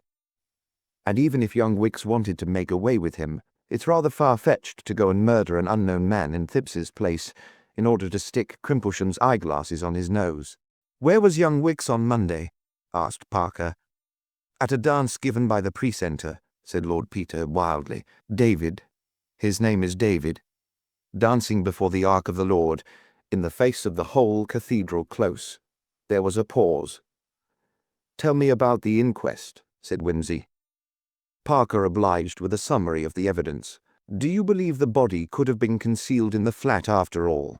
he asked. "I know we looked, but I suppose we might have missed something. We might. But Sugg looked as well. Sugg." "You do Sugg an injustice," said Lord Peter. "If there had been any signs of Phipps's complicity in the crime, Sugg would have found them. Why?" "Why? Because he was looking for them. He's like your commentators on Galatians. He thinks that either Phipps or Gladys Horrocks's young man did it. Therefore he found marks on the windowsill where Gladys Horrocks's young man might have come in or handed something in to Gladys Horrocks. He didn't find any signs on the roof because he wasn't looking for them." "But he went over the roof before me." "Yes, but only in order to prove that there were no marks there. He reasons like this. Gladys Horrocks's young man is a glazier. Glaziers come on ladders. Glaziers have ready access to ladders. Therefore Gladys Horrocks's young man had ready access to a ladder. Therefore Gladys Horrocks's young man came on a ladder. Therefore there will be marks on the windowsill and none on the roof. Therefore he finds marks on the windowsill but none on the roof. He finds no marks on the ground, but he thinks he would have found them if the yard didn't happen to be paved with asphalt. Similarly, he thinks Mr. Phipps may have concealed the body in the box room or elsewhere. Therefore you may be sure he searched the box room and all the other places for signs of occupation. If they had been there, he would have found them because he was looking for them. Therefore, if he didn't find them, it's because they weren't there." "All right," said Parker. "Stop talking. I believe you." He went on to detail the medical evidence. "By the way," said Lord Peter, "to skip across for a moment to the other case, has it occurred to you that perhaps Levy was going out to see Freke on Monday night?" "He was. He did," said Parker, rather unexpectedly, and proceeded to recount his interview with the nerve specialist. "Humph," said Lord Peter. "I say, Parker, these are funny cases, ain't they? Every line of inquiry seems to peter out. It's awfully exciting up to a point, you know, and then nothing comes of it. It's like rivers getting lost in the sand." "Yes," said Parker. "And there's another one I lost this morning." "What's that?" "Oh, I was pumping Levy's secretary about his business. I couldn't get much that seemed important except further details about the Argentine and so on.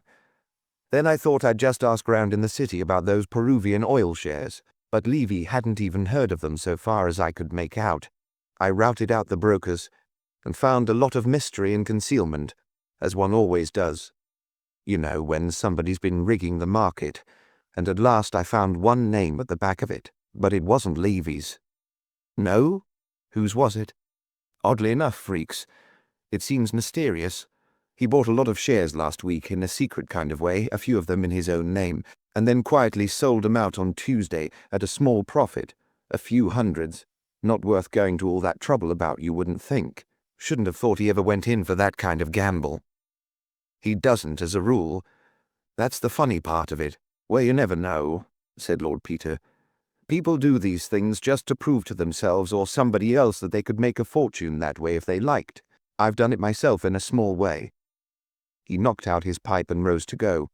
"I say, old man," he said suddenly, as Parker was letting him out, "does it occur to you that Freke's story doesn't fit in awfully well with what Anderson said about the old boy having been so jolly at dinner on Monday night? Would you be if you thought you'd got anything of that sort?" "No, I shouldn't," said Parker. "But," he added with his habitual caution, "some men will jest in the dentist's waiting room. You, for one."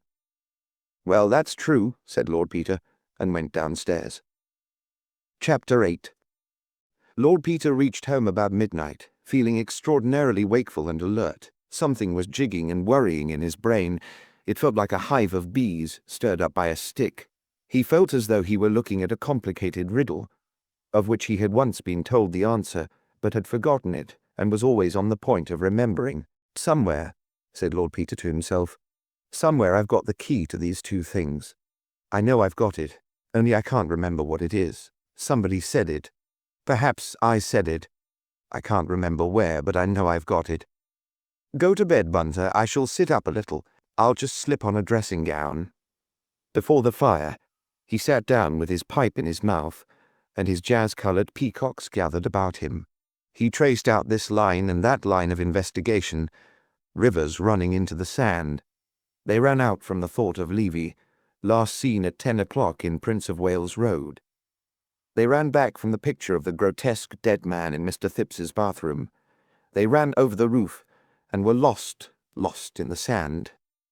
Rivers running into the sand, rivers running underground, very far down, where Alf, the sacred river, ran through caverns measureless to man down to a sunless sea. By leaning his head down, it seemed to Lord Peter that he could hear them very faintly, lipping and gurgling somewhere in the darkness. But where? He felt quite sure that somebody had told him once, only he had forgotten. He roused himself, threw a log on the fire, and picked up a book which the indefatigable Bunter, carrying on his daily fatigues amid the excitements of special duty, had brought from the Times Book Club. It happened to be Sir Julian Freke's Physiological Bases of the Conscience, which he had seen reviewed 2 days before. "This ought to send one to sleep," said Lord Peter. "If I can't leave these problems to my subconscious, I'll be as limp as a rag tomorrow." He opened the book slowly and glanced carelessly through the preface. "I wonder if that's true about Levy being ill," he thought, putting the book down. "It doesn't seem likely, and yet, dash it all, I'll take my mind off it." He read on resolutely for a little. "I don't suppose Mother's kept up with the levies much," was the next importunate train of thought. "Dad always hated self-made people, and wouldn't have 'em at Denver. And old Gerald keeps up the tradition. I wonder if she knew Freke well in those days. She seems to get on with Milligan. I trust Mother's judgment a good deal. She was a brick about that bizarre business. I ought to have warned her. She said something once." He pursued an elusive memory for some minutes, till it vanished altogether with a mocking flicker of the tail. He returned to his reading. Presently another thought crossed his mind, aroused by a photograph of some experiment in surgery. If the evidence of Freke and that man Watts hadn't been so positive, he said to himself, I should be inclined to look into the matter of those shreds of lint on the chimney. He considered this, shook his head, and read with determination.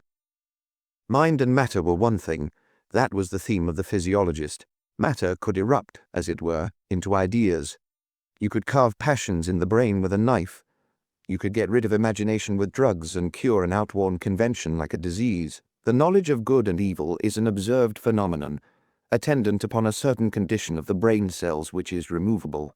That was one phrase, and again, conscience in man may, in fact, be compared to the sting of a hive bee, which, so far from conducing to the welfare of its possessor, cannot function, even in a single instance, without occasioning its death. The survival value in each case is thus purely social, and if humanity ever passes from its present phase of social development into that of a higher individualism, as some of our philosophers have ventured to speculate, we may suppose that this interesting mental phenomenon may gradually cease to appear, just as the nerves and muscles which once controlled the movements of our ears and scalps have, in all save a few backward individuals, become atrophied and of interest only to the physiologist. By Jove, thought Lord Peter, idly, that's an ideal doctrine for the criminal, a man who believed that would never. And then it happened, the thing he had been half unconsciously expecting. It happened suddenly, surely as unmistakably as sunrise. He remembered, not one thing, nor another thing, nor a logical succession of things, but everything, the whole thing, perfect, complete, in all its dimensions as it were, and instantaneously, as if he stood outside the world and saw it suspended in infinitely dimensional space. He no longer needed to reason about it, or even to think about it. He knew it. There is a game in which one is presented with a jumble of letters and is required to make a word out of them, as thus, COSSSSRI. The slow way of solving the problem is to try out all the permutations and combinations in turn, throwing away impossible conjunctions of letters, as SSSIRC or SCSRSO. Another way is to stare at the incoordinate elements until, by no logical process that the conscious mind can detect, or under some adventitious external stimulus, the combination SCISSORS presents itself with calm certainty. After that, one does not even need to arrange the letters in order. The thing is done. Even so, the scattered elements of two grotesque conundrums, flung higgledy-piggledy into Lord Peter's mind, resolved themselves.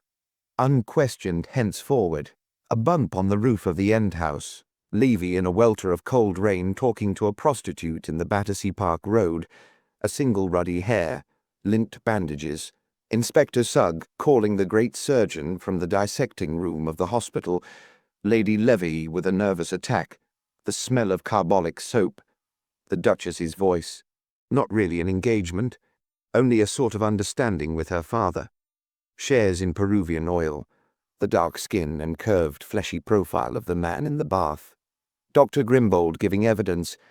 In my opinion, death did not occur for several days after the blow, India rubber gloves, even faintly the voice of Mr. Appledore.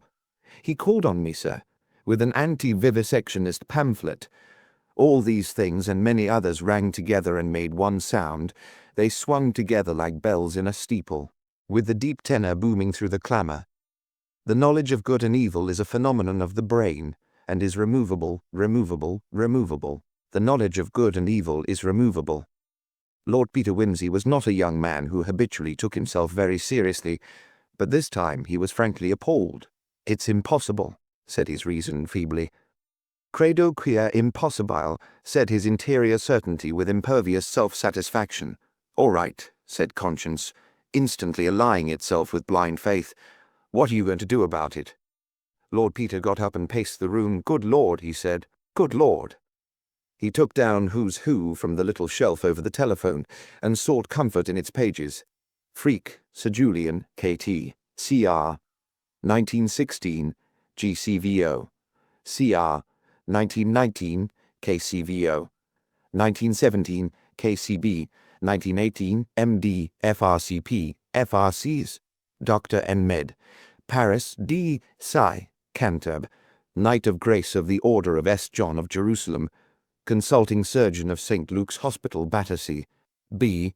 Grillingham, March 16, 1872, only son of Edward Curzon Freak Esquire, of Grill Court, Grillingham, Educ.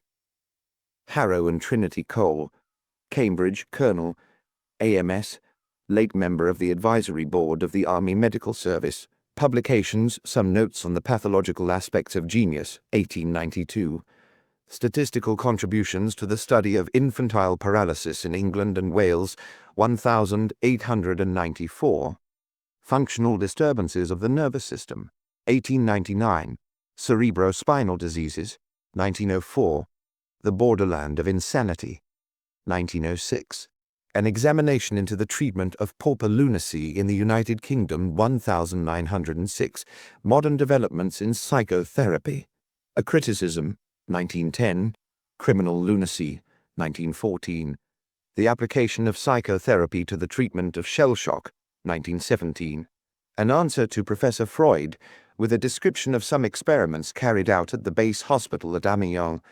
1919, Structural Modifications Accompanying the More Important Neuroses, 1920, Clubs, Whites, Oxford and Cambridge, Alpine, etc. Recreations, Chess, Mountaineering, Fishing, Address 282, Harley Street and St. Luke's House, Prince of Wales Road, Battersea Park, SW11. He flung the book away. "Confirmation," he groaned, "as if I needed it." He sat down again and buried his face in his hands. He remembered quite suddenly how, years ago, he had stood before the breakfast table at Denver Castle, a small, peaky boy in blue knickers, with a thunderously beating heart. The family had not come down. There was a great silver urn with a spirit lamp under it, and an elaborate coffee pot boiling in a glass dome. He had twitched the corner of the tablecloth, twitched it harder, and the urn moved ponderously forward, and all the teaspoons rattled. He seized the tablecloth in a firm grip and pulled his hardest.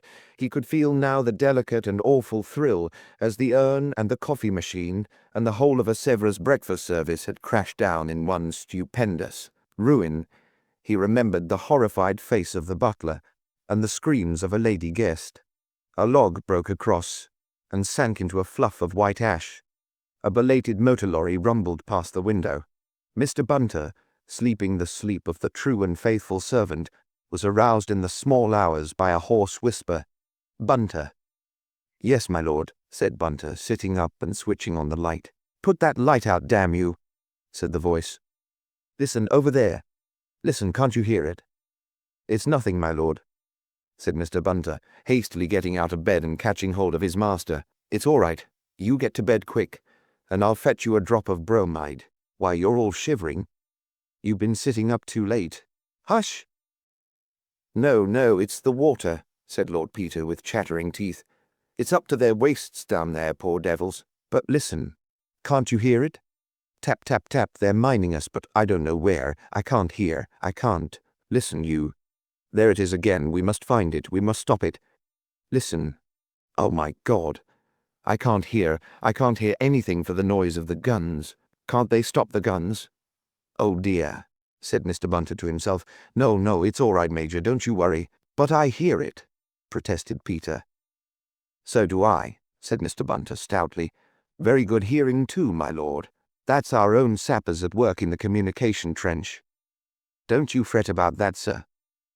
Lord Peter grasped his wrist with a feverish hand. "Our own sappers," he said. "Sure of that?" "Certain of it," said Mr. Bunter cheerfully. "They'll bring down the tower," said Lord Peter. "To be sure they will," said Mr. Bunter. "And very nice, too. You just come and lay down a bit, sir. They've come to take over this section." "You're sure it's safe to leave it?" said Lord Peter. "Safe as houses, sir," said Mr. Bunter, tucking his master's arm under his and walking him off to his bedroom. Lord Peter allowed himself to be dosed and put to bed without further resistance. Mr. Bunter, looking singularly un-Bunter-like in striped pyjamas, with his stiff black hair ruffled about his head, sat grimly watching the younger man's sharp cheekbones and the purple stains under his eyes. "Thought we'd have the last of these attacks," he said. "Been overdoing of himself, asleep." He peered at him anxiously. An affectionate note crept into his voice. "Bloody little fool," said Sergeant Bunter. Chapter 9. Mr. Parker, summoned the next morning to 110 Piccadilly, arrived to find the Dowager Duchess in possession. She greeted him charmingly. "I'm going to take this silly boy down to Denver for the weekend," she said, indicating Peter, who was writing and only acknowledged his friend's entrance with a brief nod. "He's been doing too much, running about to Salisbury and places and up till all hours of the night. You really shouldn't encourage him, Mr. Parker.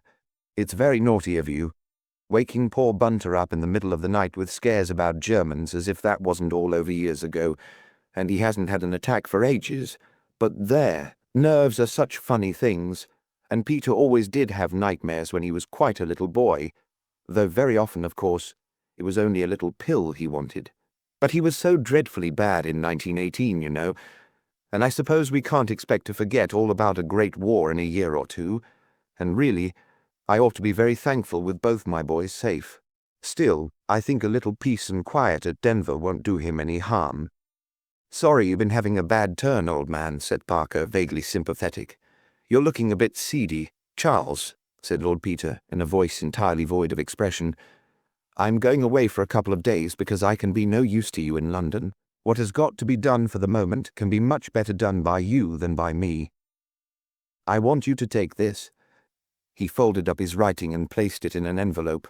"To Scotland Yard immediately, and get it sent out to all the workhouses, infirmaries, police stations, YMCAs and so on in London. It is a description of Thipps's corpse, as he was before he was shaved and cleaned up. I want to know whether any man answering to that description has been taken in anywhere, alive or dead, during the last fortnight. You will see Sir Andrew Mackenzie personally, and get the paper sent out at once, by his authority. You will tell him that you have solved the problems of the Levy murder and the Battersea mystery." Mr. Parker made an astonished noise to which his friend paid no attention. "And you will ask him to have men in readiness with a warrant to arrest a very dangerous and important criminal at any moment on your information. When the replies to this paper come in, you will search for any mention of St. Luke's Hospital, or of any person connected with St. Luke's Hospital, and you will send for me at once. Meanwhile, you will scrape acquaintance, I don't care how, with one of the students at St. Luke's. Don't march in there blowing about murders and police warrants, or you may find yourself in Queer Street. I shall come up to town as soon as I hear from you, and I shall expect to find a nice ingenuous Sawbones here to meet me." He grinned faintly. "Do you mean you've got to the bottom of this thing?" asked Parker. "Yes, I may be wrong. I hope I am, but I know I'm not." "You won't tell me?" "Do you know," said Peter, "honestly, I'd rather not. I say I may be wrong, and I'd feel as if I'd libeled the Archbishop of Canterbury." "Well, tell me, is it one mystery or two?" "One, you talked of the Levy murder. Is Levy dead?" "God, yes," said Peter with a strong shudder. The Duchess looked up from where she was reading the Tatler. "Peter," she said, "is that your ague coming on again? Whatever you two are chattering about, you'd better stop it at once if it excites you. Besides, it's about time to be off." "All right, Mother," said Peter. He turned to Bunter, standing respectfully in the door with an overcoat and suitcase. "You understand what you have to do, don't you?" he said. "Perfectly, thank you, my lord. The car is just arriving, your grace, with Mrs. Thipps inside it," said the Duchess. "She'll be delighted to see you again, Peter. You remind her so of Mr. Thipps. Good morning, Bunter." "Good morning, your grace." Parker accompanied them downstairs. When they had gone, he looked blankly at the paper in his hand. Then, remembering that it was Saturday, and there was need for haste, he hailed a taxi. "Scotland Yard," he cried. Tuesday morning saw Lord Peter and a man in a velveteen jacket swishing merrily through 7 acres of turnip tops, streaked yellow with early frosts, a little way ahead. A sinuous undercurrent of excitement among the leaves proclaimed the unseen yet ever-near presence of one of the Duke of Denver's setter pups. Presently a partridge flew up with a noise like a police rattle, and Lord Peter accounted for it very creditably for a man who, a few nights before, had been listening to imaginary German sappers. The setter bounded foolishly through the turnips and fetched back the dead bird. "Good dog," said Lord Peter. Encouraged by this, the dog gave a sudden ridiculous gambol and barked, its ear tossed inside out over its head. "Heel," said the man in velveteen violently. The animal sidled up ashamed. "Fool of a dog, that," said the man in velveteen. "Can't keep quiet. Too nervous, my lord. One of old Black Lass's pups." "Dear me," said Peter. "Is the old dog still going?" "No, my lord. We had to put her away in the spring." Peter nodded. He always proclaimed that he hated the country and was thankful to have nothing to do with the family estates. But this morning he enjoyed the crisp air and the wet leaves washing darkly over his polished boots. At Denver things moved in an orderly way. No one died sudden and violent deaths except aged setters, and partridges, to be sure. He sniffed up the autumn smell with appreciation. There was a letter in his pocket, which had come by the morning post, but he did not intend to read it just yet. Parker had not wired. There was no hurry. He read it in the smoking room after lunch. His brother was there, dozing over the Times, a good clean Englishman, sturdy and conventional, rather like Henry VIII in his youth, Gerald, 16th Duke of Denver. The Duke considered his cadet rather degenerate, and not quite good form. He disliked his taste for police court news. The letter was from Mr. Bunter, 110 Piccadilly W1. "My lord," I write, Mr. Bunter had been carefully educated and knew that nothing is more vulgar than a careful avoidance of beginning a letter with the first person, singular, as your lordship directed, to inform you of the result of my investigations.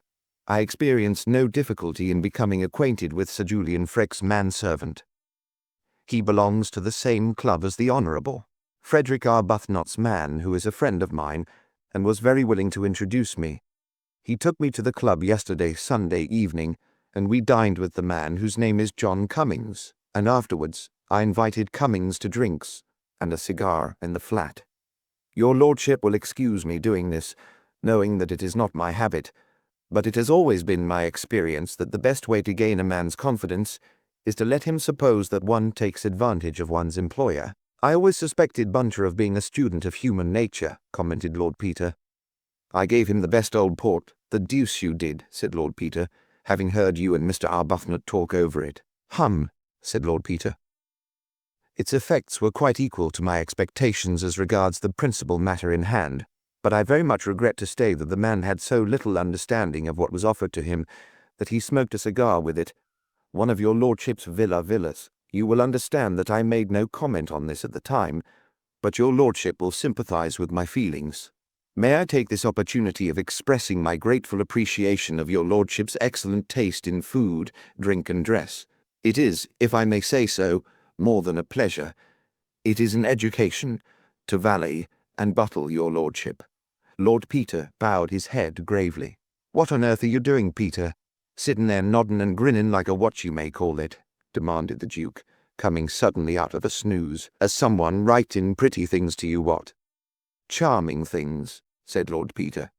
The Duke eyed him doubtfully. Hope to goodness you don't go and marry a chorus beauty, he muttered inwardly, and returned to the Times. Over dinner, I had set myself to discover Cummings's tastes, and found them to run in the direction of the music-hall stage.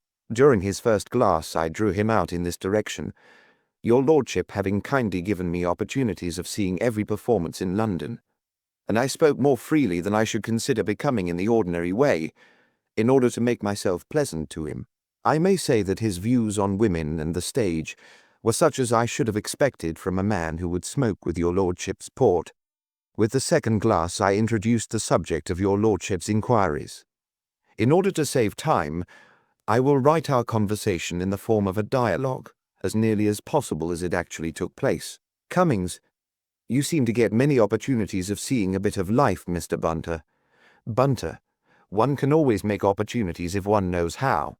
Cummings, it's very easy for you to talk, Mr. Bunter. You're not married, for one thing. Bunter, I know better than that, Mr. Cummings. Cummings, so do I now when it's too late. He sighed heavily and I filled up his glass. Bunter, does Mrs. Cummings live with you at Battersea? Cummings, yes. Her and me we do for my governor. Such a life. Not but what there's a char comes in by the day. But what's a char?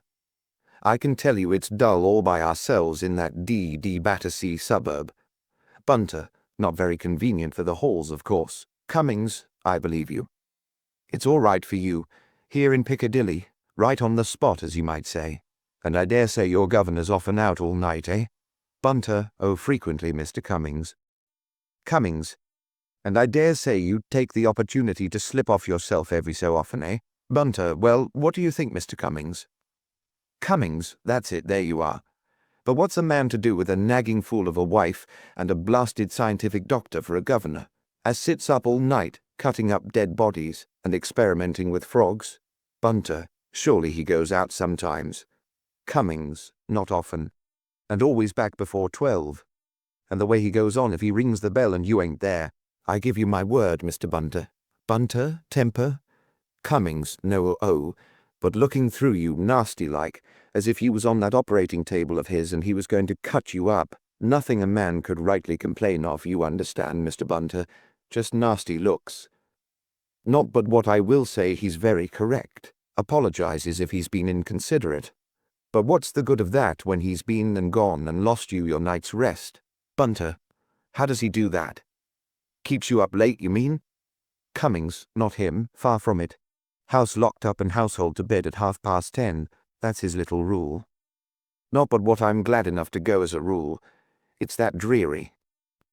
Still, when I do go to bed, I like to go to sleep.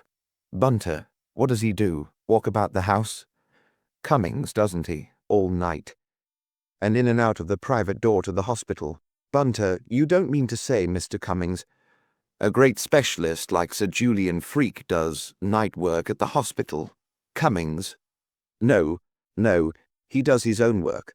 Research work, as you may say. Cuts people up. They say he's very clever. Could take you or me to pieces like a clock, Mr. Bunter, and put us together again. Bunter, do you sleep in the basement, then, to hear him so plain? Cummings, no, our bedroom's at the top. But Lord, what's that? He'll bang the door so you can hear him all over the house. Bunter. Many's the time I've had to speak to Lord Peter about that. And talking all night. And baths. Cummings, baths? You may well say that, Mr. Bunter. Baths? Me and my wife sleep next to the cistern room. Noise fit to wake the dead. All hours. When do you think he chose to have a bath? No later than last Monday night, Mr. Bunter. Bunter, I've known them to do it at 2 in the morning, Mr. Cummings. Cummings, have you now? Well, this was at 3. 3 o'clock in the morning we was waked up. I give you my word. Bunter, you don't say so, Mr. Cummings. Cummings, he cuts up diseases, you see, Mr. Bunter, and then he don't like to go to bed till he's washed the bacilluses off, if you understand me. Very natural, too, I dare say. But what I say is, the middle of the night's no time for a gentleman to be occupying his mind with diseases. Bunter, these great men have their own way of doing things. Cummings, well, all I can say is, it isn't my way. I could believe that, your lordship. Cummings has no signs of greatness about him, and his trousers are not what I would wish to see in a man of his profession. Bunter, is he habitually as late as that, Mr. Cummings? Cummings, well, no, Mr. Bunter, I will say, not as a general rule. He apologized too in the morning and said he would have the cistern seen to, and very necessary, in my opinion, for the air gets into the pipes, and the groaning and screeching as goes on is something awful. Just like Niagara, if you follow me, Mr. Bunter. I give you my word. Bunter, well, that's as it should be, Mr. Cummings. One can put up with a great deal from a gentleman that has the manners to apologize. And of course, sometimes they can't help themselves. A visitor will come in unexpectedly, and keep them late, perhaps. Cummings, that's true enough, Mr. Bunter. Now I come to think of it, there was a gentleman come in on Monday evening. Not that he came late, but he stayed about an hour, and may have put Sir Julian behindhand. Bunter, very likely. Let me give you some more port, Mr. Cummings, or a little of Lord Peter's old brandy. Cummings, a little of the brandy, thank you, Mr. Bunter. I suppose you have the run of the cellar here. He winked at me. Trust me for that, I said, and I fetched him the Napoleon. I assure your lordship it went to my heart to pour it out for a man like that. However, seeing we had got on the right tack, I felt it wouldn't be wasted. I'm sure I wish it was always gentlemen that come here at night, I said. Your lordship will excuse me, I am sure, making such a suggestion. Good God, said Lord Peter, I wish Bunter was less thorough in his methods. Cummings, oh, he's that sort, his lordship, is he? He chuckled and poked me. I suppress a portion of his conversation here, which could not fail to be as offensive to your lordship as it was to myself. He went on, no, it's none of that with Sir Julian. Very few visitors at night and always gentlemen. And going early as a rule, like the one I mentioned. Bunter, just as well. There's nothing I find more wearisome, Mr. Cummings, than sitting up to see visitors out. Cummings. Oh, I didn't see this one out. Sir Julian let him out himself at 10 o'clock or thereabouts. I heard the gentleman shout, good night, and off he goes. Bunter, does Sir Julian always do that? Cummings, well, that depends. If he sees visitors downstairs, he lets them out himself. If he sees them upstairs in the library, he rings for me. Bunter, this was a downstairs visitor then. Cummings, oh, yes. Sir Julian opened the door to him, I remember. He happened to be working in the hall, though now I come to think of it, they went up to the library afterwards. That's funny. I know they did, because I happened to go up to the hall with Coles, and I heard them upstairs. Besides, Sir Julian rang for me in the library a few minutes later. Still, anyway, we heard him go at 10, or it may have been a bit before. He hadn't only stayed about 3/4 of an hour. However, as I was saying, there was Sir Julian banging in and out of the private door all night, and a bath at 3 in the morning, and up again for breakfast at 8. It beats me. If I had all his money, curse me if I'd go poking about with dead men in the middle of the night. I'd find something better to do with my time, Mr. Bunter? I need not repeat any more of his conversation, as it became unpleasant and incoherent, and I could not bring him back to the events of Monday night. I was unable to get rid of him till 3. He cried on my neck and said I was the bird, and you were the governor for him. He said that Sir Julian would be greatly annoyed with him for coming home so late. But Sunday night was his night out, and if anything was said about it, he would give notice. I think he will be ill-advised to do so, as I feel he is not a man I could conscientiously recommend if I were in Sir Julian Frake's place. I noticed that his boot heels were slightly worn down. I should wish to add, as a tribute to the great merits of your lordship's cellar, that, although I was obliged to drink a somewhat large quantity, both of the Cockburn 68 and the 1800 Napoleon, I feel no headache or other ill effects this morning, trusting that your lordship is deriving real benefit from the country air, and that the little information I have been able to obtain will prove satisfactory. I remain, with respectful duty to all the family, obediently yours, Mervyn Bunter. You know, said Lord Peter thoughtfully to himself, I sometimes think Mervyn Bunter's pulling my leg. What is it, Soames? A telegram, my lord. Parker, said Lord Peter, opening it. It said, description recognized Chelsea workhouse, unknown vagrant injured street accident Wednesday week. Died workhouse Monday. Delivered St. Luke's same evening by order Frake. Much puzzled. Parker. Hooray, said Lord Peter, suddenly sparkling. I'm glad I've puzzled Parker. Gives me confidence in myself. Makes me feel like Sherlock Holmes. Perfectly simple, Watson. Dash it all, though, this is a beastly business. Still, it's puzzled Parker. What's the matter? Asked the Duke, getting up and yawning. Marching orders, said Peter. Back to town. Many thanks for your hospitality, old bird. I'm feeling no end better. Ready to tackle Professor Moriarty or Leon Kestrel or any of 'em. I do wish you'd keep out of the police courts, grumbled the Duke. It makes it so dashed awkward for me, having a brother making himself conspicuous. Sorry, Gerald, said the other. I know I'm a beastly blot on the scutcheon. Why can't you marry and settle down and live quietly doing something useful, said the Duke, unappeased. Because that was a washout, as you perfectly well know, said Peter. Besides, he added cheerfully, I'm being no end useful. You may come to want me yourself, you never know. When anybody comes blackmailing you, Gerald, or your first deserted wife turns up unexpectedly from the West Indies, you'll realize the pull of having a private detective in the family. Delicate private business arranged with tact and discretion. Investigations undertaken. Divorce evidence a specialty. Every guarantee. Come now. Ass, said Lord Denver, throwing the newspaper violently into his armchair. When do you want the car? Almost at once. I say, Jerry, I'm taking Mother up with me. Why should she be mixed up in it? Well, I want her help. I call it most unsuitable, said the Duke. The Dowager Duchess, however, made no objection. I used to know her quite well, she said, when she was Christine Ford. Why, dear? Because, said Lord Peter, there's a terrible piece of news to be broken to her about her husband. Is he dead, dear? Yes, and she will have to come and identify him. Poor Christine. Under very revolting circumstances, Mother. I'll come with you, dear. Thank you, Mother, you're a brick. Do you mind getting your things on straight away and coming up with me? I'll tell you about it in the car.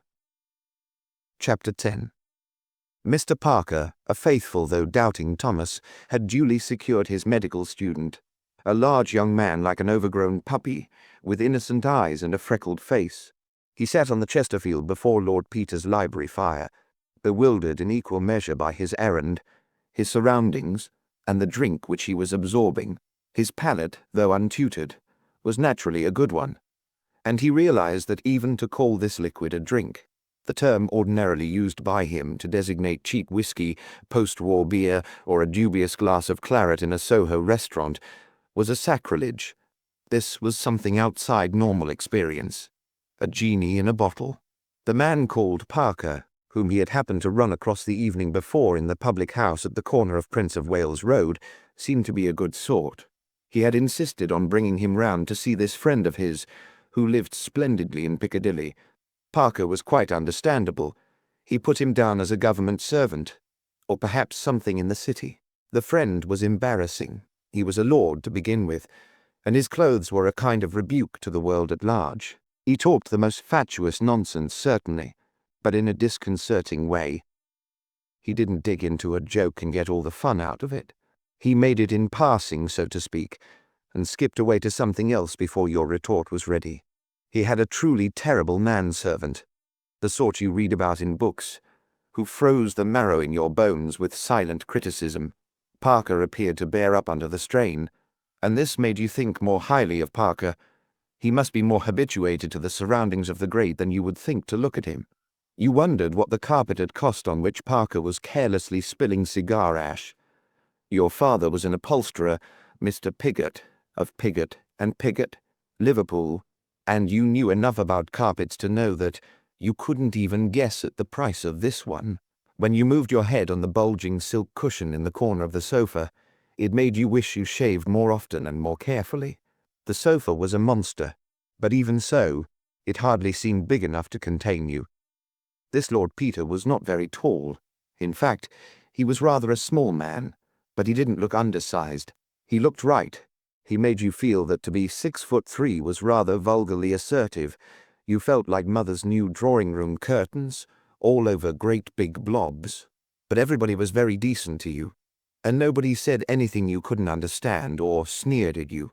There were some frightfully deep-looking books on the shelves all round, and you had looked into a great folio Dante which was lying on the table, but your hosts were talking quite ordinarily and rationally about the sort of books you read yourself, clinking good love stories and detective stories. You had read a lot of those, and could give an opinion, and they listened to what you had to say, though Lord Peter had a funny way of talking about books too, as if the author had confided in him beforehand, and told him how the story was put together, and which bit was written first.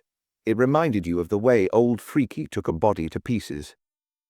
"Thing I object to in detective stories," said Mr. Pigott, "is the way fellows remember every bloomin' thing that's happened to 'em within the last 6 months. They're always ready with their time of day, and was it rainin' or not, and what were they doin' on such and such a day. Reel it all off like a page of poetry. But one ain't like that in real life, do you think so, Lord Peter?" Lord Peter smiled, and young Pigott, instantly embarrassed, appealed to his earlier acquaintance. "You know what I mean, Parker. Come now. One day's so like another. I'm sure I couldn't remember, well, I might remember yesterday, perhaps, but I couldn't be certain about what I was doing last week if I was to be shot for it." "No," said Parker, "and evidence given in police statements sounds just as impossible, but they don't really get it like that, you know. I mean, a man doesn't just say, 'Last Friday, I went out at 10 a.m. to buy a mutton chop. As I was turning into Mortimer Street, I noticed a girl of about 22 with black hair and brown eyes, wearing a green jumper, check skirt, Panama hat, and black shoes, riding a Royal Sunbeam cycle at about 10 miles an hour, turning the corner by the Church of St. Simon and St. Jude on the wrong side of the road, riding towards the marketplace.'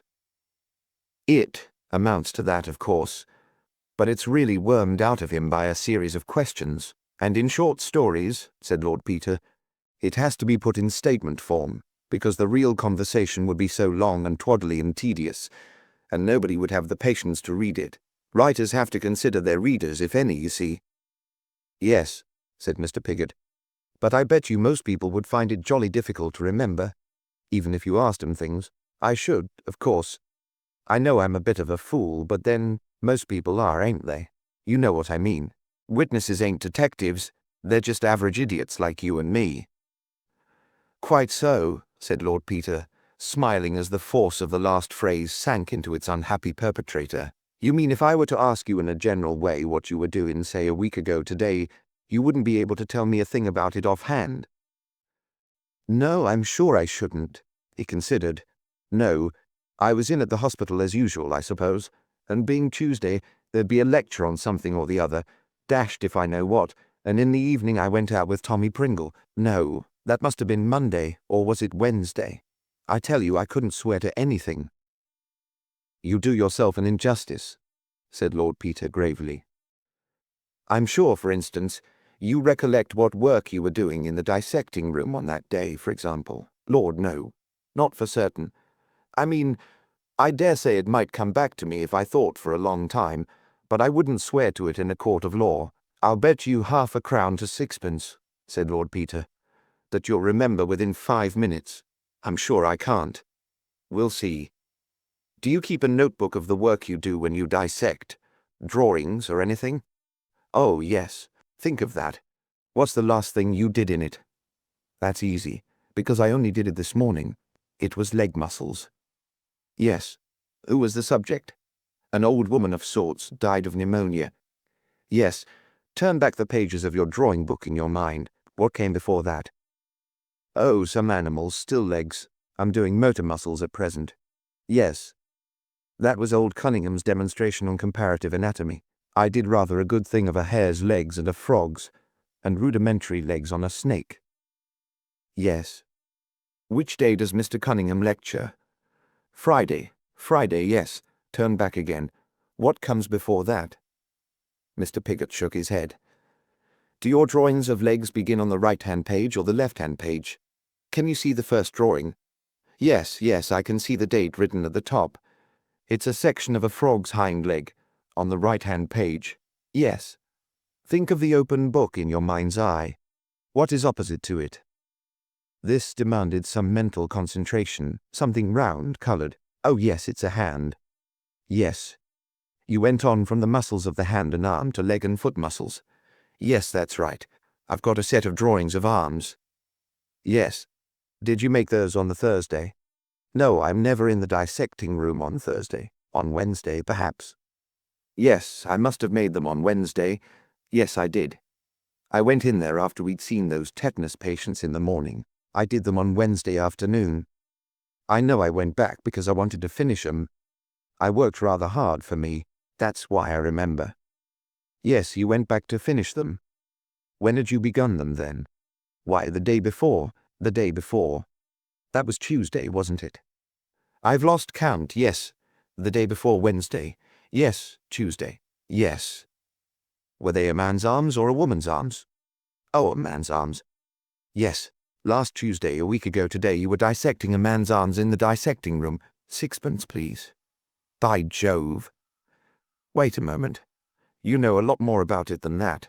You've no idea how much you know. You know what kind of man he was. Oh, I never saw him complete, you know. I got there a bit late that day, I remember. I'd asked for an arm specially because I was rather weak in arms, and Watts, that's the attendant, had promised to save me one. Yes. You have arrived late and found your arm waiting for you. You are dissecting it, taking your scissors and slitting up the skin and pinning it back. Was it very young, fair skin? Oh, no. Ordinary skin, I think, with dark hairs on it. Yes, that was it. Yes. A lean, stringy arm, perhaps, with no extra fat anywhere. Oh, no, I was rather annoyed about that. I wanted a good, muscular arm, but it was rather poorly developed and the fat got in my way. Yes, a sedentary man who didn't do much manual work. That's right. Yes, you dissected the hand, for instance, and made a drawing of it. You would have noticed any hard calluses. Oh, there was nothing of that sort. No. But should you say it was a young man's arm? Firm young flesh and limber joints? No. Old and stringy, perhaps? No. Middle-aged with rheumatism. I mean, there was a chalky deposit in the joints, and the fingers were a bit swollen. Yes. A man about 50. About that. Yes. There were other students at work on the same body. Oh, yes. And they made all the usual sort of jokes about it. I expect so, oh yes. You can remember some of them. Who is your local funny man, so to speak? Tommy Pringle. What was Tommy Pringle's doing? Can't remember. Whereabouts was Tommy Pringle working? Over by the instrument cupboard by Sink C. Yes. Get a picture of Tommy Pringle in your mind's eye. Piggott began to laugh. I remember now. Tommy Pringle said the old sheeny. Why did he call him a sheeny? I don't know, but I know he did. Perhaps he looked like it. Did you see his head? No. Who had the head? I don't know. Oh yes, I do though. Old Freak bagged the head himself, and little Bounceable Binns was very cross about it, because he'd been promised a head to do with old Scrooger. I see. What was Sir Julian doing with the head? He called us up and gave us a jaw on spinal hemorrhage and nervous lesions. Yes. Well, go back to Tommy Pringle. Tommy Pringle's joke was repeated, not without some embarrassment. Quite so. Was that all? No. The chap who was working with Tommy said that sort of thing came from overfeeding. I deduced that Tommy Pringle's partner was interested in the alimentary canal. Yes. And Tommy said, if he'd thought they'd feed you like that, he'd go to the workhouse himself. Then the man was a pauper from the workhouse. Well, he must have been, I suppose. Are workhouse paupers usually fat and well-fed? Well, no, come to think of it, not as a rule. In fact, it struck Tommy Pringle and his friend that this was something a little out of the way in a workhouse subject. Yes, and if the alimentary canal was so entertaining to these gentlemen, I imagine the subject had come by his death shortly after a full meal. Yes, oh yes, he'd have had to, wouldn't he? Well, I don't know, said Lord Peter. That's in your department, you know. That would be your inference from what they said. Oh, yes, undoubtedly. Yes, you wouldn't, for example, expect them to make that observation if the patient had been ill for a long time and fed on slops. Of course not. Well, you see, you really know a lot about it.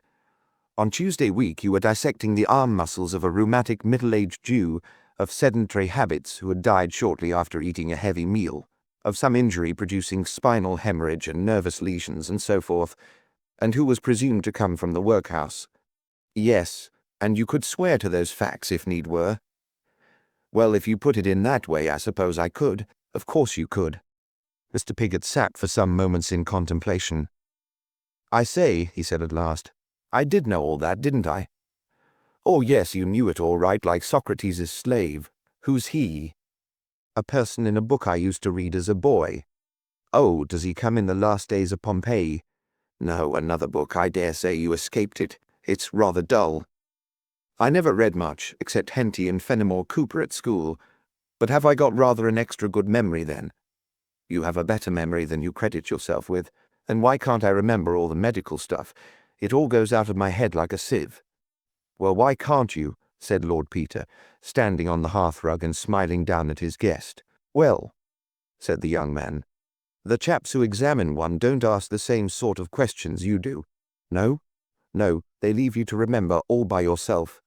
And it's beastly hard. Nothing to catch hold of, don't you know? But, I say, how did you know about Tommy Pringle being the funny man and— I didn't, till you told me. No, I know. But how did you know he'd be there if you did ask? I mean to say, said Mr. Piggott, who was becoming mellowed by influences themselves not unconnected with the alimentary canal. I say, are you rather clever, or am I rather stupid? No, no, said Lord Peter, it's me. I'm always asking such stupid questions. Everybody thinks I must mean something by 'em. This was too involved for Mr. Piggott. Never mind, said Parker soothingly. He's always like that. You mustn't take any notice. He can't help it. It's premature senile decay, often observed in the families of hereditary legislators. Go away, Wimsey, and play us the Beggar's Opera, or something. That's good enough, isn't it? Said Lord Peter, when the happy Mr. Piggott had been dispatched home after a really delightful evening. I'm afraid so, said Parker, but it seems almost incredible. There's nothing incredible in human nature, said Lord Peter, at least in educated human nature. Have you got that exhumation order? I shall have it tomorrow. I thought of fixing up with the workhouse people for tomorrow afternoon. I shall have to go and see them first. Right you are. I'll let my mother know. I begin to feel like you, Wimsey. I don't like this job. I like it a deal better than I did. You are really certain we're not making a mistake? Lord Peter had strolled across to the window. The curtain was not perfectly drawn, and he stood gazing out through the gap into lighted Piccadilly. At this he turned round. If we are, he said, we shall know tomorrow, and no harm will have been done. But I rather think you will receive a certain amount of confirmation on your way home. Look here, Parker. Do you know, if I were you, I'd spend the night here. There's a spare bedroom I can easily put you up. Parker stared at him. Do you mean I'm likely to be attacked? I think it very likely indeed. Is there anybody in the street? Not now. There was half an hour ago. When Piggott left. Yes, I say, I hope the boy's in no danger. That's what I went down to see. I don't think so. Fact is, I don't suppose anybody would imagine we'd exactly made a confidant of Piggott, but I think you and I are in danger. You'll stay? I'm damned if I will, Wimsey. Why should I run away? Bosh, said Peter. You'd run away all right if you believed me.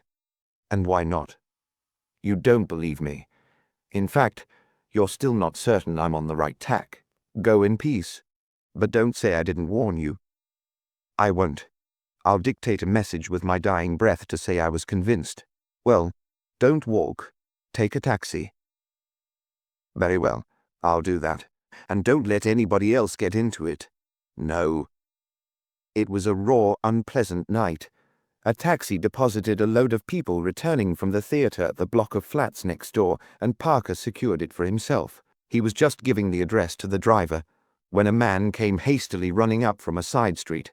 He was in evening dress and an overcoat. He rushed up, signaling frantically. Sir, dear me, why is Mr. Parker? How fortunate. If you would be so kind, someone from the club, a sick friend, can't find a taxi, everybody going home from the theatre. If I might share your cab. You are returning to Bloomsbury. I want Russell Square, if I might presume, a matter of life and death.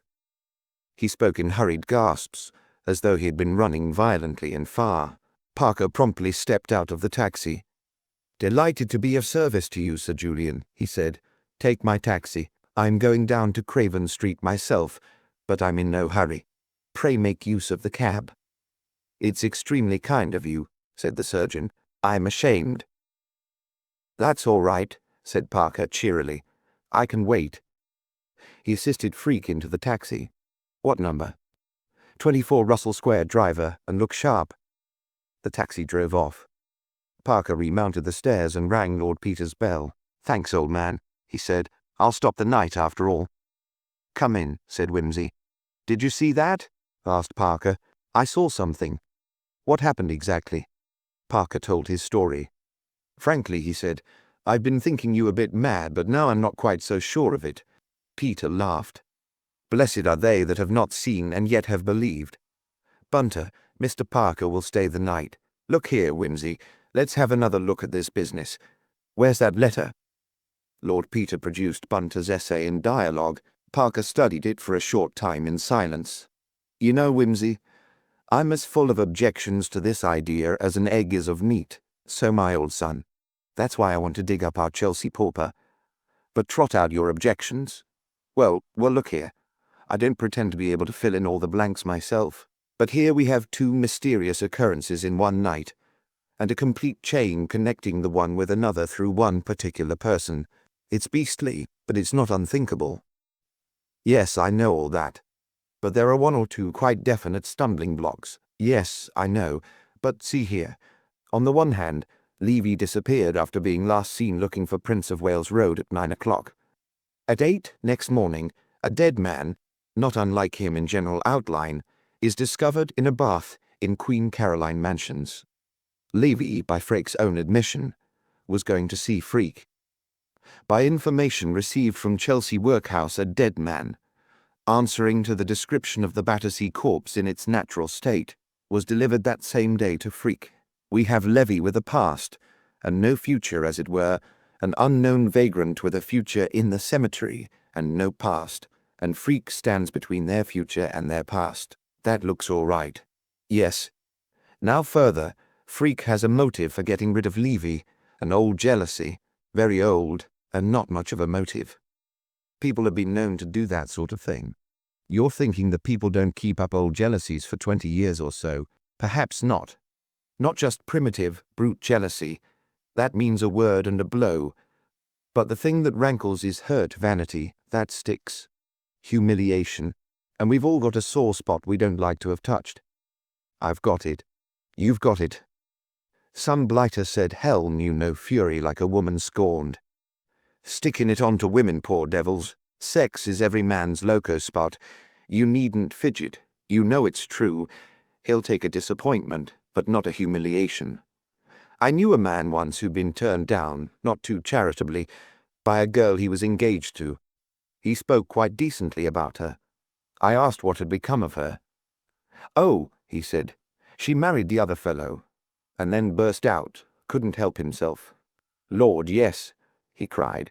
To think of it, jilted for a Scotchman. I don't know why he didn't like Scots, but that was what got him on the raw. Look at Freak. I've read his books. His attacks on his antagonists are savage, and he's a scientist.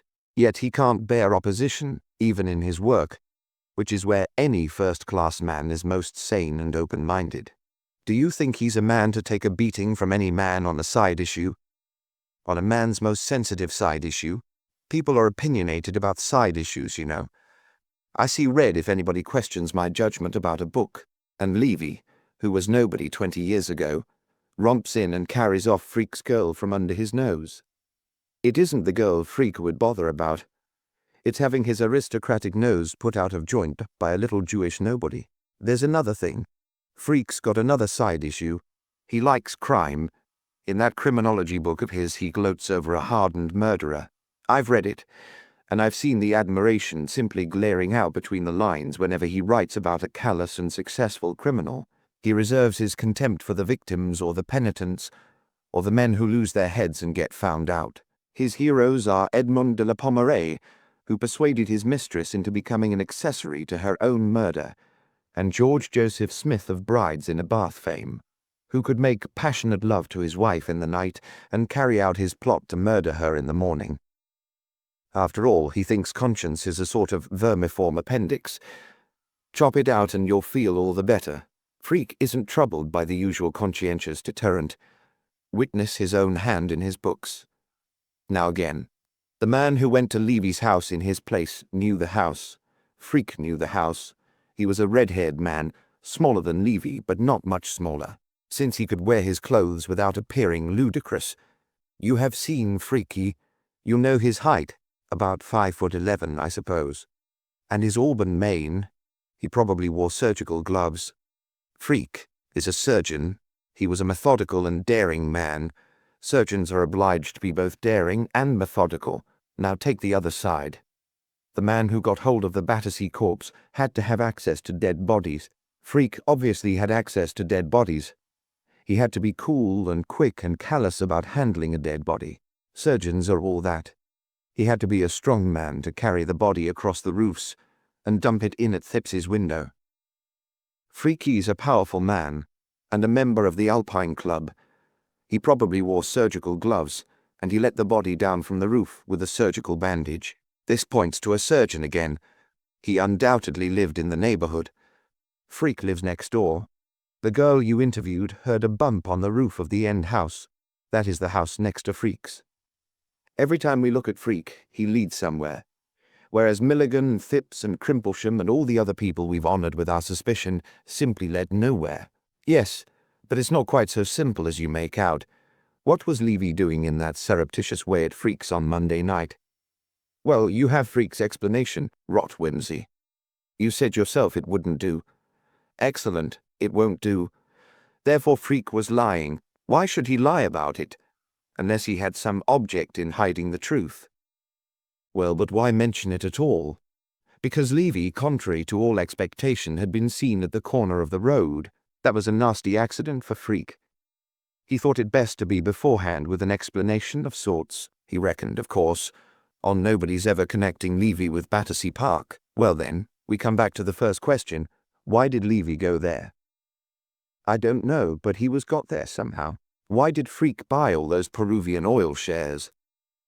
I don't know, said Parker in his turn. Anyway, went on Wimsey, Freaky expected him and made arrangements to let him in himself, so that Cummings shouldn't see who the caller was. But the caller left again at 10. Oh, Charles, I did not expect this of you. This is the purest sudgery. Who saw him go? Somebody said good night and walked away down the street. And you believe it was Levy because Freak didn't go out of his way to explain that it wasn't. Do you mean that Freak walked cheerfully out of the house to Park Lane and left Levy behind, dead or alive, for Cummings to find? We have Cummings's word that he did nothing of the sort. A few minutes after the steps walked away from the house, Freak rang the library bell and told Cummings to shut up for the night. Then, well, there's a side door to the house, I suppose. In fact, you know there is. Cummings said so through the hospital. Yes, well, where was Levy? Levy went up into the library and never came down. You've been in Frecky's library. Where would you have put him? In my bedroom next door. Then that's where he did put him. But suppose the man went in to turn down the bed. Beds are turned down by the housekeeper earlier than 10 o'clock. Yes. But Cummings heard Freak about the house all night. He heard him go in and out 2 or 3 times. He'd expect him to do that anyway.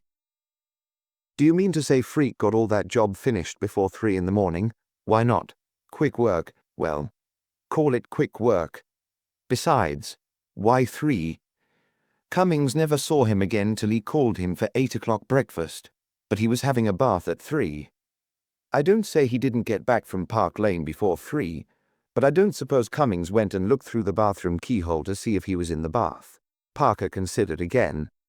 How about Crimplesham's pince-nez? He asked. That is a bit mysterious, said Lord Peter. And why Thipps's bathroom? Why, indeed. Pure accident, perhaps, or pure devilry. Do you think all this elaborate scheme could have been put together in a night, Wimsey? Far from it. It was conceived as soon as that man who bore a superficial resemblance to Levy came into the workhouse. He had several days. I see. Freak gave himself away at the inquest. He and Grimble disagreed about the length of the man's illness. If a small man, comparatively speaking, like Grimbold, presumes to disagree with a man like Freak, it's because he is sure of his ground. Then, if your theory is sound, Freak made a mistake. Yes, a very slight one. He was guarding with unnecessary caution against starting a train of thought in the mind of anybody, say, the workhouse doctor. Up till then, he'd been reckoning on the fact that people don't think a second time about anything a body, say, that's once been accounted for. What made him lose his head? A chain of unforeseen accidents. Levy's having been recognized, my mother's son having foolishly advertised in the Times his connection with the Battersea end of the mystery. Detective Parker, whose photograph has been a little prominent in the illustrated press lately, seen sitting next door to the Duchess of Denver at the inquest. His aim in life was to prevent the two ends of the problem from linking up. And there were two of the links, literally side by side. Many criminals are wrecked by overcaution. Parker was silent. Chapter 11. A regular pea-souper, by Jove, said Lord Peter. Parker grunted, and struggled irritably into an overcoat. It affords me, if I may say so, the greatest satisfaction, continued the noble lord, that in a collaboration like ours, all the uninteresting and disagreeable routine work is done by you. Parker grunted again. Do you anticipate any difficulty about the warrant? Inquired Lord Peter. Parker grunted a third time. I suppose you've seen to it that all this business is kept quiet. Of course. You've muzzled the workhouse people. Of course. And the police? Yes.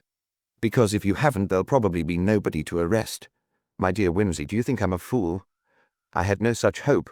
Parker grunted finally and departed. Lord Peter settled down to a perusal of his Dante. It afforded him no solace. Lord Peter was hampered in his career as a private detective by a public school education. Despite Parker's admonitions, he was not always able to discount it. His mind had been warped in its young growth by Raffles and Sherlock Holmes, or the sentiments for which they stand. He belonged to a family which had never shot a fox.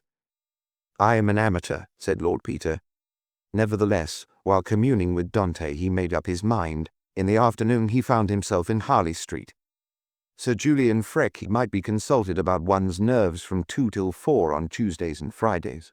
Lord Peter rang the bell. Have you an appointment, sir? Inquired the man who opened the door. No, said Lord Peter, but will you give Sir Julian my card? I think it possible he may see me without one. He sat down in the beautiful room in which Sir Julian's patients awaited his healing counsel. It was full of people. 2 or 3 fashionably dressed women were discussing shops and servants together, and teasing a toy griffon. A big, worried-looking man by himself in a corner looked at his watch 20 times a minute. Lord Peter knew him by sight. It was Wintrington, a millionaire, who had tried to kill himself a few months ago. He controlled the finances of 5 countries, but he could not control his nerves. The finances of 5 countries were in Sir Julian Freke's capable hands. By the fireplace sat a soldierly-looking young man of about Lord Peter's own age. His face was prematurely lined and worn. He sat bolt upright, his restless eyes darting in the direction of every slightest sound. On the sofa was an elderly woman of modest appearance, with a young girl. The girl seemed listless and wretched. The woman's look showed deep affection, and anxiety tempered with a timid hope. Close beside Lord Peter was another younger woman, with a little girl, and Lord Peter noticed in both of them the broad cheekbones and beautiful grey, slanting eyes of the Slav. The child, moving restlessly about, trod on Lord Peter's patent leather toe, and the mother admonished her in French, before turning to apologize to Lord Peter. "Mais je vous en prie, madame," said the young man. "It is nothing." "She is nervous, pauvre petite," said the young woman. "You are seeking advice for her?" "Yes. He is wonderful, the doctor. Figure to yourself, monsieur, she cannot forget, poor child, the things she has seen." She leaned nearer, so that the child might not hear. "We have escaped from starving Russia 6 months ago. I dare not tell you, she has such quick ears. And then, the cries, the tremblings, the convulsions, they all begin again. We were skeletons when we arrived, mon Dieu, but that is better now. See, she is thin, but she is not starved. She would be fatter but for the nerves that keep her from eating. We who are older, we forget enfin, on apprendre n'est pas y penser. But these children, when one is young, monsieur, toute sa impression trop." Lord Peter, escaping from the thraldom of British good form, expressed himself in that language in which sympathy is not condemned to mutism. "But she is much better, said the mother proudly. "The great doctor, he does marvels. C'est un homme précieux," said Lord Peter. "Ah, monsieur, c'est un saint qui opère des miracles, nous prions pour lui, Natasha et moi, tous les jours. N'est-ce pas, chérie? And consider, monsieur, that he does it all, si grand homme, cet homme illustre, for nothing at all. When we come here, we have not even the clothes upon our backs. We are ruined, famished. Et avec ça que nous sommes de bonne famille, mais hélas, monsieur aussi. Comme vous savez, ça ne vous vaut que des insultes, des atrocités. Enfin, the great Sir Julian sees us. He says, 'Madame, your little girl is very interesting to me. Say no more.' I cure her for nothing pour ses beaux yeux," a-t-il ajouté en riant. "Ah, monsieur, c'est un ça, un véritable ça, and Natasha is much, much better. Madame, je vous en félicite. And you, monsieur? You are young, well, strong. You also suffer? It is still the war, perhaps?" "A little remains of shell shock," said Lord Peter. "Ah, yes, so many good, brave young men. Sir Julian can spare you a few minutes, my lord, if you will come in now," said the servant. Lord Peter bowed to his neighbour and walked across the waiting room. As the door of the consulting room closed behind him, he remembered having once gone disguised into the staff room of a German officer. He experienced the same feeling, the feeling of being caught in a trap, and a mingling of bravado and shame. He had seen Sir Julian freak several times from a distance, but never close. Now, while carefully and quite truthfully detailing the circumstances of his recent nervous attack, he considered the man before him, a man taller than himself, with immense breadth of shoulder and wonderful hands. A face beautiful, impassioned and inhuman, fanatical, compelling eyes, bright blue amid the ruddy bush of hair and beard. They were not the cool and kindly eyes of the family doctor. They were the brooding eyes of the inspired scientist, and they searched one through.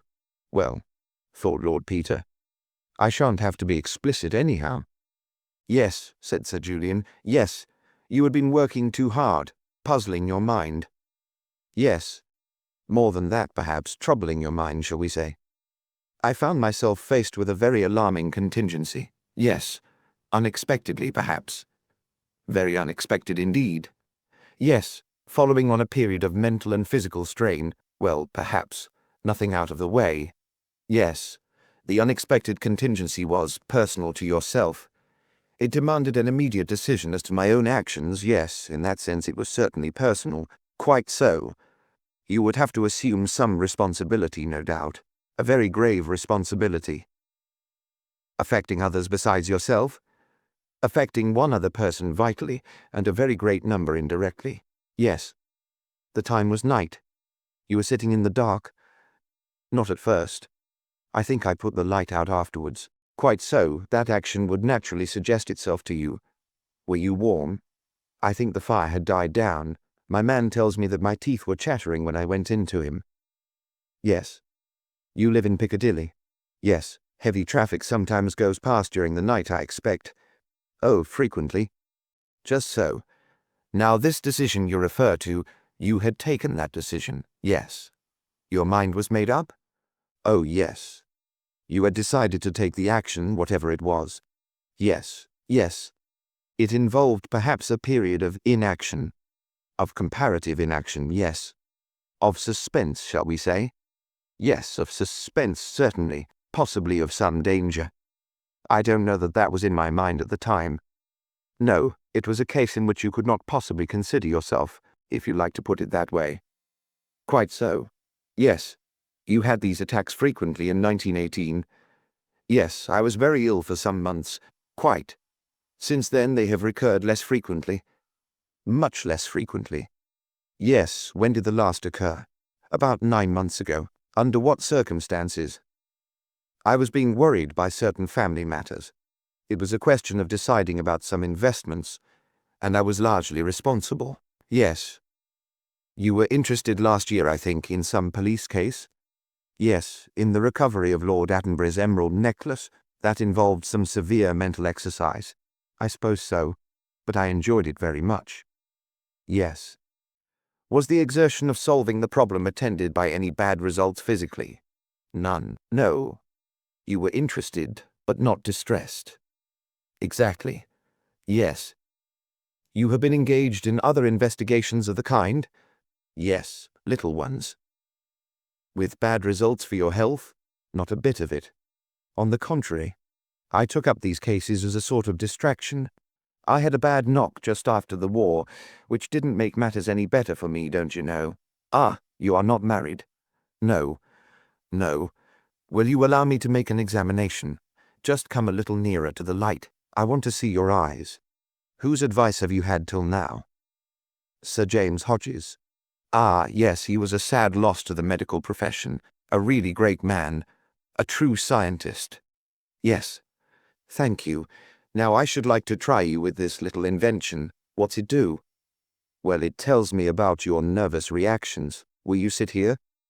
The examination that followed was purely medical. When it was concluded, Sir Julian said, "Now, Lord Peter, I'll tell you about yourself in quite untechnical language." Thanks, said Peter. That's kind of you. I'm an awful fool about long words. Yes. Are you fond of private theatricals, Lord Peter? Not particularly, said Peter, genuinely surprised. Awful bore as a rule. Why? I thought you might be, said the specialist dryly. Well now, you know quite well that the strain you put on your nerves during the war has left its mark on you. It has left what I may call old wounds in your brain. Sensations received by your nerve endings send messages to your brain and produced minute physical changes there. Changes we are only beginning to be able to detect, even with our most delicate instruments. These changes in their turn set up sensations, or I should say more accurately, that sensations are the names we give to these changes of tissue when we perceive them. We call them horror, fear, sense of responsibility, and so on. Yes, I follow you. Very well. Now, if you stimulate those damaged places in your brain again, you run the risk of opening up the old wounds. I mean, that if you get nerve sensations of any kind producing the reactions which we call horror, fear, and sense of responsibility, they may go on to make disturbance right along the old channel, and produce in their turn physical changes which you will call by the names you are accustomed to associate with them. Dread of German mines, responsibility for the lives of your men, strained attention, and the inability to distinguish small sounds through the overpowering noise of guns. I see. This effect would be increased by extraneous circumstances, producing other familiar physical sensations. Night, cold, or the rattling of heavy traffic, for instance. Yes. Yes. The old wounds are nearly healed, but not quite. The ordinary exercise of your mental faculties has no bad effect. It is only when you excite the injured part of your brain. Yes, I see. Yes. You must avoid these occasions. You must learn to be irresponsible, Lord Peter. My friends say I'm only too irresponsible already, very likely. A sensitive, nervous temperament often appears so, owing to its mental nimbleness. Oh, yes, this particular responsibility you were speaking of still rests upon you. Yes, it does. You have not yet completed the course of action on which you have decided. Not yet. You feel bound to carry it through? Oh, yes, I can't back out of it now. No, you are expecting further strain. A certain amount. Do you expect it to last much longer? Very little longer now. Ah, your nerves are not all they should be. No? No. Nothing to be alarmed about, but you must exercise care while undergoing this strain, and afterwards you should take a complete rest. How about a voyage in the Mediterranean or the South Seas or somewhere? Thanks. I'll think about it. Meanwhile, to carry you over the immediate trouble, I will give you something to strengthen your nerves. It will do you no permanent good, you understand, but it will tide you over the bad time. And I will give you a prescription. Thank you. Sir Julian got up and went into a small surgery leading out of the consulting room. Lord Peter watched him moving about, boiling something and writing. Presently he returned with a paper and a hypodermic syringe. Here is the prescription. And now if you will just roll up your sleeve, I will deal with the necessity of the immediate moment. Lord Peter obediently rolled up his sleeve. Sir Julian Freaky selected a portion of his forearm and anointed it with iodine. What's that you're going to stick into me? Bugs? The surgeon laughed. Not exactly, he said. He pinched up a portion of flesh between his finger and thumb. You've had this kind of thing before, I expect. Oh, yes, said Lord Peter. He watched the cool fingers, fascinated, and the steady approach of the needle. Yes, I've had it before, and you know, I don't care frightfully about it. He had brought up his right hand, and it closed over the surgeon's wrist like a vice. The silence was like a shock. The blue eyes did not waver. They burned down steadily upon the heavy white lids below them. Then these slowly lifted. The grey eyes met the blue, coldly, steadily, and held them. When lovers embrace, there seems no sound in the world but their own breathing. So the two men breathed face to face. As you like, of course, Lord Peter, said Sir Julian courteously. Afraid I'm rather a silly ass, said Lord Peter, but I never could abide these little gadgets. I had one once that went wrong and gave me a rotten bad time. They make me a bit nervous. In that case, replied Sir Julian, it would certainly be better not to have the injection. It might rouse up just those sensations which we are desirous of avoiding. You will take the prescription, then, and do what you can to lessen the immediate strain as far as possible.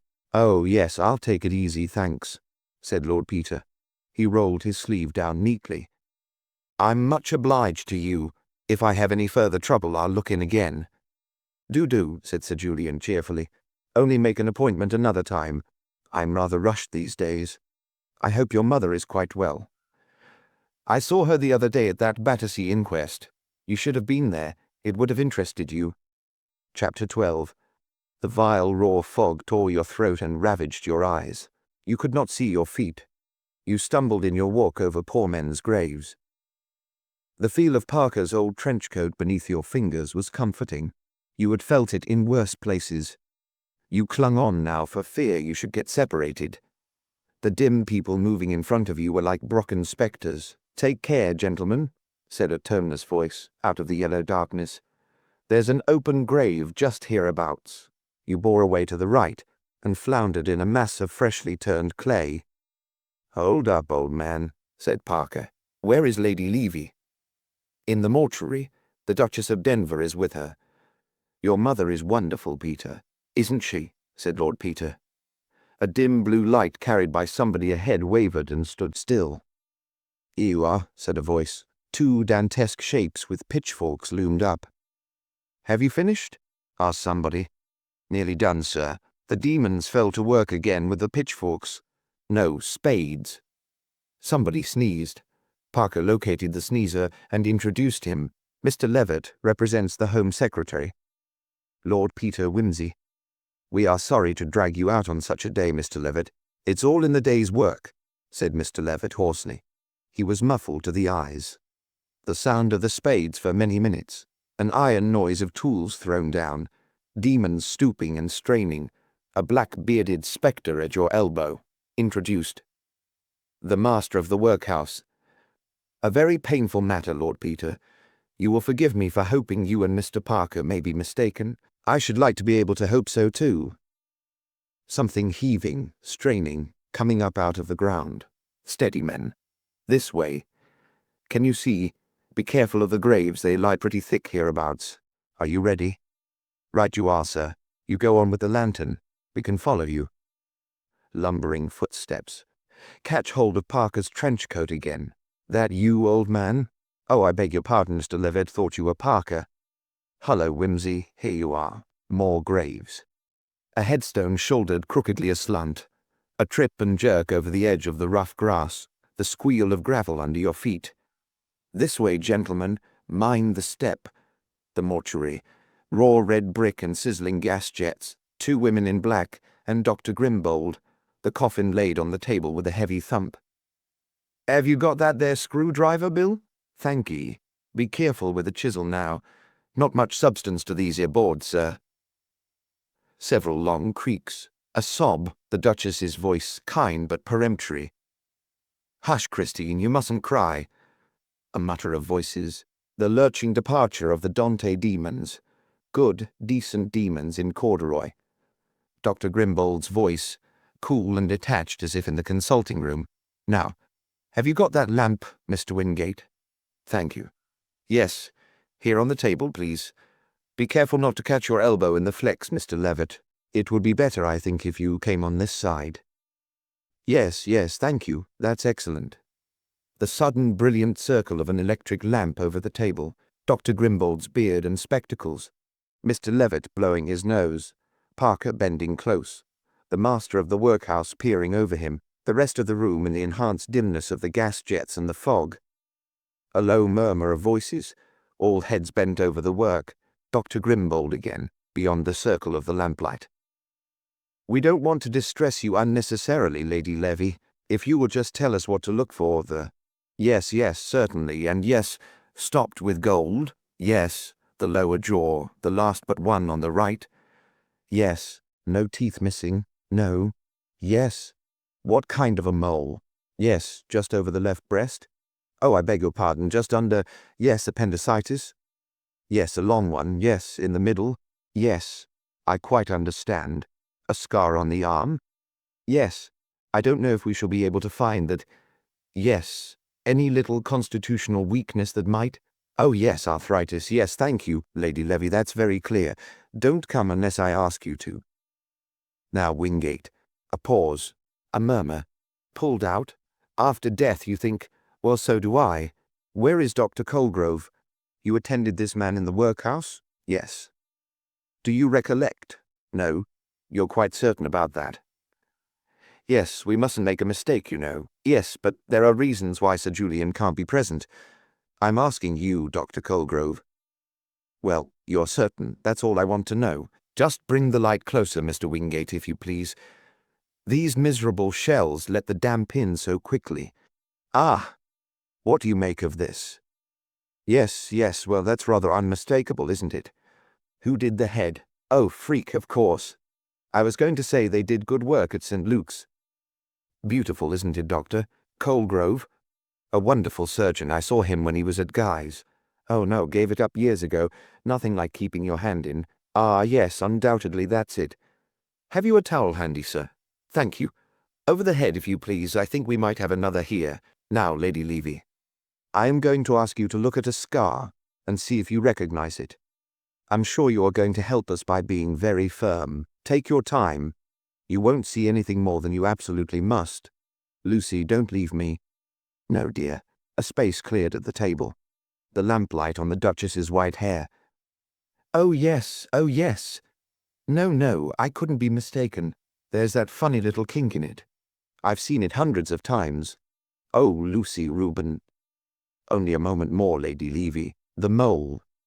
I think so. Oh, yes, that is the very place. Yes. And the scar, was it 3-cornered just above the elbow? Yes, oh yes. Is this it? Yes. I must ask you definitely, Lady Levy. Do you, from these 3 marks, identify the body as that of your husband? Oh, I must. Mustn't I? Nobody else could have them just the same in just those places.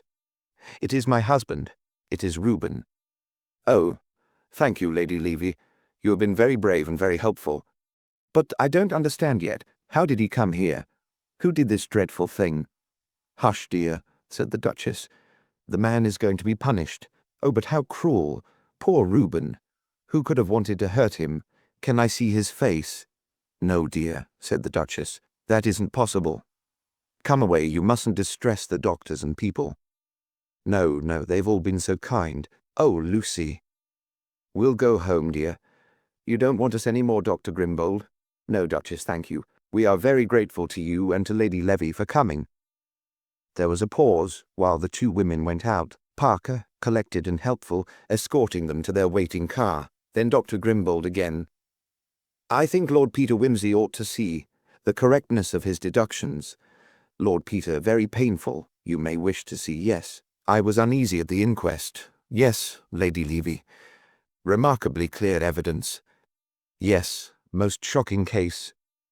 Ah, here's Mr. Parker, you and Lord Peter Wimsey entirely justified, do I really understand? Really, I can hardly believe it.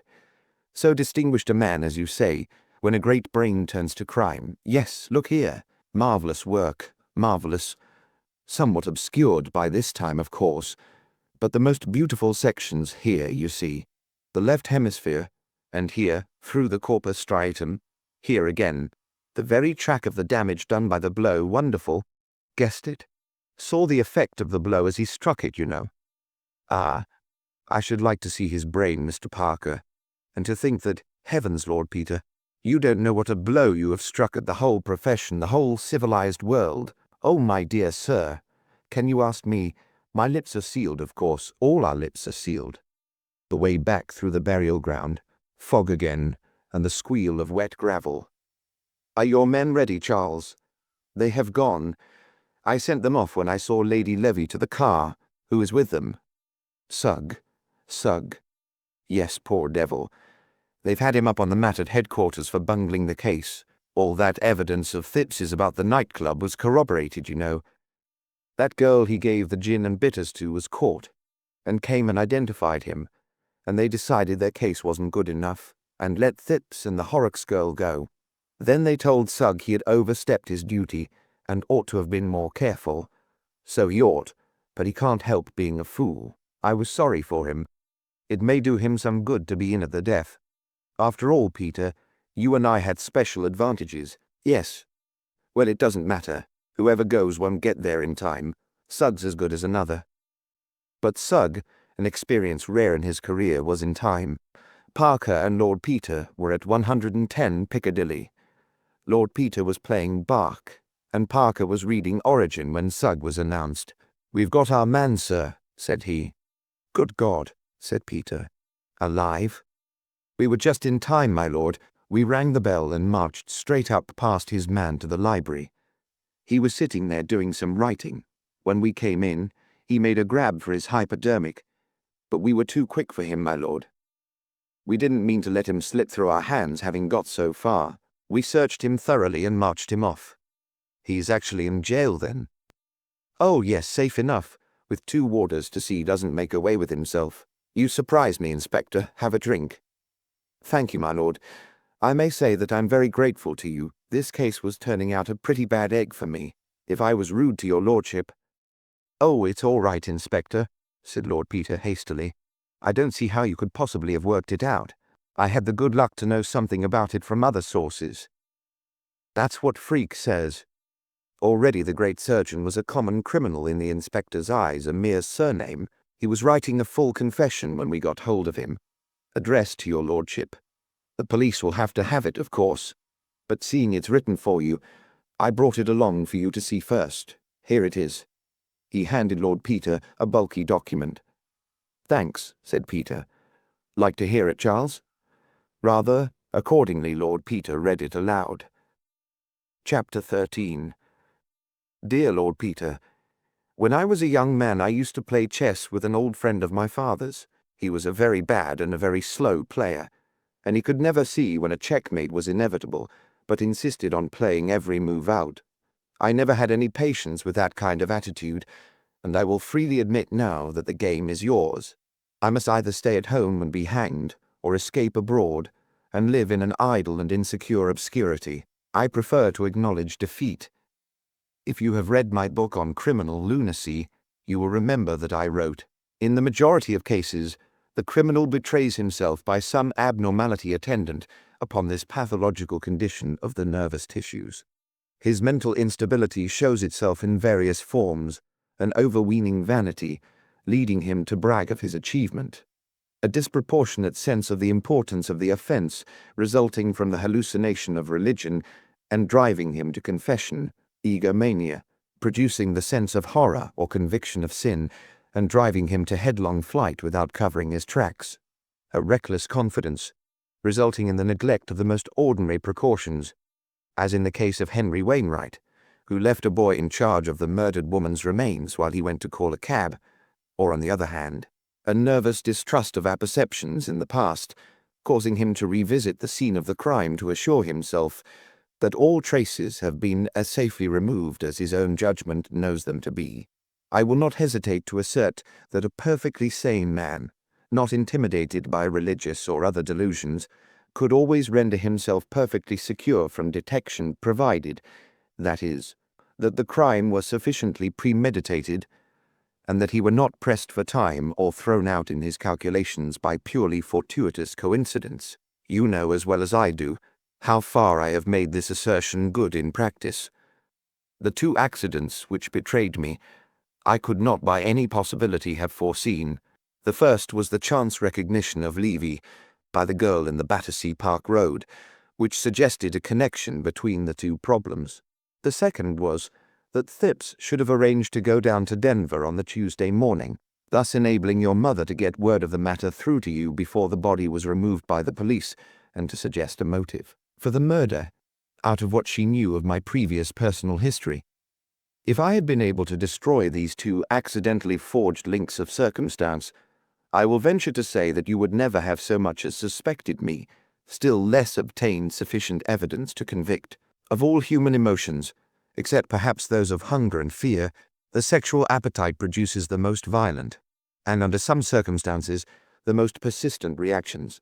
I think, however, I am right in saying that at the time when I wrote my book, my original sensual impulse to kill Sir Reuben Levy had already become profoundly modified by my habits of thought.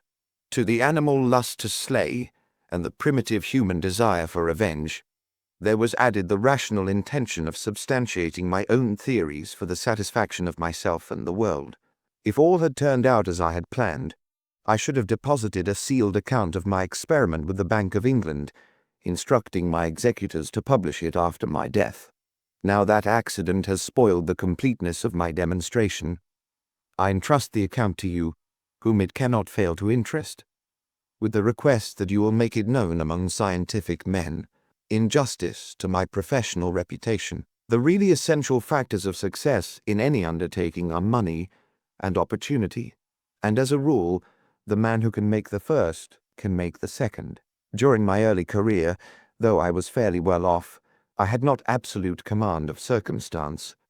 Accordingly, I devoted myself to my profession, and contented myself with keeping up a friendly connection with Reuben Levy and his family. This enabled me to remain in touch with his fortunes and interests, so that, when the moment for action should arrive, I might know what weapons to use. Meanwhile, I carefully studied criminology in fiction and fact. My work on criminal lunacy was a side product of this activity, and saw how, in every murder, the real crux of the problem was the disposal of the body. As a doctor, the means of death were always ready to my hand, and I was not likely to make any error in that connection, nor was I likely to betray myself on account of any illusory sense of wrongdoing. The sole difficulty would be that of destroying all connection between my personality and that of the corpse. You will remember that Michael Finsbury, in Stevenson's entertaining romance, observes, "What hangs people is the unfortunate circumstance of guilt." It became clear to me that the mere leaving about of a superfluous corpse could convict nobody, provided that nobody was guilty in connection with that particular corpse. Thus the idea of substituting the one body for the other was early arrived at, though it was not till I obtained the practical direction of St. Luke's Hospital that I found myself perfectly unfettered in the choice and handling of dead bodies. From this period on, I kept a careful watch on all the material brought in for dissection. My opportunity did not present itself until the week before Sir Reuben's disappearance, when the medical officer at the Chelsea workhouse sent word to me that an unknown vagrant had been injured that morning by the fall of a piece of scaffolding. and was exhibiting some very interesting nervous and cerebral reactions. I went round and saw the case, and was immediately struck by the man's strong, superficial resemblance to Sir Reuben. He had been heavily struck on the back of the neck, dislocating the 4th and 5th cervical vertebrae, and heavily bruising the spinal cord. It seemed highly unlikely that he could ever recover, either mentally or physically, and in any case, there appeared to me to be no object in indefinitely prolonging so unprofitable an existence. He had obviously been able to support life until recently, as he was fairly well nourished, but the state of his feet and clothing showed that he was unemployed, and under present conditions he was likely to remain so. I decided that he would suit my purpose very well, and immediately put in train certain transactions in the city which I had already sketched out in my own mind. In the meantime, the reactions mentioned by the workhouse doctor were interesting, and I made careful studies of them, and arranged for the delivery of the body to the hospital when I should have completed my preparations. On the Thursday and Friday of that week, I made private arrangements with various brokers to buy the stock of certain Peruvian oil fields, which had gone down almost to waste paper. This part of my experiment did not cost me very much, but I contrived to arouse considerable curiosity, and even a mild excitement. At this point I was of course careful not to let my name appear. The incidents of Saturday and Sunday gave me some anxiety lest my man should after all die before I was ready for him, but by the use of saline injections I contrived to keep him alive, and late on Sunday night he even manifested disquieting symptoms of, at any rate, a partial recovery. On Monday morning the market in Peruvians opened briskly. Rumours had evidently got about that somebody knew something, and this day I was not the only buyer in the market. I bought a couple of hundred more shares in my own name, and left the matter to take care of itself.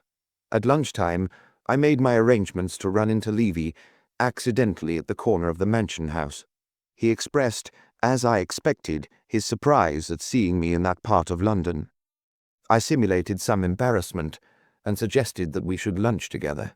I dragged him to a place a bit off the usual beat, and there ordered a good wine, and drank of it as much as he might suppose sufficient to induce a confidential mood. I asked him how things were going on 'Change. He said, "Oh, all right," but appeared a little doubtful, and asked me whether I did anything in that way. I said I had a little flutter occasionally, and that, as a matter of fact, I'd been put on to rather a good thing. I glanced round apprehensively at this point, and shifted my chair nearer to his. "I suppose you don't know anything about Peruvian oil, do you?" he said. I started and looked round again, and leaning across to him said, dropping my voice, "Well, I do, as a matter of fact. But I don't want it to get about. I stand to make a good bit on it." "But I thought the thing was hollow," he said. "It hasn't paid a dividend for umpteen years." "No," I said. "It hasn't, but it's going to. I've got inside information." He looked a bit unconvinced, and I emptied off my glass and edged right up to his ear. "Look here," I said. "I'm not giving this away to everyone, but I don't mind doing you and Christine a good turn. You know, I've always kept a soft place in my heart for her, ever since the old days. You got in ahead of me that time, and now it's up to me to heap coals of fire on you both." I was a little excited by this time, and he thought I was drunk. "It's very kind of you, old man," he said, "but I'm a cautious bird, you know, always was. I'd like a bit of proof."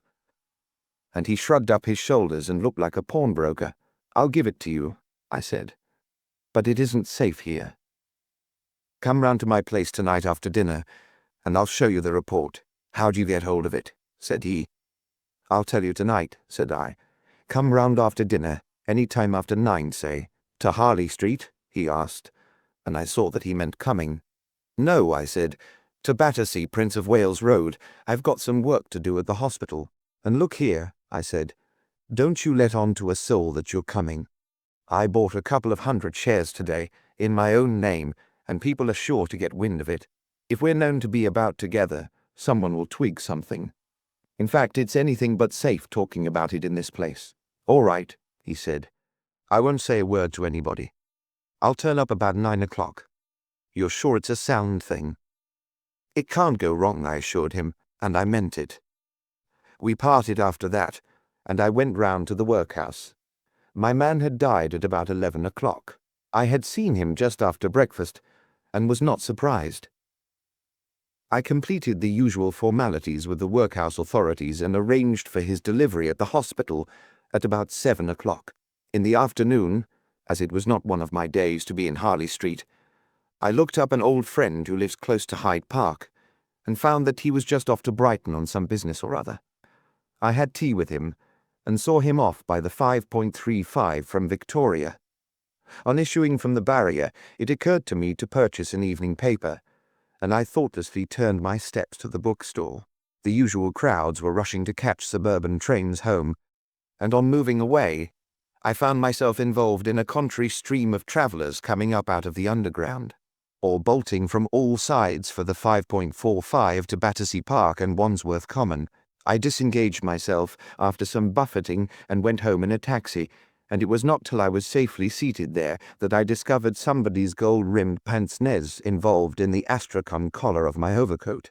The time from 6:15 to 7, I spent concocting something to look like a bogus report for Sir Reuben. At 7 I went through to the hospital and found the workhouse van just delivering my subject at the side door. I had him taken straight up to the theatre and told the attendant, William Watts, that I intended to work there that night. I told him I would prepare the body myself. The injection of a preservative would have been a most regrettable complication. I sent him about his business and then went home and had dinner. I told my man that I should be working in the hospital that evening, and that he could go to bed at 10.30 as usual, as I could not tell whether I should be late or not. He is used to my erratic ways. I only keep 2 servants in the Battersea house, the manservant and his wife, who cooks for me.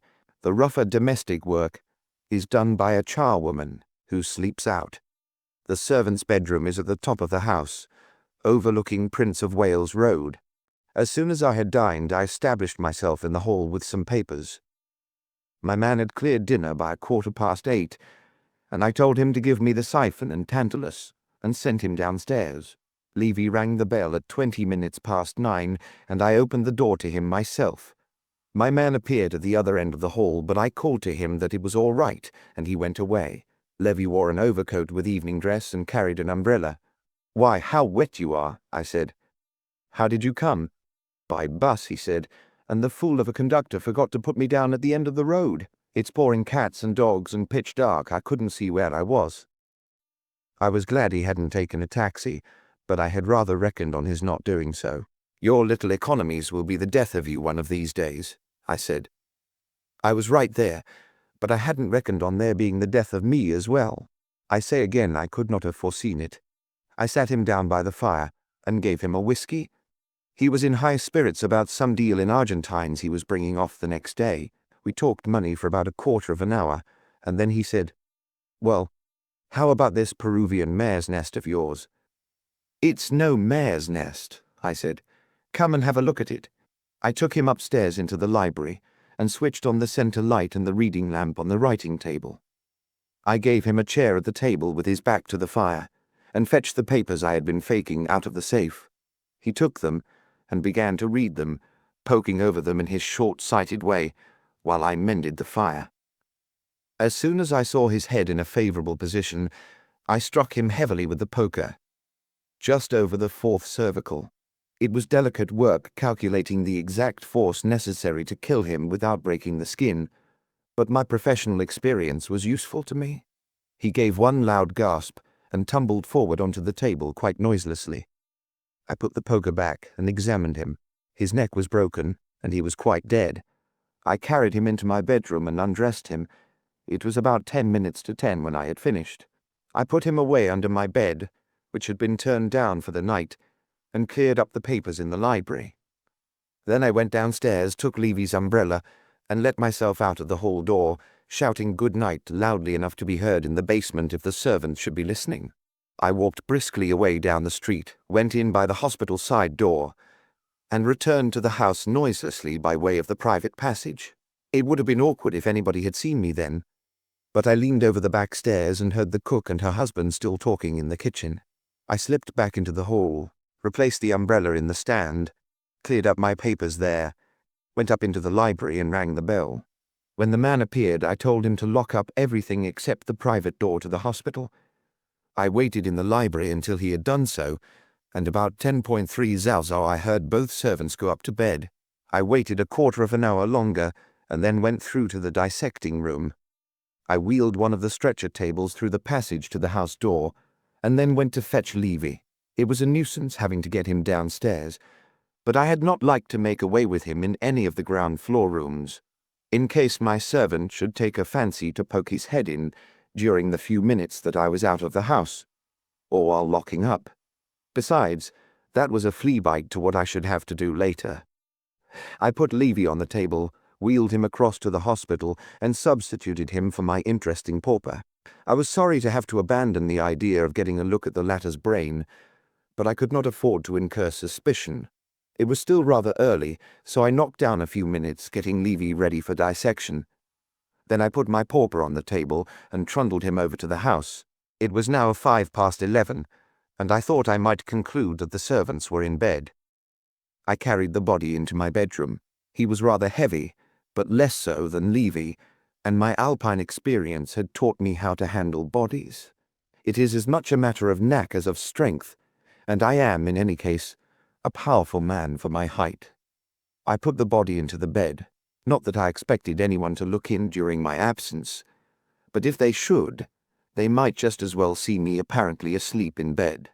I drew the clothes a little over his head, stripped, and put on Levy's clothes, which were fortunately a little big for me everywhere, not forgetting to take his spectacles, watch, and other oddments. At a little before 11:30, I was in the road looking for a cab. People were just beginning to come home from the theatre, and I easily secured one at the corner of Prince of Wales Road. I told the man to drive me to Hyde Park Corner. There I got out, tipped him well, and asked him to pick me up again at the same place in an hour's time. He assented with an understanding grin, and I walked on up Park Lane. I had my own clothes with me in a suitcase, and carried my own overcoat and Levy's umbrella. When I got to number 9A, there were lights in some of the top windows. I was very nearly too early, owing to the old man's having sent the servants to the theatre. I waited about for a few minutes, and heard it strike the midnight. The lights were extinguished shortly after, and I let myself in with Levy's key. It had been my original intention, when I thought over this plan of murder, to let Levy disappear from the study or the dining room, leaving only a heap of clothes on the hearthrug. The accident of my having been able to secure Lady Levy's absence from London, however, made possible a solution more misleading, though less pleasantly fantastic. I turned on the hall light, hung up Levy's wet overcoat, and placed his umbrella in the stand. I walked up noisily and heavily to the bedroom, and turned off the light by the duplicate switch on the landing. I knew the house well enough, of course. There was no chance of my running into the manservant. Old Levy was a simple old man, who liked doing things for himself. He gave his valet little work, and never required any attendance at night. In the bedroom, I took off Levy's gloves and put on a surgical pair, so as to leave no telltale fingerprints. As I wished to convey the impression that Levy had gone to bed in the usual way, I simply went to bed. The surest and simplest method of making a thing appear to have been done is to do it. A bed that has been rumpled about with one's hands, for instance, never looks like a bed that has been slept in. I dared not use Levy's brush, of course, as my hair is not of his colour, but I did everything else. I supposed that a thoughtful old man like Levy would put his boots handy for his valet, and I ought to have deduced that he would fold up his clothes. That was a mistake, but not an important one. Remembering that well-thought-out little work of Mr. Bentley's, I had examined Levy's mouth for false teeth, but he had none. I did not forget, however, to wet his toothbrush. At 1 o'clock I got up and dressed in my own clothes by the light of my own pocket torch. I dared not turn on the bedroom lights, as there were light blinds to the windows. I put on my own boots and an old pair of goloshes outside the door. There was a thick Turkey carpet on the stairs and hall floor, and I was not afraid of leaving marks. I hesitated whether to chance the banging of the front door, but decided it would be safer to take the latchkey. It is now in the Thames. I dropped it over Battersea Bridge the next day. I slipped quietly down and listened for a few minutes with my ear to the letterbox. I heard a constable tramp past, As soon as his steps had died away in the distance, I stepped out and pulled the door gingerly to. It closed almost soundlessly, and I walked away to pick up my cab. I had an overcoat of much the same pattern as Levy's, and had taken the precaution to pack an opera hat in my suitcase. I hoped the man would not notice that I had no umbrella this time. Fortunately, the rain had diminished for the moment to a sort of drizzle, and if he noticed anything, he made no observation. I told him to stop at 50 Overstrand Mansions, and I paid him off there and stood under the porch till he had driven away. Then I hurried round to my own side door and let myself in. It was about 1:45, and the harder part of my task still lay before me. My first step was so to alter the appearance of my subject as to eliminate any immediate suggestion either of Levy or of the workhouse vagrant. A fairly superficial alteration was all I considered necessary, since there was not likely to be any hue and cry after the pauper. He was fairly accounted for, and his deputy was at hand to represent him. Nor, if Levy was after all traced to my house, would it be difficult to show that the body in evidence was, as a matter of fact, not his. A clean shave and a little hair oiling and manicuring seemed sufficient to suggest a distinct personality for my silent accomplice. His hands had been well washed in hospital, and though calloused, were not grimy. I was not able to do the work as thoroughly as I should have liked, because time was getting on. I was not sure how long it would take me to dispose of him, and moreover, I feared the onset of rigor mortis, which would make my task more difficult. When I had him barbered to my satisfaction, I fetched a strong sheet and a couple of wide roller bandages, and fastened him up carefully, padding him with cotton wool wherever the bandages might chafe or leave a bruise. Now came the really ticklish part of the business. I had already decided in my own mind that the only way of conveying him from the house was by the roof. To go through the garden at the back in this soft, wet weather was to leave a ruinous trail behind us. To carry a dead man down a suburban street in the middle of the night seemed outside the range of practical politics. On the roof, on the other hand, the rain, which would have betrayed me on the ground, would stand my friend. To reach the roof, it was necessary to carry my burden to the top of the house, past my servant's room, and hoist him out through the trap door in the box-room roof. Had it merely been a question of going quietly up there myself, I should have had no fear of waking the servants, but to do so burdened by a heavy body was more difficult. It would be possible, provided that the man and his wife were soundly asleep, but if not, the lumbering tread on the narrow stair and the noise of opening the trap door would be only too plainly audible. I tiptoed delicately up the stair and listened at their door. To my disgust, I heard the man give a grunt and mutter something as he moved in his bed. I looked at my watch. My preparations had taken nearly an hour, first and last, and I dared not be too late on the roof. I determined to take a bold step and, as it were, bluff out an alibi. I went without precaution against noise into the bathroom, turned on the hot and cold water taps to the full, and pulled out the plug. My household has often had occasion to complain of my habit of using the bath at irregular night hours. Not only does the rush of water into the cistern disturb any sleepers on the Prince of Wales Road side of the house, but my cistern is afflicted with peculiarly loud gurglings and thumpings, while frequently the pipes emit a loud groaning sound. To my delight, on this particular occasion, the cistern was in excellent form, honking, whistling, and booming like a railway terminus. I gave the noise 5 minutes' start, and when I calculated that the sleepers would have finished cursing me and put their heads under the clothes to shut out the din, I reduced the flow of water to a small stream and left the bathroom, taking good care to leave the light burning and lock the door after me. Then I picked up my pauper and carried him upstairs as lightly as possible. The box room is a small attic on the side of the landing, opposite to the servant's bedroom and the cistern room. It has a trap door, reached by a short wooden ladder. I set this up, hoisted up my pauper, and climbed up after him. The water was still racing into the cistern, which was making a noise as though it were trying to digest an iron chain, and with the reduced flow in the bathroom, the groaning of the pipes had risen almost to a hoot. I was not afraid of anybody hearing other noises. I pulled the ladder through onto the roof after me. Between my house and the last house in Queen Caroline Mansions, there is a space of only a few feet. Indeed, When the mansions were put up, I believe there was some trouble about ancient lights, but I suppose the parties compromised somehow. Anyhow, my 7-foot ladder reached well across.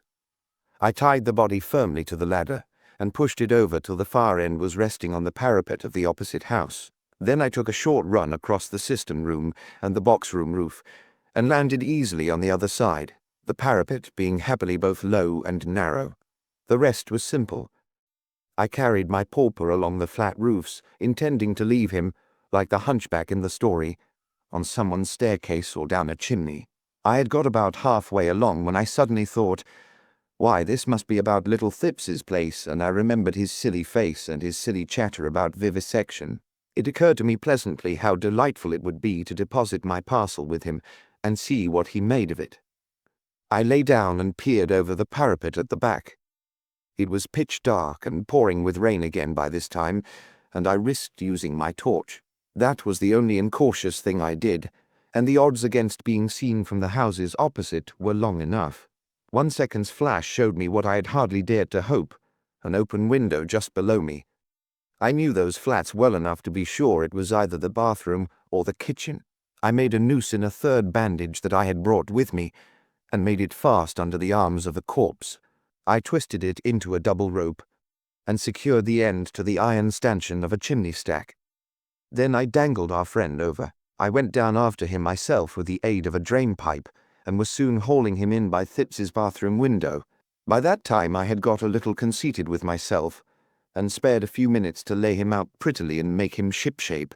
A sudden inspiration suggested that I should give him the pair of pince-nez which I had happened to pick up at Victoria. I came across them in my pocket while I was looking for a penknife to loosen a knot, and I saw what distinction they would lend his appearance. Besides making it more misleading, I fixed them on him, effaced all traces of my presence as far as possible, and departed as I had come, going easily up between the drain pipe and the rope. I walked quietly back, recrossed my crevasse, and carried in my ladder and sheet. My discreet accomplice greeted me with a reassuring gurgle and thump. I didn't make a sound on the stairs. Seeing that I had now been having a bath for about 3/4 of an hour, I turned the water off and enabled my deserving domestics to get a little sleep. I also felt it was time I had a little myself. First, however, I had to go over to the hospital and make all safe there. I took off Levy's head and started to open up the face. In 20 minutes his own wife could not have recognized him. I returned, leaving my wet galoshes and mackintosh by the garden door. My trousers I dried by the gas stove in my bedroom and brushed away all traces of mud and brick dust. My pauper's beard I burned in the library. I got a good 2 hours' sleep from 5 to 7 when my man called me as usual. I apologized for having kept the water running so long and so late, and added that I thought I would have the cistern seen to. I was interested to note that I was rather extra hungry at breakfast, showing that my night's work had caused a certain wear and tear of tissue. I went over afterwards to continue my dissection. During the morning, a peculiarly thick-headed police inspector came to inquire whether a body had escaped from the hospital. I had him brought to me where I was, and had the pleasure of showing him the work I was doing on Sir Reuben Levy's head. Afterwards I went round with him to Thipps's, and was able to satisfy myself that my pauper looked very convincing. As soon as the stock exchange opened, I telephoned my various brokers, and by exercising a little care, was able to sell out the greater part of my Peruvian stock on a rising market. Towards the end of the day, however, buyers became rather unsettled as a result of Levy's death, and in the end I did not make more than a few hundreds by the transaction. Trusting I have now made clear to you any point which you may have found obscure, and with congratulations on the good fortune and perspicacity which have enabled you to defeat me, I remain, with kind remembrances to your mother, yours very truly, Julian Frecke. Postscriptum, my will is made, leaving my money to St. Luke's Hospital, and bequeathing my body to the same institution for dissection. I feel sure that my brain will be of interest to the scientific world. As I shall die by my own hand, I imagine that there may be a little difficulty about this. Will you do me the favor, if you can, of seeing the persons concerned in the inquest, and obtaining that the brain is not damaged by an unskilful practitioner at the post-mortem? and that the body is disposed of according to my wish. By the way, it may be of interest to you to know that I appreciated your motive in calling this afternoon. It conveyed a warning, and I am acting upon it in spite of the disastrous consequences to myself. I was pleased to realize that you had not underestimated my nerve and intelligence and refused the injection. Had you submitted to it, you would, of course, never have reached home alive. No trace would have been left in your body of the injection, which consisted of a harmless preparation of strychnine, mixed with an almost unknown poison, for which there is at present no recognized test, a concentrated solution of SN. At this point the manuscript broke off. "Well, that's all clear enough," said Parker. "Isn't it queer?" said Lord Peter. "All that coolness, all those brains, and then he couldn't resist writing a confession to show how clever he was, even to keep his head out of the noose." "And a very good thing for us," said Inspector Sugg. "But Lord bless you, sir, these criminals are all alike." "Freak's epitaph," said Parker when the inspector had departed. "What next, Peter?" "I shall now give a dinner party," said Lord Peter, "to Mr. John P. Milligan and his secretary, and to Messrs. Crimplesham and Wicks.